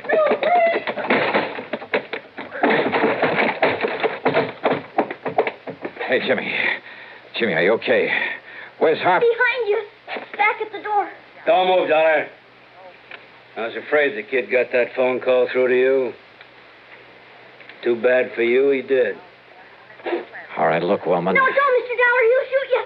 I know he will. He was going to kill me. He still is. The kid's right, Dollar. Up against the wall. Face the wall. Put your hands up high against it. Go ahead. I'm not carrying a gun, Willman, if that's what you're worried about. Now, that's something I'm going to find out for myself. Yeah? Yeah. could be a mistake. I got the gun! Ah, jiu-jitsu, huh? Not this one. Oh, well. Mr. Dollar. Oh. Mr. Dollar. Oh, hey. Come on now, Jimmy. Hey, Jimmy, it's okay now. Everything's okay. He was going to kill me. He was going to kill you. Oh, look, you and I kind of stopped him in his tracks, didn't we? Hey, you know something, Jimmy? Now you're a real hero. Because this time you trapped a killer for me. Gee.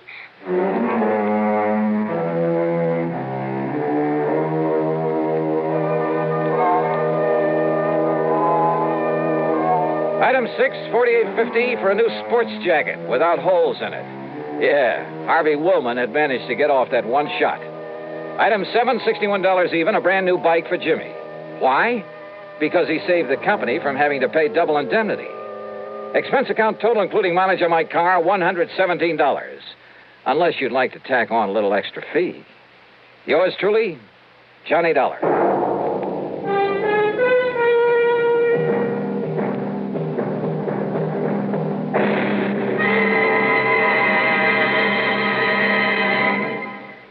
Our star will return in just a moment. If your 1957 income was more than $5,000, last year, when you filed your federal income tax report, you had to use Form 1040, the long form. Those who earned $5,000 or less were permitted to use the short form, Form 1040A, if they chose. This year, the Internal Revenue Service is offering taxpayers a new Form 1040A, a simplified form with only 15 lines to fill out. The most important difference about this new form is that those whose 1958 incomes were $10,000 or less, and if you take only standard deductions, you're now permitted to file your return on the new short form 1040A. If you earned over $10,000 during 1958 or intend to itemize your deductions or other income variations, the long form 1040 must be used. The Revenue Service again reminds you to be sure to attach all W-2 withholding tax certificates pertaining to your earnings to the form you intend to file.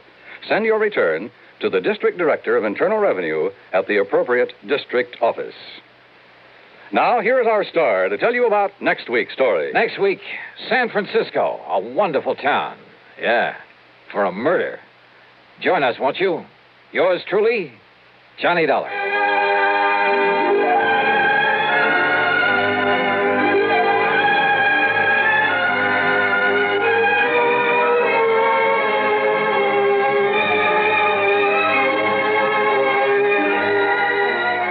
Truly, Johnny Dollar, starring Bob Bailey, originates in Hollywood and is written, produced, and directed by Jack Johnstone. Heard in our cast were Virginia Gregg, Dick Beals, Larry Dobkin, Forrest Lewis, Edgar Barrier, and Jack Crucian. Be sure to join us next week, same time and station, for another exciting story of yours truly, Johnny Dollar. This is Dan Coverly speaking.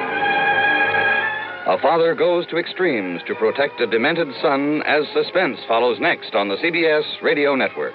WROW, Albany, New York. Everything is going at Henry S. Mantel's in Latham. Everything must be gone by Tuesday night. Going. Everything must go.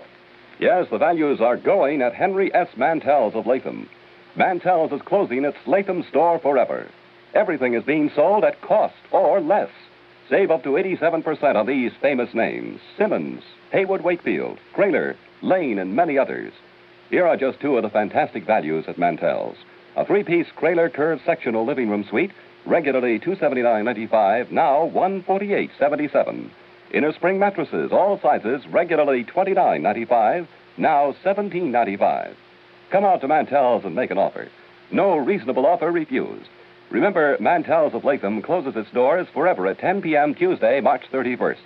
Convenient terms and free delivery within a 100-mile radius at Mantel's of Latham, south of the Latham Shopping Center, open until 10 p.m. 5:30. Johnny Dollar. Earl Poorman, Johnny, down here in Sarasota. Earl, so how's the insurance business down in Florida these days, to say nothing of the fishing? Well, why don't you come down here and find out for yourself? But now listen. I'm listening. You remember how my home is situated out here on St. Armand's Key? Well, sure, I ought to. I've been there often enough. It's near the end of a long bayou that comes in from Sarasota Bay. Yeah, and the bayou is lined with expensive homes, private docks, and it's full of mullets, sea trout, sheepshead, flounder. So what about it? Johnny, what would you think if I told you I'd sold a man $50,000 worth of straight life insurance? Well, I think you were just doing your normal... Huh? Did you call to talk fishing or business? Listen, will you? Okay. What would I think if you sold a man a $50,000 policy? And? And then, 3 days later, just this morning, as a matter of fact, found his body floating under my dock. Oh. Okay, Earl. I think I'd better grab the first plane I can. That's what I think. And not to go fishing.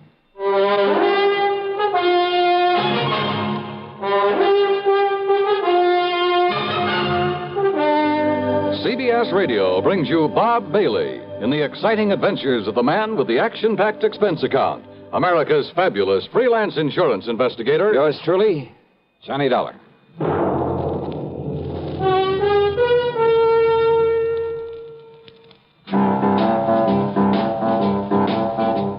Talk about best-selling records. Here's a familiar tune about America's best-selling filter cigarette, Winston.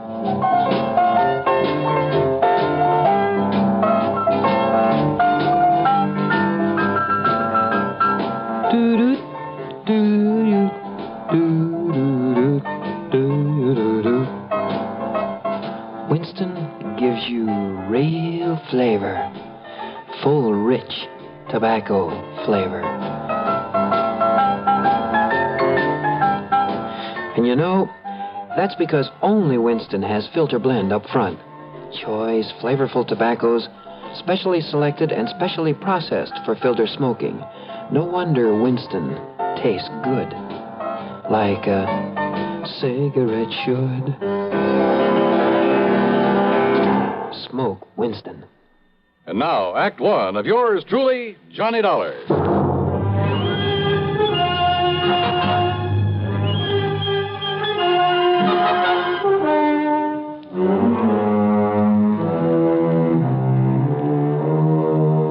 Expense account submitted by Special Investigator Johnny Dollar to the Tri-State Life and Casualty Insurance Company, Sarasota office. Following is an account of expenses incurred during my investigation of the Bayou Body Matter.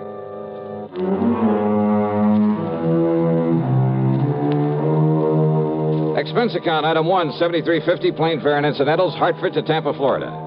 There I'd figured on getting a ferry plane to Sarasota, but instead Earl Portman met me at the international airport with his car.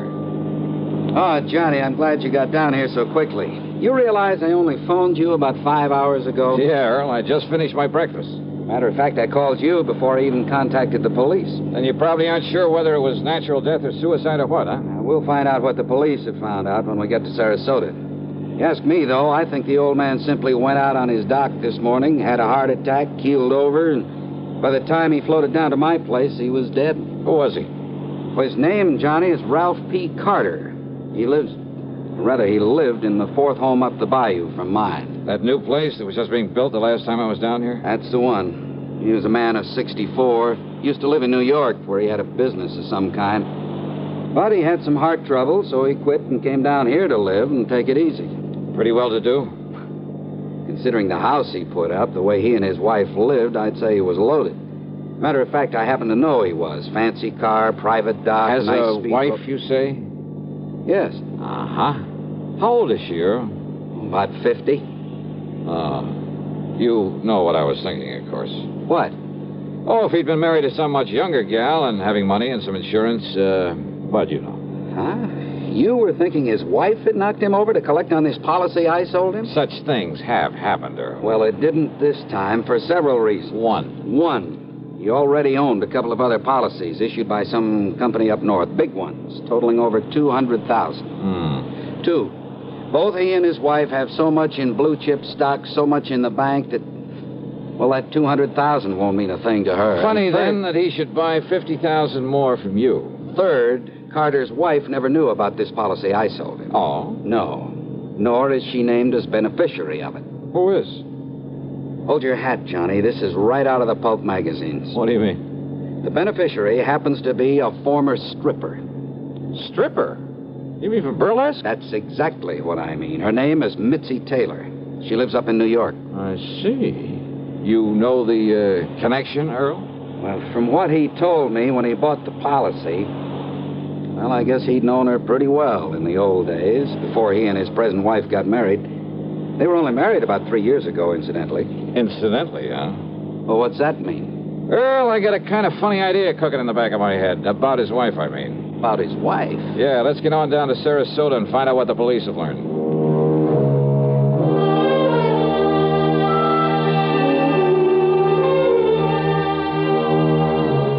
The police hadn't wasted any time. After recovering the body from the bayou, they'd immediately turned it over to the coroner, Dr. Phillips. Sergeant Edwards, who was in charge of the case, made us cool our heels until the coroner could finish his preliminary examinations. But why an autopsy, Sergeant? You mean you suspect foul play, something like that? He was alone. He was unattended when he died, Mr. Pullman. That means an autopsy is mandatory. Oh. Hey, tell me this, Sergeant. Do you yourself have any reason to be suspicious of how Mr. Carter may have died? You don't mind, sir. I'd rather wait until Dr. Phillips is through before we talk about it. Which means you did find something suspicious. I didn't say that, sir. Well, you might just as well have. Did you talk to Mrs. Carter? No, sir. What? It happens she isn't home. Then she doesn't know her husband is dead? Looks that way, doesn't it? Oh, come on. Now, wait a minute. Sergeant, that's a pretty evasive answer. Truth is, Mr. Dollar, it was meant to be. Oh, great, great. Then I can expect a lot of cooperation from this department. All we can possibly give you, sir. When we find out what we have to go on. Yeah. Earl, do you know if Carter had a regular physician? Yeah, Dr. Theo Foote, Johnny. We've checked with him, Mr. Dollar. And? Mr. Carter's heart condition was such that he was ready to go at any moment, and without warning. But if you're suspicious of something else... Have I given you any real reason to be suspicious? Now, look, Sergeant, let's not be... Dr. Phillips. Johnny Dollar. Hiya, Doc. I might have known you'd be called in on this, Johnny. You certainly got down here in a hurry. Mr. Pullman. Hello, Coroner. Did you find out anything, Doctor? You were right, Sergeant. I've got a lot more work to do, of course, before making out my report on this case, but there's no question about it. Mr. Carter died neither from a heart attack nor from drowning. Oh? What did kill him, Doc? He was struck so hard at the base of the skull that death must have been instantaneous. Murder, Johnny. And without question, the murder weapon was the wrought iron poker that you found there in his home. No reason for suspicion, Sergeant? Thanks, Doctor. I'll get out an APB on Mrs. Carter right away. I think you'd better. And, Mr. Dollar, I'm afraid you'll just have to wait around until we pick her up. You, want to bet on that?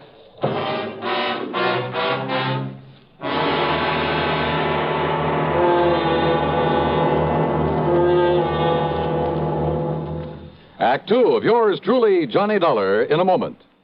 Bonjour, I am Jacques Leroy, expert on the stereophonic phonograph. I will now clear up this whole subject. S'il vous plaît, listen to ordinary stereo. A girl crossing the street. Eh bien, now on Columbia Stereo 1. Ah, that was a pretty girl crossing the street. Quelle différence! The fantastic Columbia Stereo 1 phonograph gives you all the realism and excitement of a live performance. Oh, in a moment, mademoiselle. Oh la la. Oh, pardon.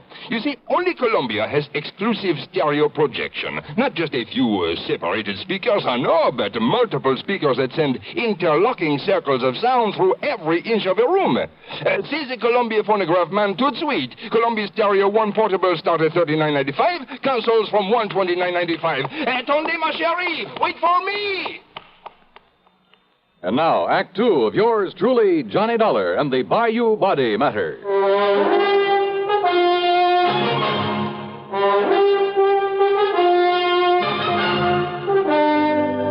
The machinery is in operation, Mr. Dollar, and as soon as we get any word as to the whereabouts of Mrs. Carter, we'll let you know. Yeah, thanks a lot. Earl, just how much did you know about Carter and his wife? Well, you know how it is, Johnny. There was some talk about their not getting along too well, but... I've thoroughly investigated, Mr. Dollar. They fought like cats and dogs. Well, now, I wouldn't go so far as to say that. At times, that is. At times. According to the people next door, they had quite an argument just last night. Oh? At one time, according to these people, she hollered at him, "I could kill you, Ralph. I could kill you." Yeah, well, that's not proof that she did. No? Then why would she say it? Haven't you ever told somebody you'd like to kill him? Well, saying I'd like to, or saying I could or would are two different things. And look here, sir. If she didn't do it, then why would she hightail it out of town early this morning? All those neighbors reported that she did? Yes, sir. She drove away from their place at approximately the same time as the coroner says he was killed. Well, let's face it, Johnny. The sergeant must be right. She must have done it. No question about it, Mr. Dollar. But why? What could her motive have been? Who knows? Could have been most anything. Now that we know there was friction between them... And what about his money? She stands to be worth an awful lot with him out of the way. And don't you forget for 1 minute she's much younger than he was. Not only that, but she's a nice, healthy, attractive woman, too. And he, with his heart condition, well, he was probably just a millstone around her neck. Makes sense, Johnny. Sure it does. Did you or the coroner find any fingerprints on that poker that was used on him? No, sir. But there was some lint from a pair of cotton gloves on it. All right, then. Johnny. All right. I've seen Mrs. Carter many times. She prides herself on her dress. She can afford to. And I've never seen her outside that house without a hat and without a pair of gloves. And, of course, a lot of people wear gloves when they drive a car. Okay. Now, don't you worry, Mr. Dollar. The APB is out, and every highway north of Bradenton, south of Venice, and east of Arcadia is being watched for her. When we get her, I'll let you know. Yeah, you do that. Come on, Earl, let's have some lunch. Sure. Nothing more we can do here. Reach you at Mr. Poorman's house, I take it. Don't bank on it, Sergeant. So Earl drove me to his home on St. Armand's Key, and by then I was beginning to wish I'd made the trip to Florida solely for purposes of fishing the blue waters of the Gulf with him. But then, after saying hello to his charming wife and having a drink and a good lunch with them, I walked over to the Carter place, 100 yards or so up the bayou.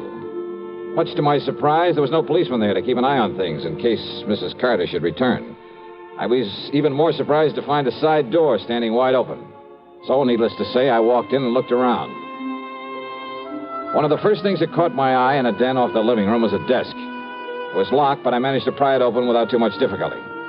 And there, among other things, kind of half hidden away in a folder, I found some canceled checks, a whole series of them, written twice a year for a period of over 3 years. They were made out to Mitzi Taylor, the ex-Burley Queen. Pretty sizable checks, too, all for the same amount of money. No wonder he'd kept this desk locked. But during one period of time, well, 3 checks that should have been there were missing. And it gave me an idea. Out in the living room was another desk, a tambour, obviously Mrs. Carter's. Hidden away in the bottom of one of the drawers of that desk were the 3 missing checks. Huh? I beg your pardon. Mrs. Carter? That's right. Who are you? Johnny Dollar, special investigator for one of your husband's insurance companies. Special investigator? Yeah, here. My credentials. I see. And has my husband sent for you? Your husband? Of course. Where is he? You mind telling me where you've been since early this morning, Mrs. Carter? I don't know why not. I was somewhat upset this morning, and, well, being a woman, I chose to do something a man probably wouldn't understand. I've been at a beauty parlor. Where? Just this side of Bradenton. All right, now, Mrs. And Carter. if this is some kind of inquisition, I had a shampoo, a set, and a manicure. Tell me just one thing. Did you leave this house before or after your husband died? I don't believe Ralph was even up at the time. Ralph, dead. His body was found in the bayou this morning. Or did you know that? Oh, I am shocked, Mr. Dollar. Terribly shocked. I am not sorry. Go on, Mrs. Carter. I married Ralph 3 years ago. It was my second marriage. My first husband, though very wealthy, was a... I don't know why I'm telling you this. Go on, please. I thought that Ralph, because he was older than I, would... Well, I thought that with my money, he'd be content to settle down to the quiet sort of home life I'd owe... Don't you see, it was only for my money that he married me. The only woman he ever cared about, whom he continued to support with my money, was a horrible... See, you've been through my desk. Yes. I'd known about her for some time, Mr. Dollar. But yesterday, when I found those checks in his desk... Would you call them motive for murder, Mrs. Carter? I told him I would divorce him. I told him last night. I'm afraid it was quite a scene, but I... Good heavens. All right, now listen carefully. I want you to answer my questions carefully, regardless of how absurd you may think they are. Well, all right. You always wear gloves, don't you? What? Well, of course. This kind of gloves, like you're wearing now? Only this kind. I have them made for me in France and sent to me on special order. Even when you're working in the garden, say? Of course. I save the old ones for that kind of thing. Any other kind of cotton or wool or domestic leather I'm allergic to. But, Mr. Dollar, I don't understand why... Such a little thing, and yet... What? And yet murder cases have been solved on a whole lot less. Murder? Did you say murder? So you found her for us, Dollar. Oh, Sergeant Edwards. So maybe you private dicks do have some value after all. All right, Mrs. Carter. Yes, Sergeant. I'm arresting you on suspicion of murdering your husband. You what? Now, just a minute, May as young well man. go along with him, Mrs. Carter. But, Mr. Dollar, But I'm glad you threw that word suspicion in there, Sergeant. What's that? Yeah, it may save you from being sued for a lot of money. Huh? Yeah, for false arrest. Act 3 of yours truly, Johnny Dollar, in a moment. Welcome, recording star Mel Torme. It's terrible trying to sing with a bad cold. So I always take 4-way cold tablets to relieve cold miseries fast. Good idea. Tests of all the leading cold tablets proved 4-way fastest acting. 4-way starts in minutes to relieve muscular pains, headache, reduce fever, calm upset stomach, also overcomes irregularity. When you catch cold, try my way. Take 4-way cold tablets. The fast way to relieve cold distress and feel better quickly. 4-way, only 29 cents. Now, here's a word about another fine product of Grove Laboratories. Had dandruff for years? Now get rid of it in 3 minutes with Fitch Dandruff Remover Shampoo. 3 minutes with Fitch regularly is guaranteed to keep unsightly dandruff away forever. Apply Fitch before wetting hair, rub in 1 minute. Add water, lather 1 minute. Then rinse 1 minute. Every trace of dandruff goes down the drain. 3 minutes with Fitch, embarrassing dandruff's gone. Fitch can also leave hair up to 35% brighter. Get Fitch Dandruff Remover Shampoo today. And now, Act 3 of yours truly, Johnny Dollar. After getting the address of Missy Taylor from him, I persuaded Earl Palmer to drive me in a hurry to the airport up at Tampa. Item 2, 6795, plane fare to New York. It was very late by the time I arrived there, but item 3, $6 for a taxi to the neighborhood of Mitzi's apartment. Item 4, 10 cents for a phone call. And then I crossed my fingers. This was hardly the scientific approach to the solution of a murder case. I wouldn't get to first base if I had to identify myself over the phone. But she gave me a break. Hello? Mitzi? Yeah, that's right. This is... Louis? Yeah, Louis. What's the matter with you? Why are you talking like that? Gotta keep my voice down. Listen, didn't I tell you not to call me from down there in Florida? Come right back here. Louis, are you back here in New York already? Took a plane. Did you take care of Ralph Carter? Don't worry, baby. It'll be in all the papers. Okay. And come on over here and I'll pay you off. Sure. But then you're to clear out. You're to get out of this town as far away from me as you can. Sure. Okay. Come on over. Yeah, a real break. Now it was up to me to take the fullest possible advantage of it. Item 5, another dime for another phone call, this time to Lieutenant Randy Singer at the 18th Precinct. No question about it, Johnny. Old man Carter must have known that sooner or later his wife would catch on to all the money he's been giving his dame. Right. And maybe he was getting tired of sending out those checks. Right. So to get off the hook and still provide for Mitzi, he named her as beneficiary to a $50,000 insurance policy. Sure, his wife would know about it after he died, but she wouldn't be able to do anything about it. Yeah, but little Mitzi just couldn't wait, huh? Now, look, I don't anticipate any trouble with her, Randy, but if you're going to be around for a while, well, after I've wrapped it all up, I'll call you to come over and make the arrest, huh? Seems to me you have got it all wrapped up. Sit tight, Randy, and I'll call you.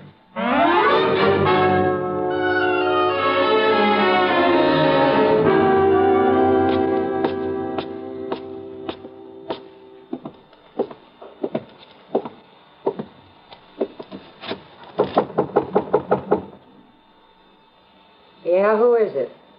Louis.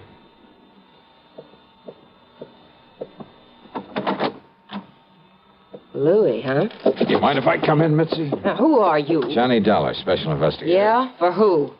The company that issued that $50,000 policy you are not going to collect on. You know something, Johnny? That's where you're wrong. Oh, you think so?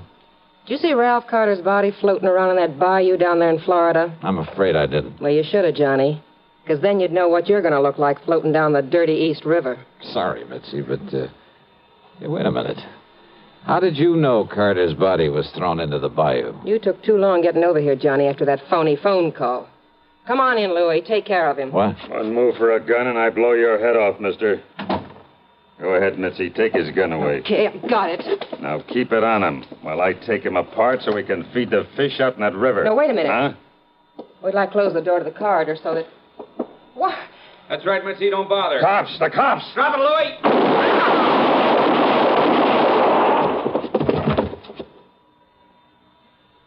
Okay, boys. Take what's left of them out of here. Right, Lieutenant. Maybe you better put some cuffs on the dame. Right. Come on, baby. Hiya, Johnny. Fancy meeting you here. Very funny. And, hey, what happened? I thought you were going to call me back. Oh, stop hamming it up, will you, Randy? But, thanks. Think nothing of it.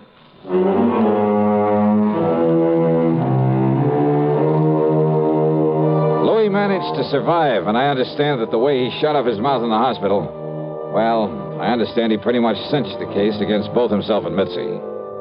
So, expense account total, including a big midnight supper for Randy and myself and a train back to Hartford, $168.65. Yours truly, Johnny Dollar.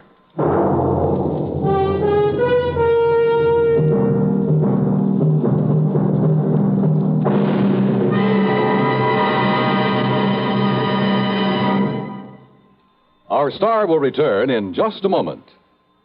This is the cold season. What do medical authorities say about the common cold? Doctors tell us there is no known drug which will cure a cold. There are effective medications for treating complications, accompanying or following a cold.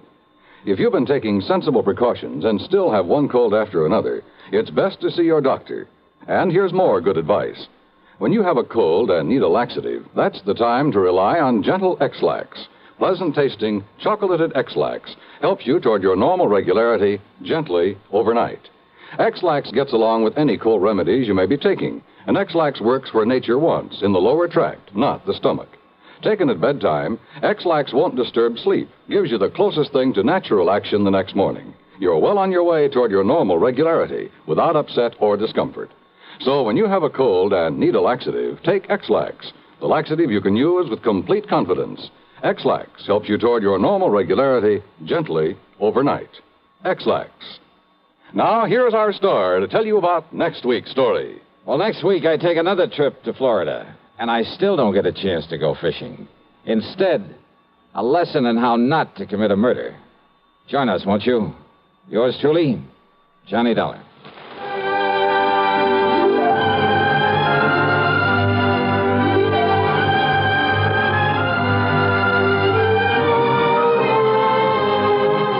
Yours truly, Johnny Dollar, starring Bob Bailey, originates in Hollywood and is written, produced, and directed by Jack Johnstone. Heard in our cast were Virginia Gregg, Lillian Bayef, Dick Perrin, Sam Edwards, Barney Phillips, Herb Vigran, and Frank Gerstle. Be sure to join us next week, same time and station, for another exciting story of yours truly, Johnny Dollar. This is Dan Cubberly speaking.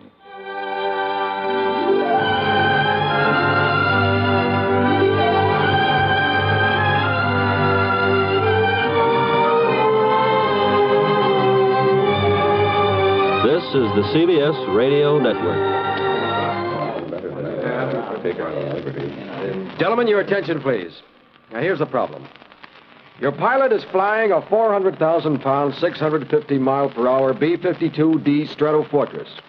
Now, with the weather, wind, and bomb load information provided on your test sheet, I want you to figure your estimated time of arrival at point X on the map, 2,109 miles away. Quite a knotty problem, isn't it? But not for the fledgling navigators in U.S. Air Force aviation cadet training. You see, these men have a firm background in astronavigation, electronics, engineering, and allied fields. They are eminently prepared to cope with the most intricate navigational situations. College men between 19 and 26 and a half. Find out today if you can qualify as an Air Force navigator. If so, you're in for a prestige position with a brilliant future. See your local Air Force recruiter today for complete details. WROW, Radio 59.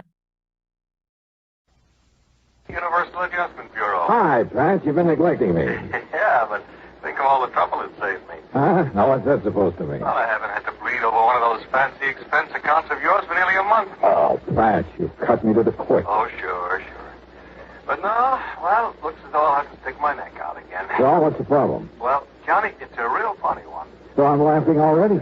No. I don't mean funny, ha-ha. I mean funny, peculiar. Hey, you know, the last time you said that, I got shot at, banged on the head, nearly run over by a truck, and half a dozen other pleasant little things. So come clean, Pat. What is it? Johnny, maybe you better run over here so we can talk about it. It'll cost you money. I'll risk it. Okay, then. I'm on my way.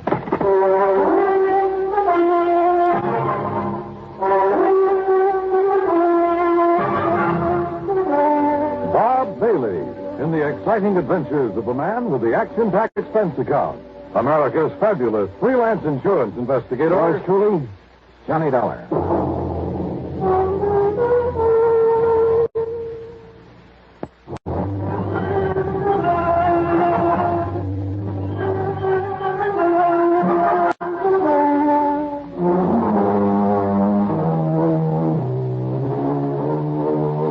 Expense account submitted by Special Investigator Johnny Dollar to the Universal Adjustment Bureau, Home Office, Hartford, Connecticut.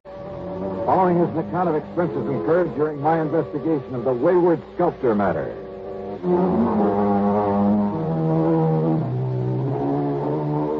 Why kid about it? Pat McCracken has handed me some pretty wild cases from time to time, but they've always paid off. So expense account item one, $1.20 for a cab to his office at Universal Adjustment Bureau. Well, all right, sit down, Johnny. Make yourself comfortable. Yeah. Hiya, Pat. Cigarette? Oh, thanks. Here you are. Oh. Thank you. Well, Johnny, you know that one of our big problems is discouraging and prosecuting insurance fraud. Not only against us, but against the companies we serve. Well, I should hope so. Now, what I've called you about is something that's been going on for a long, long time. Okay. What kind of fraud is it this time? We never know. Huh? Look here. Yeah? A while back, International Life and Casualty received an envelope containing $520 in cash, and with it this note that reads, "Please put this in company treasury. It is money I took from your company on false pretenses. Now I can have a clear conscience." And it was signed Debtor. That's spelled D-E-T-T-E-R. Funny. Yeah, that's what I said to you over the phone. Here's another one. $800 enclosed. The sender identifying himself only as a sorry sinner. More conscience money, huh? Yeah, that's right. People who collected on fraudulent claims or felt they didn't deserve the money they collected. I see. And, Johnny, there have been dozens of them over the years. Most of them have been small amounts, under $1,000. Some of them only $5 or $10. In other words, not worth investigating to see what fraud they perpetrated and when. Yes, exactly. But now, look here. This list of payments anonymously received, all of them from the same person. $833.34 received on July 21st, 1956. Right. $833.34 on August 21st, 1956. Yeah. Same thing, September 21st. Same thing, the 21st of every month since. And no letter with him? Only with the first one. Here. You read it to yourself. Wilson Trust and Insurance Company, gentlemen. This is only a beginning against the amount paid out on me last month.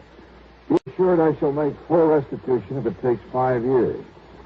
Oh, good for him. Or her. I hope it keeps coming in. No, Johnny, I want to know who's sending this. Now, Yes. Not only the law, but company policy demands that we prosecute anyone perpetrating a fraud. If you can. All the other conscience money has been in single payments. No way to trace them whatsoever. Also, the amounts have been, negligible. Have all these come from the same post office? They've all come from New York City, but from as many different post offices as the number of payments that have been made. But now, Pat, if the man is paying up all he took... Oh, well, how do we know, Johnny? How do we know he'll come through his promise? Well... And we don't know who he is, so we can't know how much he owes us or for what. So all you want me to do is comb through 7 million people down in New York and somehow find the one man... Yeah. Oh, now, I admit it's a challenge, Johnny. It sure is. But knowing you... You're right. There's only one thing to do. That's just stuff. Give up. Oh, now listen. No, wait. Give me a pencil and a piece of paper. Oh, here you go. All right. He said even if it took him 5 years, yeah, that's 60 months. And at $833.34 a month, 60 is 3 carry 4. $50,000.40. If so? All right. You started in July of 56 on money paid out the month before, he said. Yeah. So, find me a policy where Eastern Trust and Insurance paid off $50,000 in June of 1956. Oh. And on what type of policy, might I ask? Life insurance? Oh, really, Mr. Detective? Why? Well, you change those monthly payments to $833.33. But who would cut a penny into 30? Johnny, you're right. You're right. In 5 years, it comes out to exactly $50,000. And even figure like that is usually for life insurance. Yes, isn't it? usually. So find the policy issued by Eastern, paid off in June of 56. Yeah, it's a chance, Johnny, but let's try it.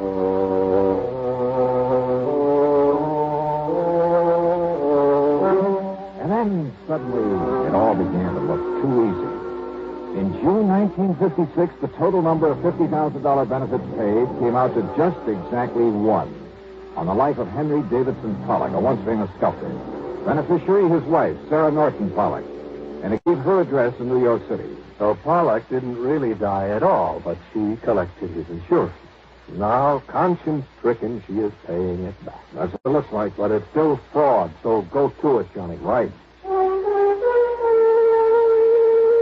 Expense account item $2.08 train to New York in a cab to the apartment house at 614 East 49th Street. Failing to find Mrs. Pollock's name on the mailboxes, I got hold of the building superintendent. Mrs. Pollock? Sure. Mrs. Pollock lived here for years. Well, where is she now, do you know? You trying to be funny? What do you mean? I mean, she died last fall. Oh, great. Then it's too late. No, wait a minute. Those payments are still coming in. What's that? You're sure that she's dead? I was with her when she died. Then, mister, what's going on around here happens to be just plain impossible.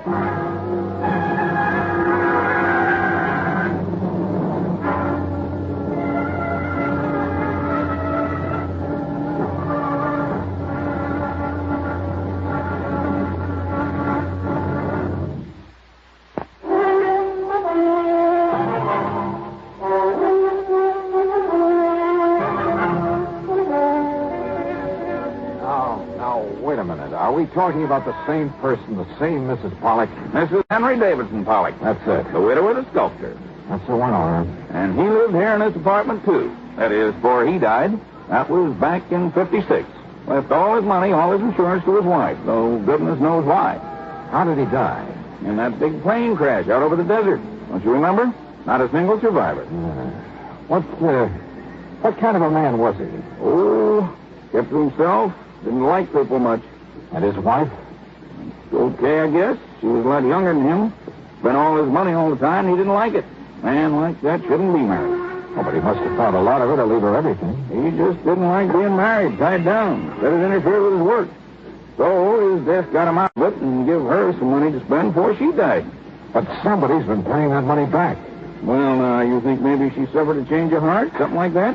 You think she realized she never deserved what he left her? That what you're thinking? Well, sure, that might have been a possibility. Except for one thing. The money's still coming in. Oh? Hey, is there anybody to whom she might have turned over that insurance? Her give anything to anybody else? Not her, mister. And you're absolutely sure that she's dead? I carried her in off the street after the car hit her. You don't believe me? Ask a doctor. Dr. Jules Maitland over on Park Avenue. Ask the police. Yeah, maybe I will.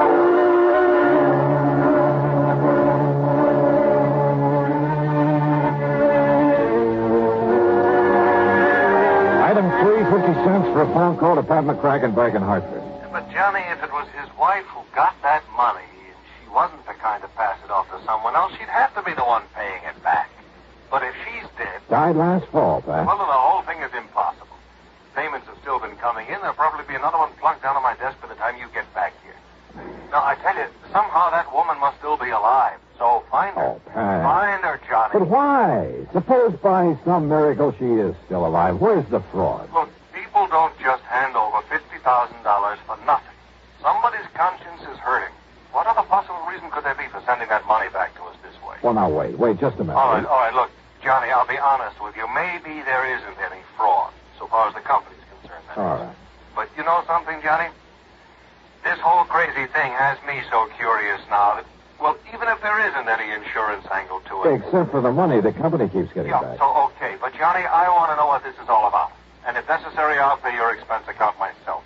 Well, now, Pat, this is the golden opportunity I've been waiting for years. Don't go overboard, Johnny, huh? But find out for me, will you? Who knows? If I can.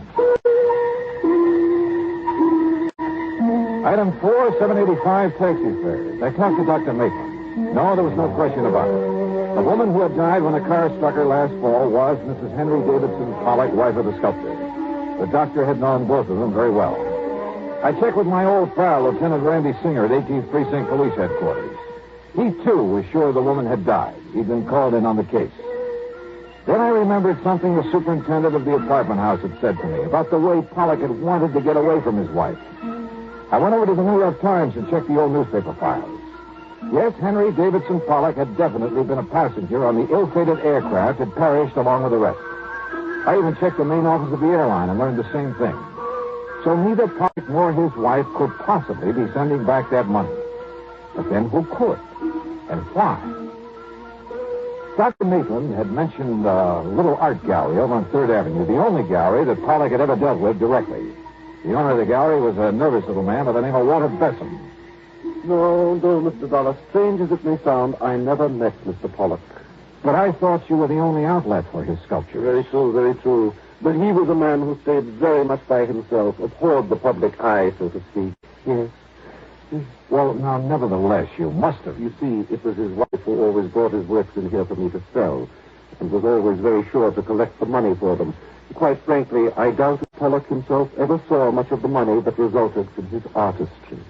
Were his sculptures worth very much, Mr. Besson? Mr. Dollar, I have yet to find anyone who has seen his work without wanting to possess some of it. It's beautiful, exciting. Oh?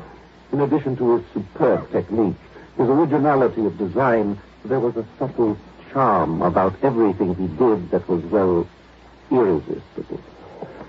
But look here, the only one I have left, Fawn at Play. Isn't it? Yeah, I see what you mean. Yeah. It's such a little thing, but what's the price of it? $15,000. But now, wait. Here, this one over here. It is not a Pollock, Mr. Dollar. What? Well, look, I'm not an expert on these things, but it seems to me as though it has the same, well... Yes, the same style, the same charm, the same delicacy of line. It, too, is a fine work of art. And if I chose, I could pass it off as a genuine Pollock. But it isn't. Then who did it? And this one over here? John Wesley Collins. He so admired Pollock's work that he felt the style, at least, should not be allowed to die. Therefore, he has subjugated whatever style he himself might have had to that of the man he worshipped. Fortunately for him, his works, too, command a good price, so that... Oh, please, don't touch... Oh, sorry. How long has this man Collins been doing this? Well, something over 2 years. Thanks, Mr. Besson. I think you've just helped me solve a $50,000 insurance fraud. What? Mr. Besson, I'll see you later. I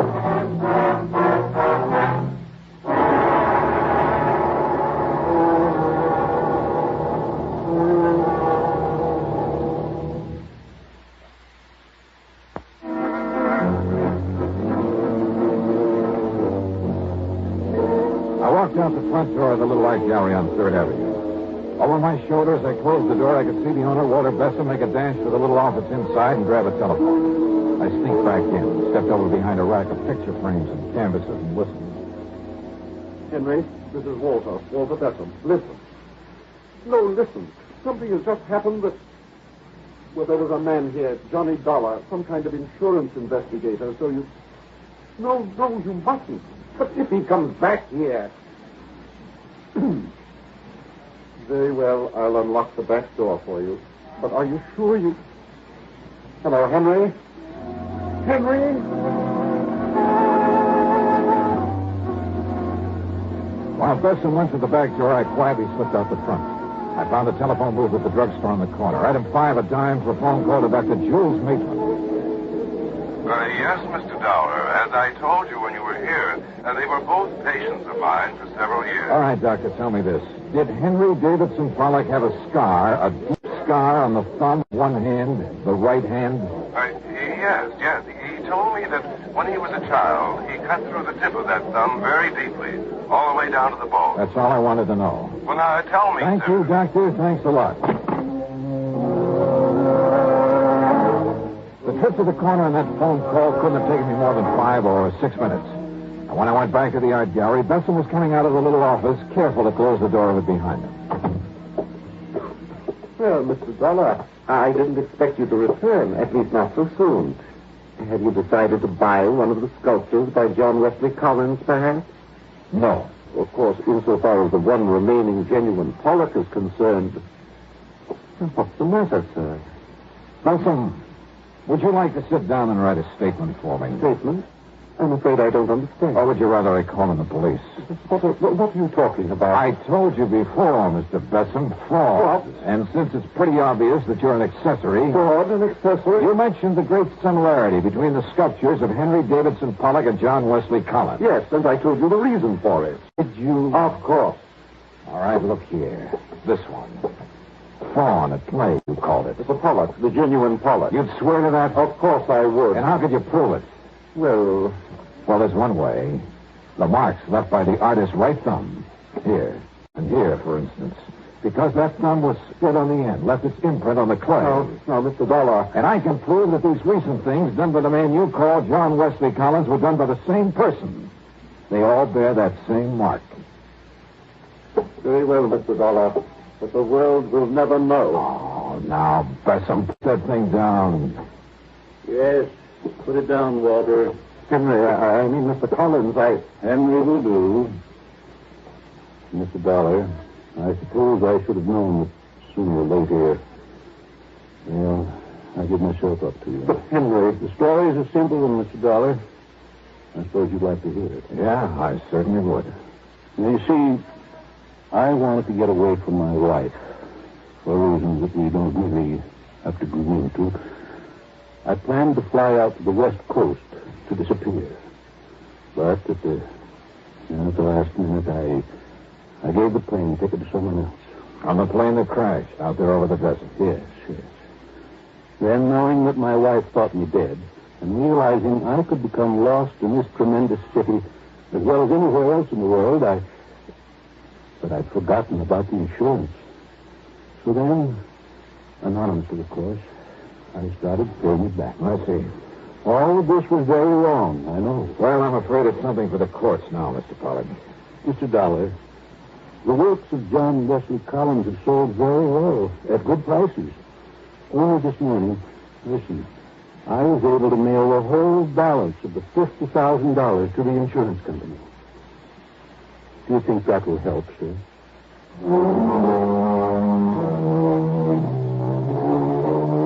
So, Pat, there you have it. And you can take whatever action you may think is necessary. Pollock is waiting for the company or the courts or whoever. And Walter Besson is too scared to go anywhere. As for the expense account, I think the company can afford it. The total, including the trip back to Hartford, is $26.15. Yours truly, Johnny Dollar.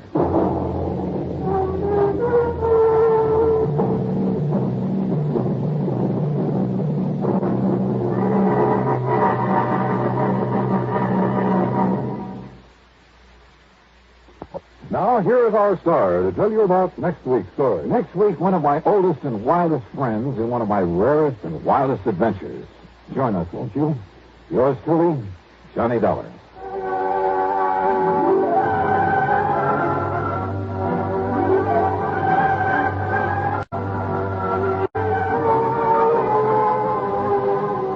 Yours truly, Johnny Dollar, starring Bob Bailey, originates in Hollywood and is written, produced, and directed by Jack Johnstone. Heard in our cast were Herb Vigran, Edgar Barrier, Carlton G. Young, Will Light, and Lawrence Dobkin. Be sure to join us next week, same time and station, for another exciting story of yours truly, Johnny Dollar. This is Dan Coverly speaking.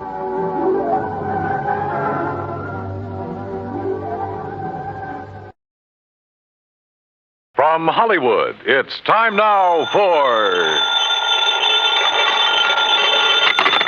Johnny Dollar. Bert Major, Johnny. Masters Insurance and Trust. Oh, hi, Bert. You know anything about spacemen? Never saw any, if that's what you mean. Neither have I. But I know somebody who thinks he's been contacted by them. Oh, sure. I have some whimsical friends, too. Not funny, Johnny. The company is betting $2 million that this man is either a liar or pulling one of the biggest hoaxes in history. $2 million? That's right. Conrad Billings. Ever hear of him? Billings, Texas Oil, one of the richest men in the country? Right. Presently of California, where he's holed up in an isolated mountaintop lodge.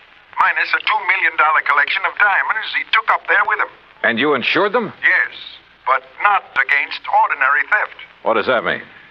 Those stones were insured against theft by persons or things unknown on this earth. What? That's right. Holy... You're serious, aren't you? You bet I'm serious. Okay, Bert, I'll see you at your office.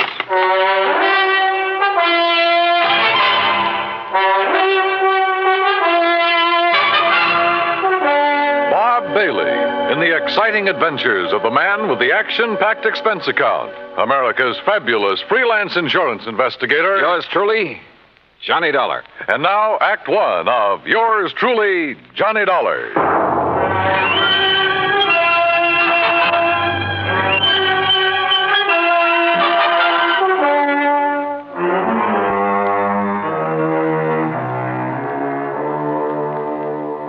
Expense account submitted by Special Investigator Johnny Dollar to the Home Office, Masters Insurance and Trust Company, Hartford, Connecticut. Following is an account of expenses incurred during my investigation of the Diamond Dilemma matter.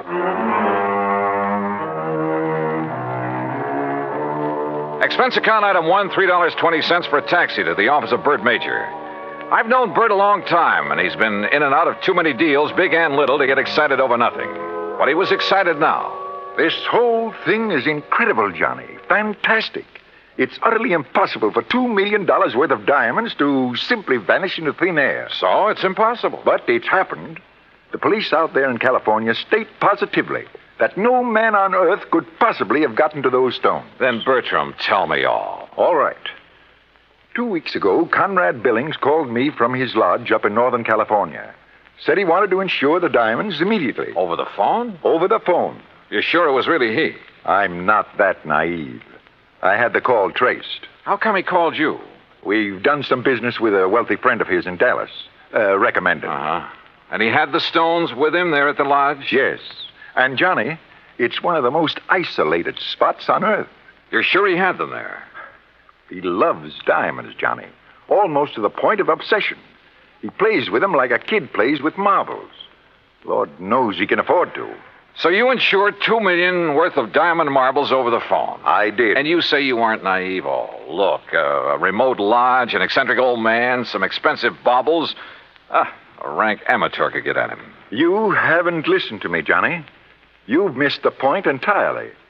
I wouldn't care if he left the diamonds lying out on his front doorstep. I insured those diamonds solely against theft by persons or things unknown on this earth. That's the exact wording of the policy. And now they're gone? Yes. So, someone took them? Prove it. What? Someone, and not something. Now, why would anybody in his right mind want to insure against theft by other than people? I asked myself that question.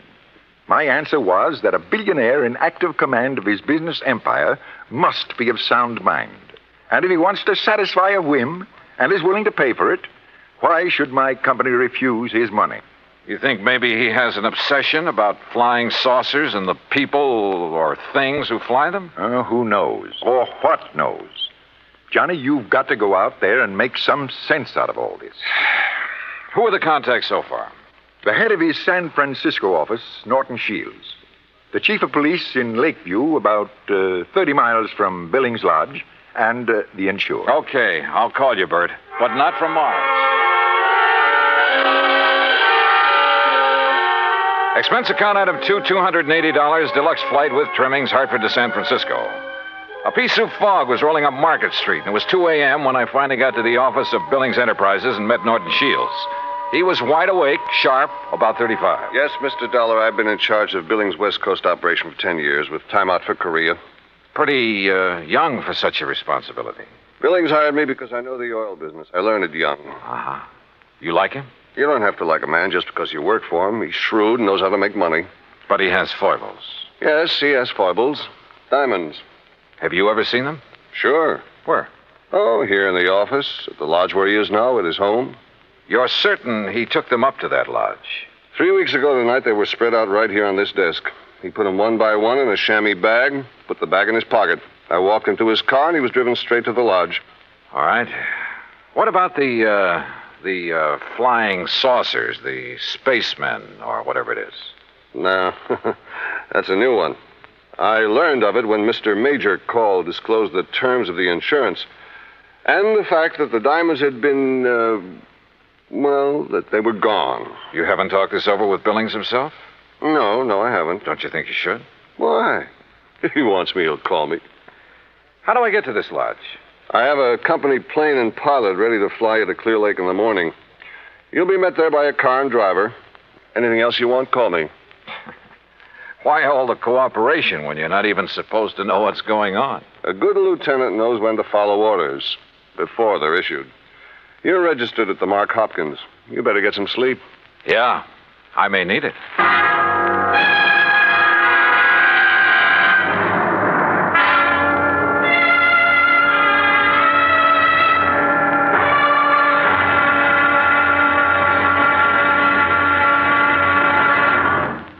Act Two of yours truly, Johnny Dollar, in a moment. And now, Act Two of yours truly, Johnny Dollar, and the Diamond Dilemma Matter.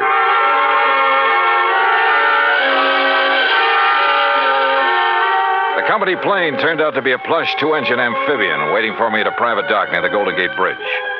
The pilot introduced himself, and we headed due north up San Pablo Bay and then northwest past the Valley of the Moon. Then, a few minutes later, we glided in for a landing on Clear Lake, the largest body of water in the state of California. There, I was met by a car and a driver as promised.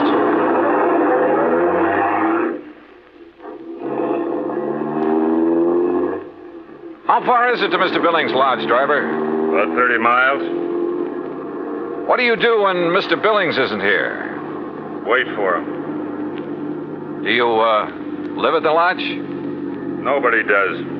Just Mr. Billings. No caretakers, housekeepers, anything like that? Just Mr. Billings. Well, surely there must be someone to look after. Look, mister, I'm hired to drive a car. I do it. And that's all.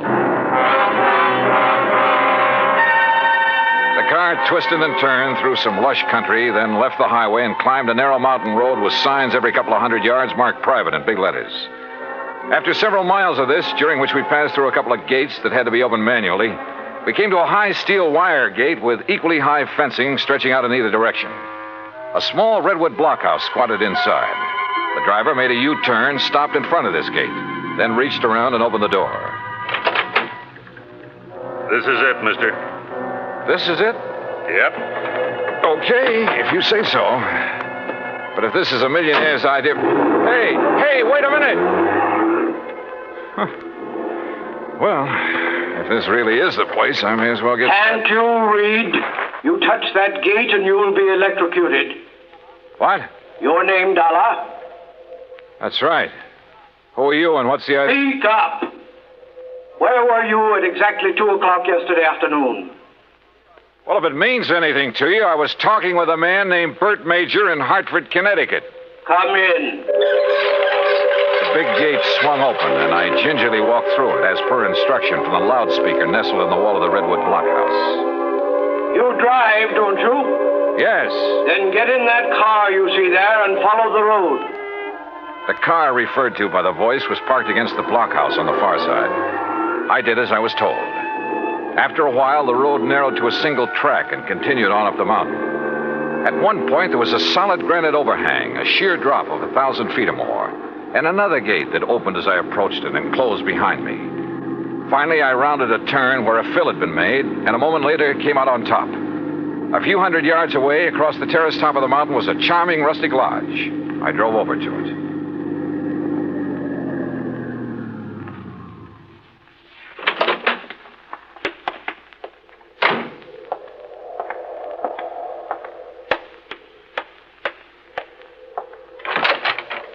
Good morning, Mr. Dollar.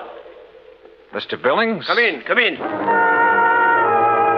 Hearing about this man was strange enough. Seeing him was even more of a shock. About 5'2", flashing gray eyes, bullet bald.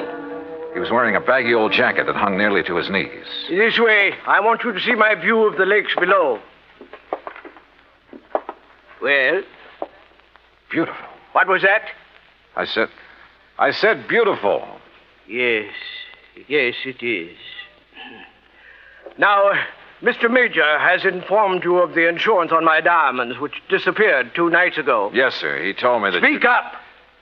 He told me you insured $2 million worth of diamonds against theft by persons or things unknown on this earth. Exactly. And I wish to collect from your company on that basis. Well, Tell me, where did you keep them? Right here on this table in front of the window, right here. You mean to say you didn't lock up such valuable property? Mr. Dollar, let me show you something. Look here, on my control panel. Do you recall the series of gates you pass through after leaving the main road? Yeah, very well. Well, by means of my electronic devices, I followed your progress every inch of the way. Well, I'll be darned. I watched your arrival at the main gate on this video screen. Ingenious, eh? That's putting it mildly. What did you say? I say that's putting it mildly. Yes. As I'm sure you noticed, this mountaintop is completely encircled by a 12-foot electrified fence. Between it and the inner fence is a maze of photoelectric cells. This panel controls floodlights with which I can cover every inch of ground between the 2 fences. These viewers are geared to the floodlights. All of this equipment is automatically activated on contact. In short, Mr. Dollar, I can detect and follow any person or thing which moves through or between these 2 fences. Anyone who knows electricity could cut your fences and come right on up the road. I did not say this mountaintop was impregnable. I said no one could reach it without my knowledge. Why did you take out such limited insurance on your diamonds, Mr. Billings? I've made my money by leaving nothing, absolutely nothing, to chance. Now that man has projected objects into outer space, it is reasonable to assume that other planets may be ahead of us in technical endeavors. Diamonds would be of tremendous value to an unknown civilization. Well, look, how do I know this is not just an elaborate scheme to collect $2 million? A fair question, Mr. Dollar. What would prevent you from hiding those diamonds somewhere on this mountain? I should consider that question an affront to my integrity, but under the circumstances, I do not. I simply defy you to find them. Then what's your explanation of their disappearance? I have none. And unless you find one, I intend to collect from your company under the terms of the policy.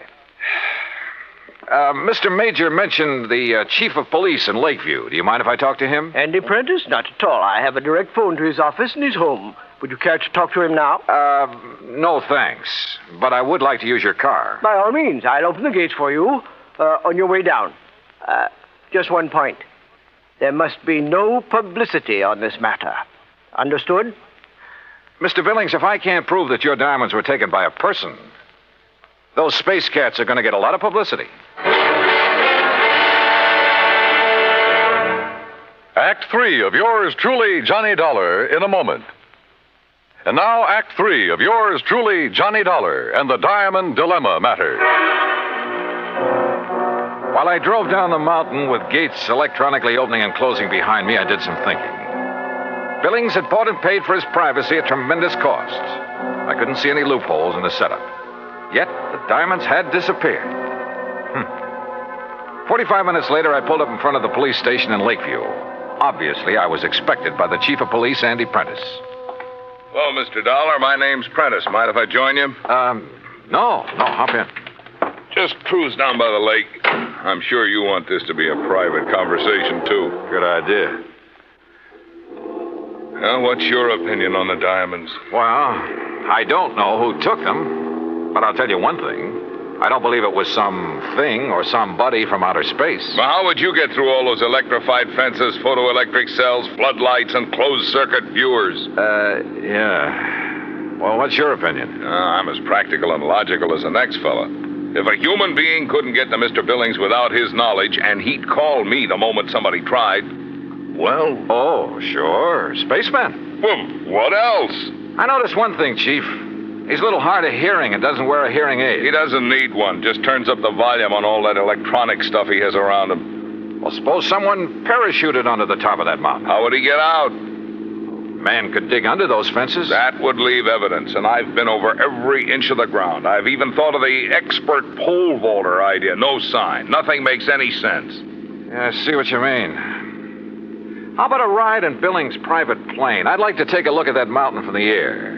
I don't know what good it'll do you, but I'll go along. Well, maybe there are spacemen. But I still don't believe it.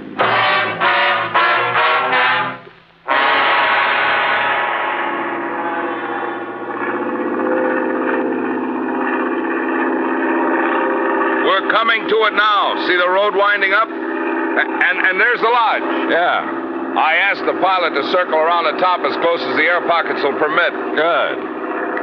Chief, have the pilot drop down just below the top and steer a course between the two fences all the way around. Whatever you say. Oh, pilot!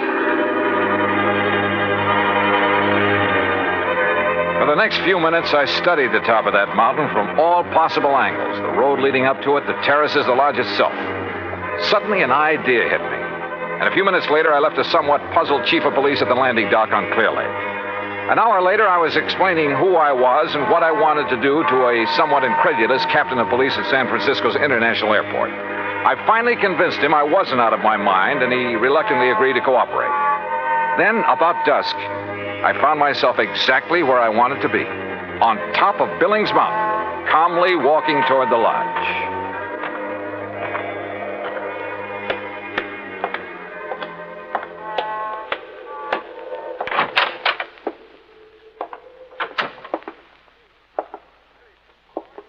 Good evening, Mr. Billings. What? I said good evening, sir. Mr. Dollar. Why, I don't understand. See? No spacesuit. Why, I can't believe it. How did you do it? How did you get here? The same way as the man who stole your diamonds. But this is impossible. Impossible. My electric system gave me no warning. That's because you have it located in the wrong place. What? It's in the two fences and between them halfway down the mountain. Above them, there is one level spot, 50 yards across, that isn't covered by your automatic whistles and bells. But it isn't, it's not necessary. Wrong. It's just big enough for a helicopter, which is waiting for me out there right now. A helicopter? You didn't see us because we came in and landed below your line of sight. You didn't hear us because you don't wear a hearing aid. I can't believe it. But you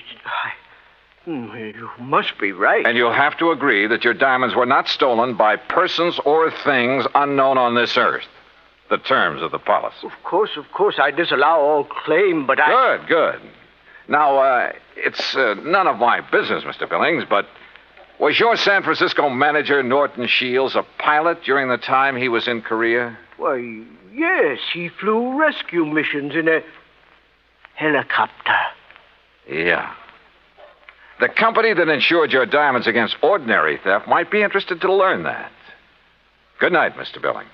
Yes. Good night, Mr. Dollar.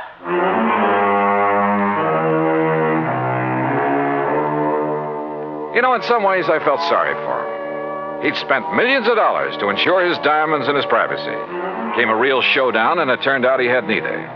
Oh, he'll get his diamonds back, sure, and probably buy some more. But privacy, with or without money, is a pretty hard thing to come by. At least in this man's world. Expense account total, including incidentals and transportation back to Hartford, $284.30. Yours truly, Johnny Dollar.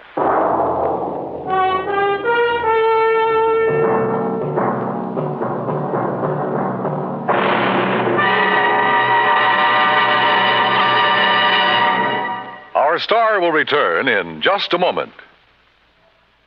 Now, here is our star to tell you about next week's story. Next week, a moth, a tiny moth, solves a case involving our national security. Join us, won't you? Yours truly, Johnny Dollar.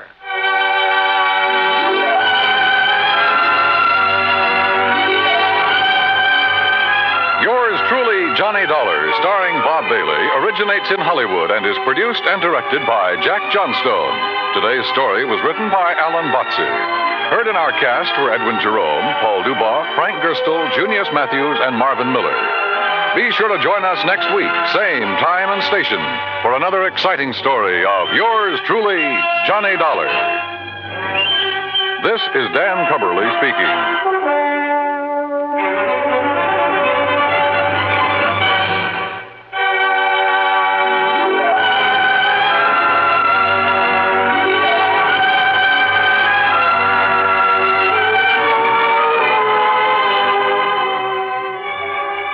This is the United States Armed Forces Radio and Television Service.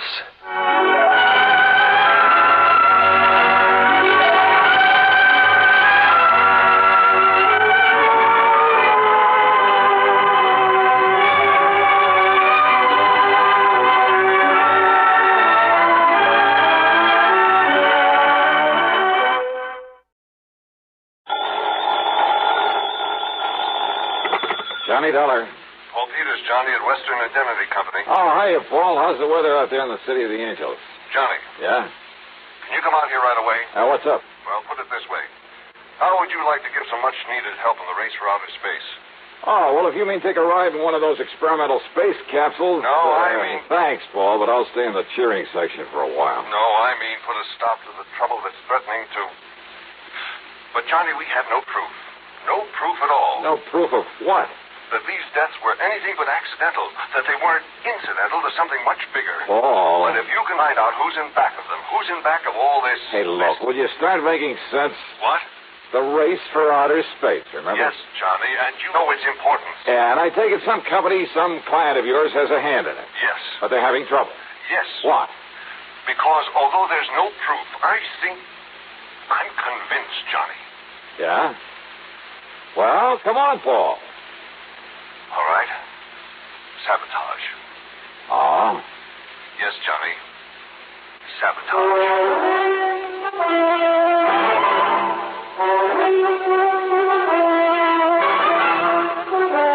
CBS Radio brings you Bob Bailey in the exciting adventures of the man with the action-packed expense account, America's fabulous freelance insurance investigator. Yours truly, Johnny Dollar.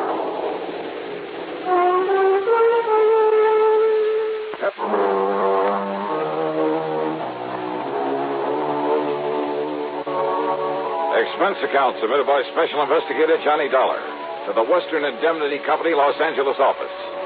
Following is an account of expenses incurred during my investigation of the Flask of Death Matter.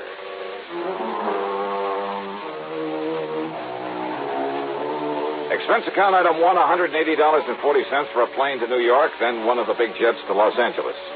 Item 2, $570 for a cab to Paul Peters' office on Wilshire Boulevard on the strip they call the Miracle Mile.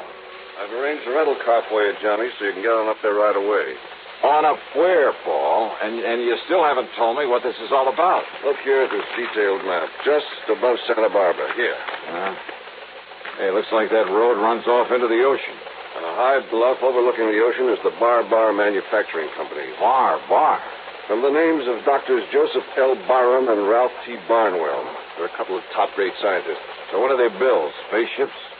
Ostensibly, they make small aircraft components. But actually, well, after they were dropped from governmental service, they begged and borrowed a lot of money to set up a little plant.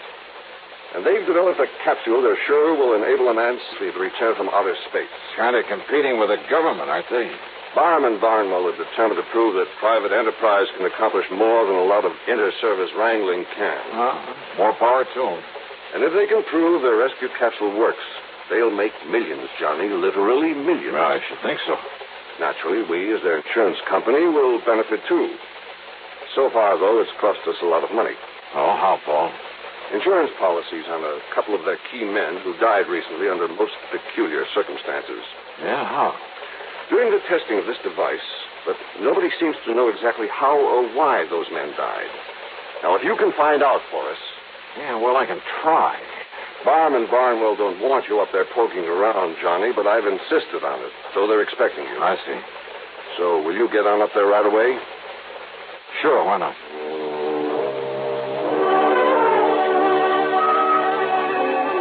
Thanks to a good freeway system, I arrived at the Bar plant shortly after 2 p.m. One of the guards led me onto a long steel platform that stuck far out over a wide cove at the edge of the ocean. At the end of it, surrounded by a lot of complicated machinery, attended by half a dozen men, was Dr. Ralph Barnwell at the controls of a gigantic hoist.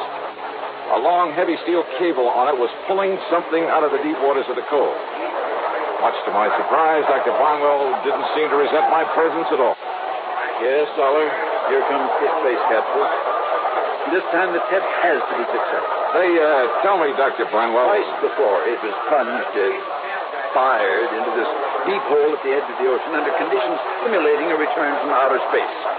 Everything within the capsule functioned perfectly. The tests were a complete success. Except for one thing. Yeah, what's that? For no apparent reason. For no reason at all. Yeah? The man inside it was dead. I see. Easy now. Lower, Doc. Yes. All right now. Ready on the cradle. And that's why, Mr. Dollar. That's why my partner, Dr. Joseph Barham, insisted on making this test himself. All right, men. Release the pressure so we can open the door of the capsule. All ready? Good. All right, now come along, Dollar.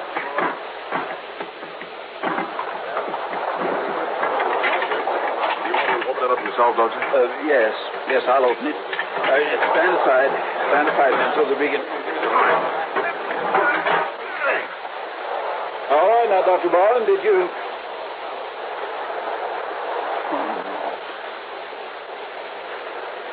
Joseph. You, Doctor.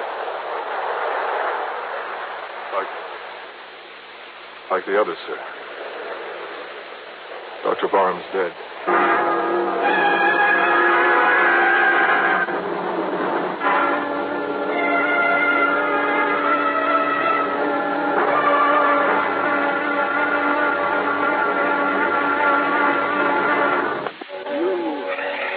You saw it yourself, Dollar. There was nothing inside that capsule that could possibly have killed Joseph Barham. Yeah, well, now, maybe the autopsy will, Doctor? Yes, of course. We'll have an autopsy, the same as we had on the other two men who died this way, but I know what the findings will be. What, sir? Asphyxiation. But I tell you, it's impossible. If the atmosphere inside it became insufficient or faulty for any reason at all, it would have shown up on the tape recordings that we so carefully checked over. And these young scientists we employed don't miss anything, Dollar. Well, what about a poisonous gas of some kind in there?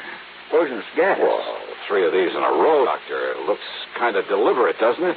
The presence of any known poisonous gas would have been recorded, too. Any known poisonous gas? What? Well, isn't that what you said, Doctor? And with all the people in the world who'd like to see you fail with a rescue capsule, don't you think a few of them might be clever enough to make up something you couldn't spot? You're talking about some spy, that sort of nonsense? Is it nonsense? Nothing could be placed in that capsule without our knowing about it. You're pretty sure of all the people you have working here? Of course we are, as sure as we can be. Yeah?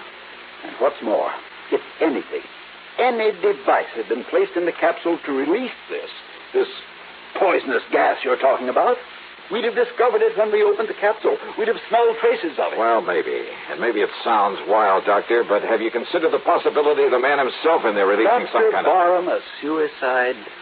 No. Good heavens, no. All right, how was a breathable atmosphere provided inside that thing? 2 oxygen tanks, primarily, and a minus-pressure tank system containing a CO2 absorption unit, plus, of course... Well, what's been done with the oxygen tanks that were aboard? Why, they've probably been returned to the storeroom where they can be made ready for the next test. You're not sure? I tell you, Dollar, the presence of any poisonous gas... Any known poisonous gas, remember? You know that rescue capsule inside and out, don't you? Every square inch. Even the most minute detail. Well, I know nothing about it, but, Doctor, that might be an advantage in my investigation. What? Because I have no preconceptions about why or how some device couldn't be put aboard. I'm afraid I don't follow. So maybe I'm just the one to find out how it was. But that doesn't... Also, I have a strange little hunch I'd like to follow up. Do you believe in hunches, Doctor? Hardly. As a scientist, But, Mr. Dollar, if your hunch can result in finding the killer among us... Maybe it will, Doctor. Maybe it will.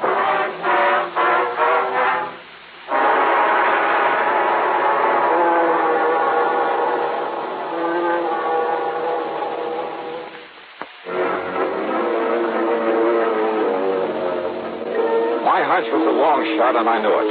But my hunches usually pay off. Dr. Barnwell promised no interferences and gave me a pass that would get me by his security guards to any department or laboratory in the place. I talked with some of his bright young scientists and engineers and other technicians, not because I expected to get anything from them, and I didn't, but to hide my real purpose. Then I wandered into the storeroom where the oxygen cylinders were kept. I talked to a rather dull-witted character named Pete Prosser. Just about to empty out these here little oxy bottles and go home. Say, didn't I see you up there on the dock with Dr. Barnwell this afternoon, Mr. Dollar? Yeah, that's right, Pete. And, aren't you the one who opened some of the valves on the outside of that capsule just before Dr. Barnwell opened the door of it? Well, release valves, they call them, Mr. Dollar. Yeah. I open them up real slow so as to let the inside pressure get what you call equalized with the outside air. Or to release whatever was inside that killed it. Oh, what you say, Mr. Dollar? Pete, where do the oxygen bottles come from that are used to provide an atmosphere in that capsule? Right here in my storeroom, Mr. Dollar. Oh, you fill them up yourself? From a master cylinder of the stuff, something like that, huh? Oh, no, sir. I only issue them out when I get the orders, Mr. Dollar. I guess they don't think I got brains enough for anything much else. But I really have, Mr. Dollar. I got a lot of... Well, who does fill them up for use? Well, now, that's a funny thing, Mr. Dollar. I don't exactly know. You don't know? But it must be some of the scientists they got all around here. For all I know, Mr. Dollar, is they're always full and ready when I get the orders to deliver flask number so-and-so and so-and-so up to the dock. I come down here and get them and then help install them. What happened to the bottles that we used this afternoon? Well, the first thing we done, Mr. Dollar, was check them out up there on the dock. Check them out? Well, sure, Mr. Dollar, to be sure they still had pressure in them in case their running out was what killed poor Dr. Barham.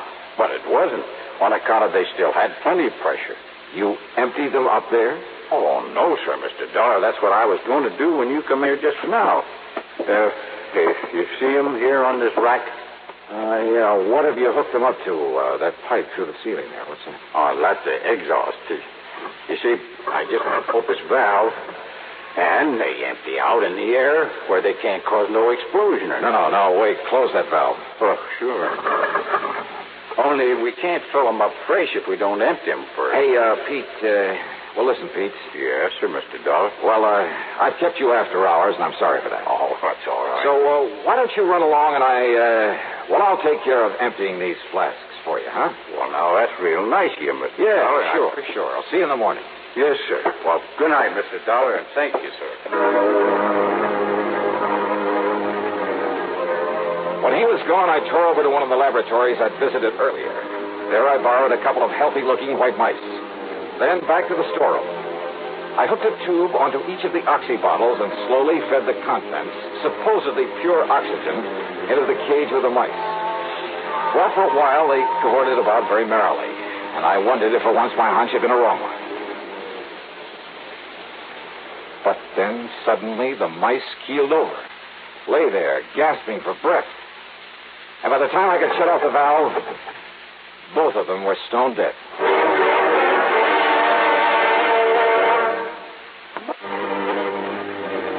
Now I knew how Dr. Barham and the others had been killed inside the space rescue capsule. But by whom? And more important at the moment, why? And then I remembered the old Latin phrase, cui bono, who benefits? And the answer came so easily I could have kicked myself. But how to prove all this? Maybe if I took the lethal oxygen tanks up to Dr. Barnwell's office and...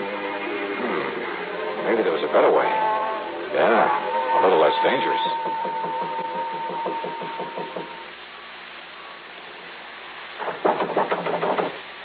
Yes, come in. Oh, come in, Mr. Dollar. Hi, Doctor. Well, as long as you're still around, why don't we have dinner together and... What's that you have there? Oh, it's just one of the oxygen bottles that was taken off the rescue capsule this afternoon. Yeah, I'll sit it here by the door. May I ask why? Well, because I think the valve has developed a leak, and I just thought you ought to know about it. The valve? It leaks? Sure. Get you hurt? Yes. Yes, well, then we'd best get it out of here. Oh, no, that's all right. Sit down, Doctor. I want to talk with you. Yes, but a lot of additional oxygen in here. If you were to forget and light a cigarette, light a match. I won't forget. Probably wouldn't do a thing anyway. Now, Mr. You know, in spite of your nice reception, I understand you didn't want me to come up here and poke around. Well, I'm sorry if you got that impression. It's probably because Dr. Barr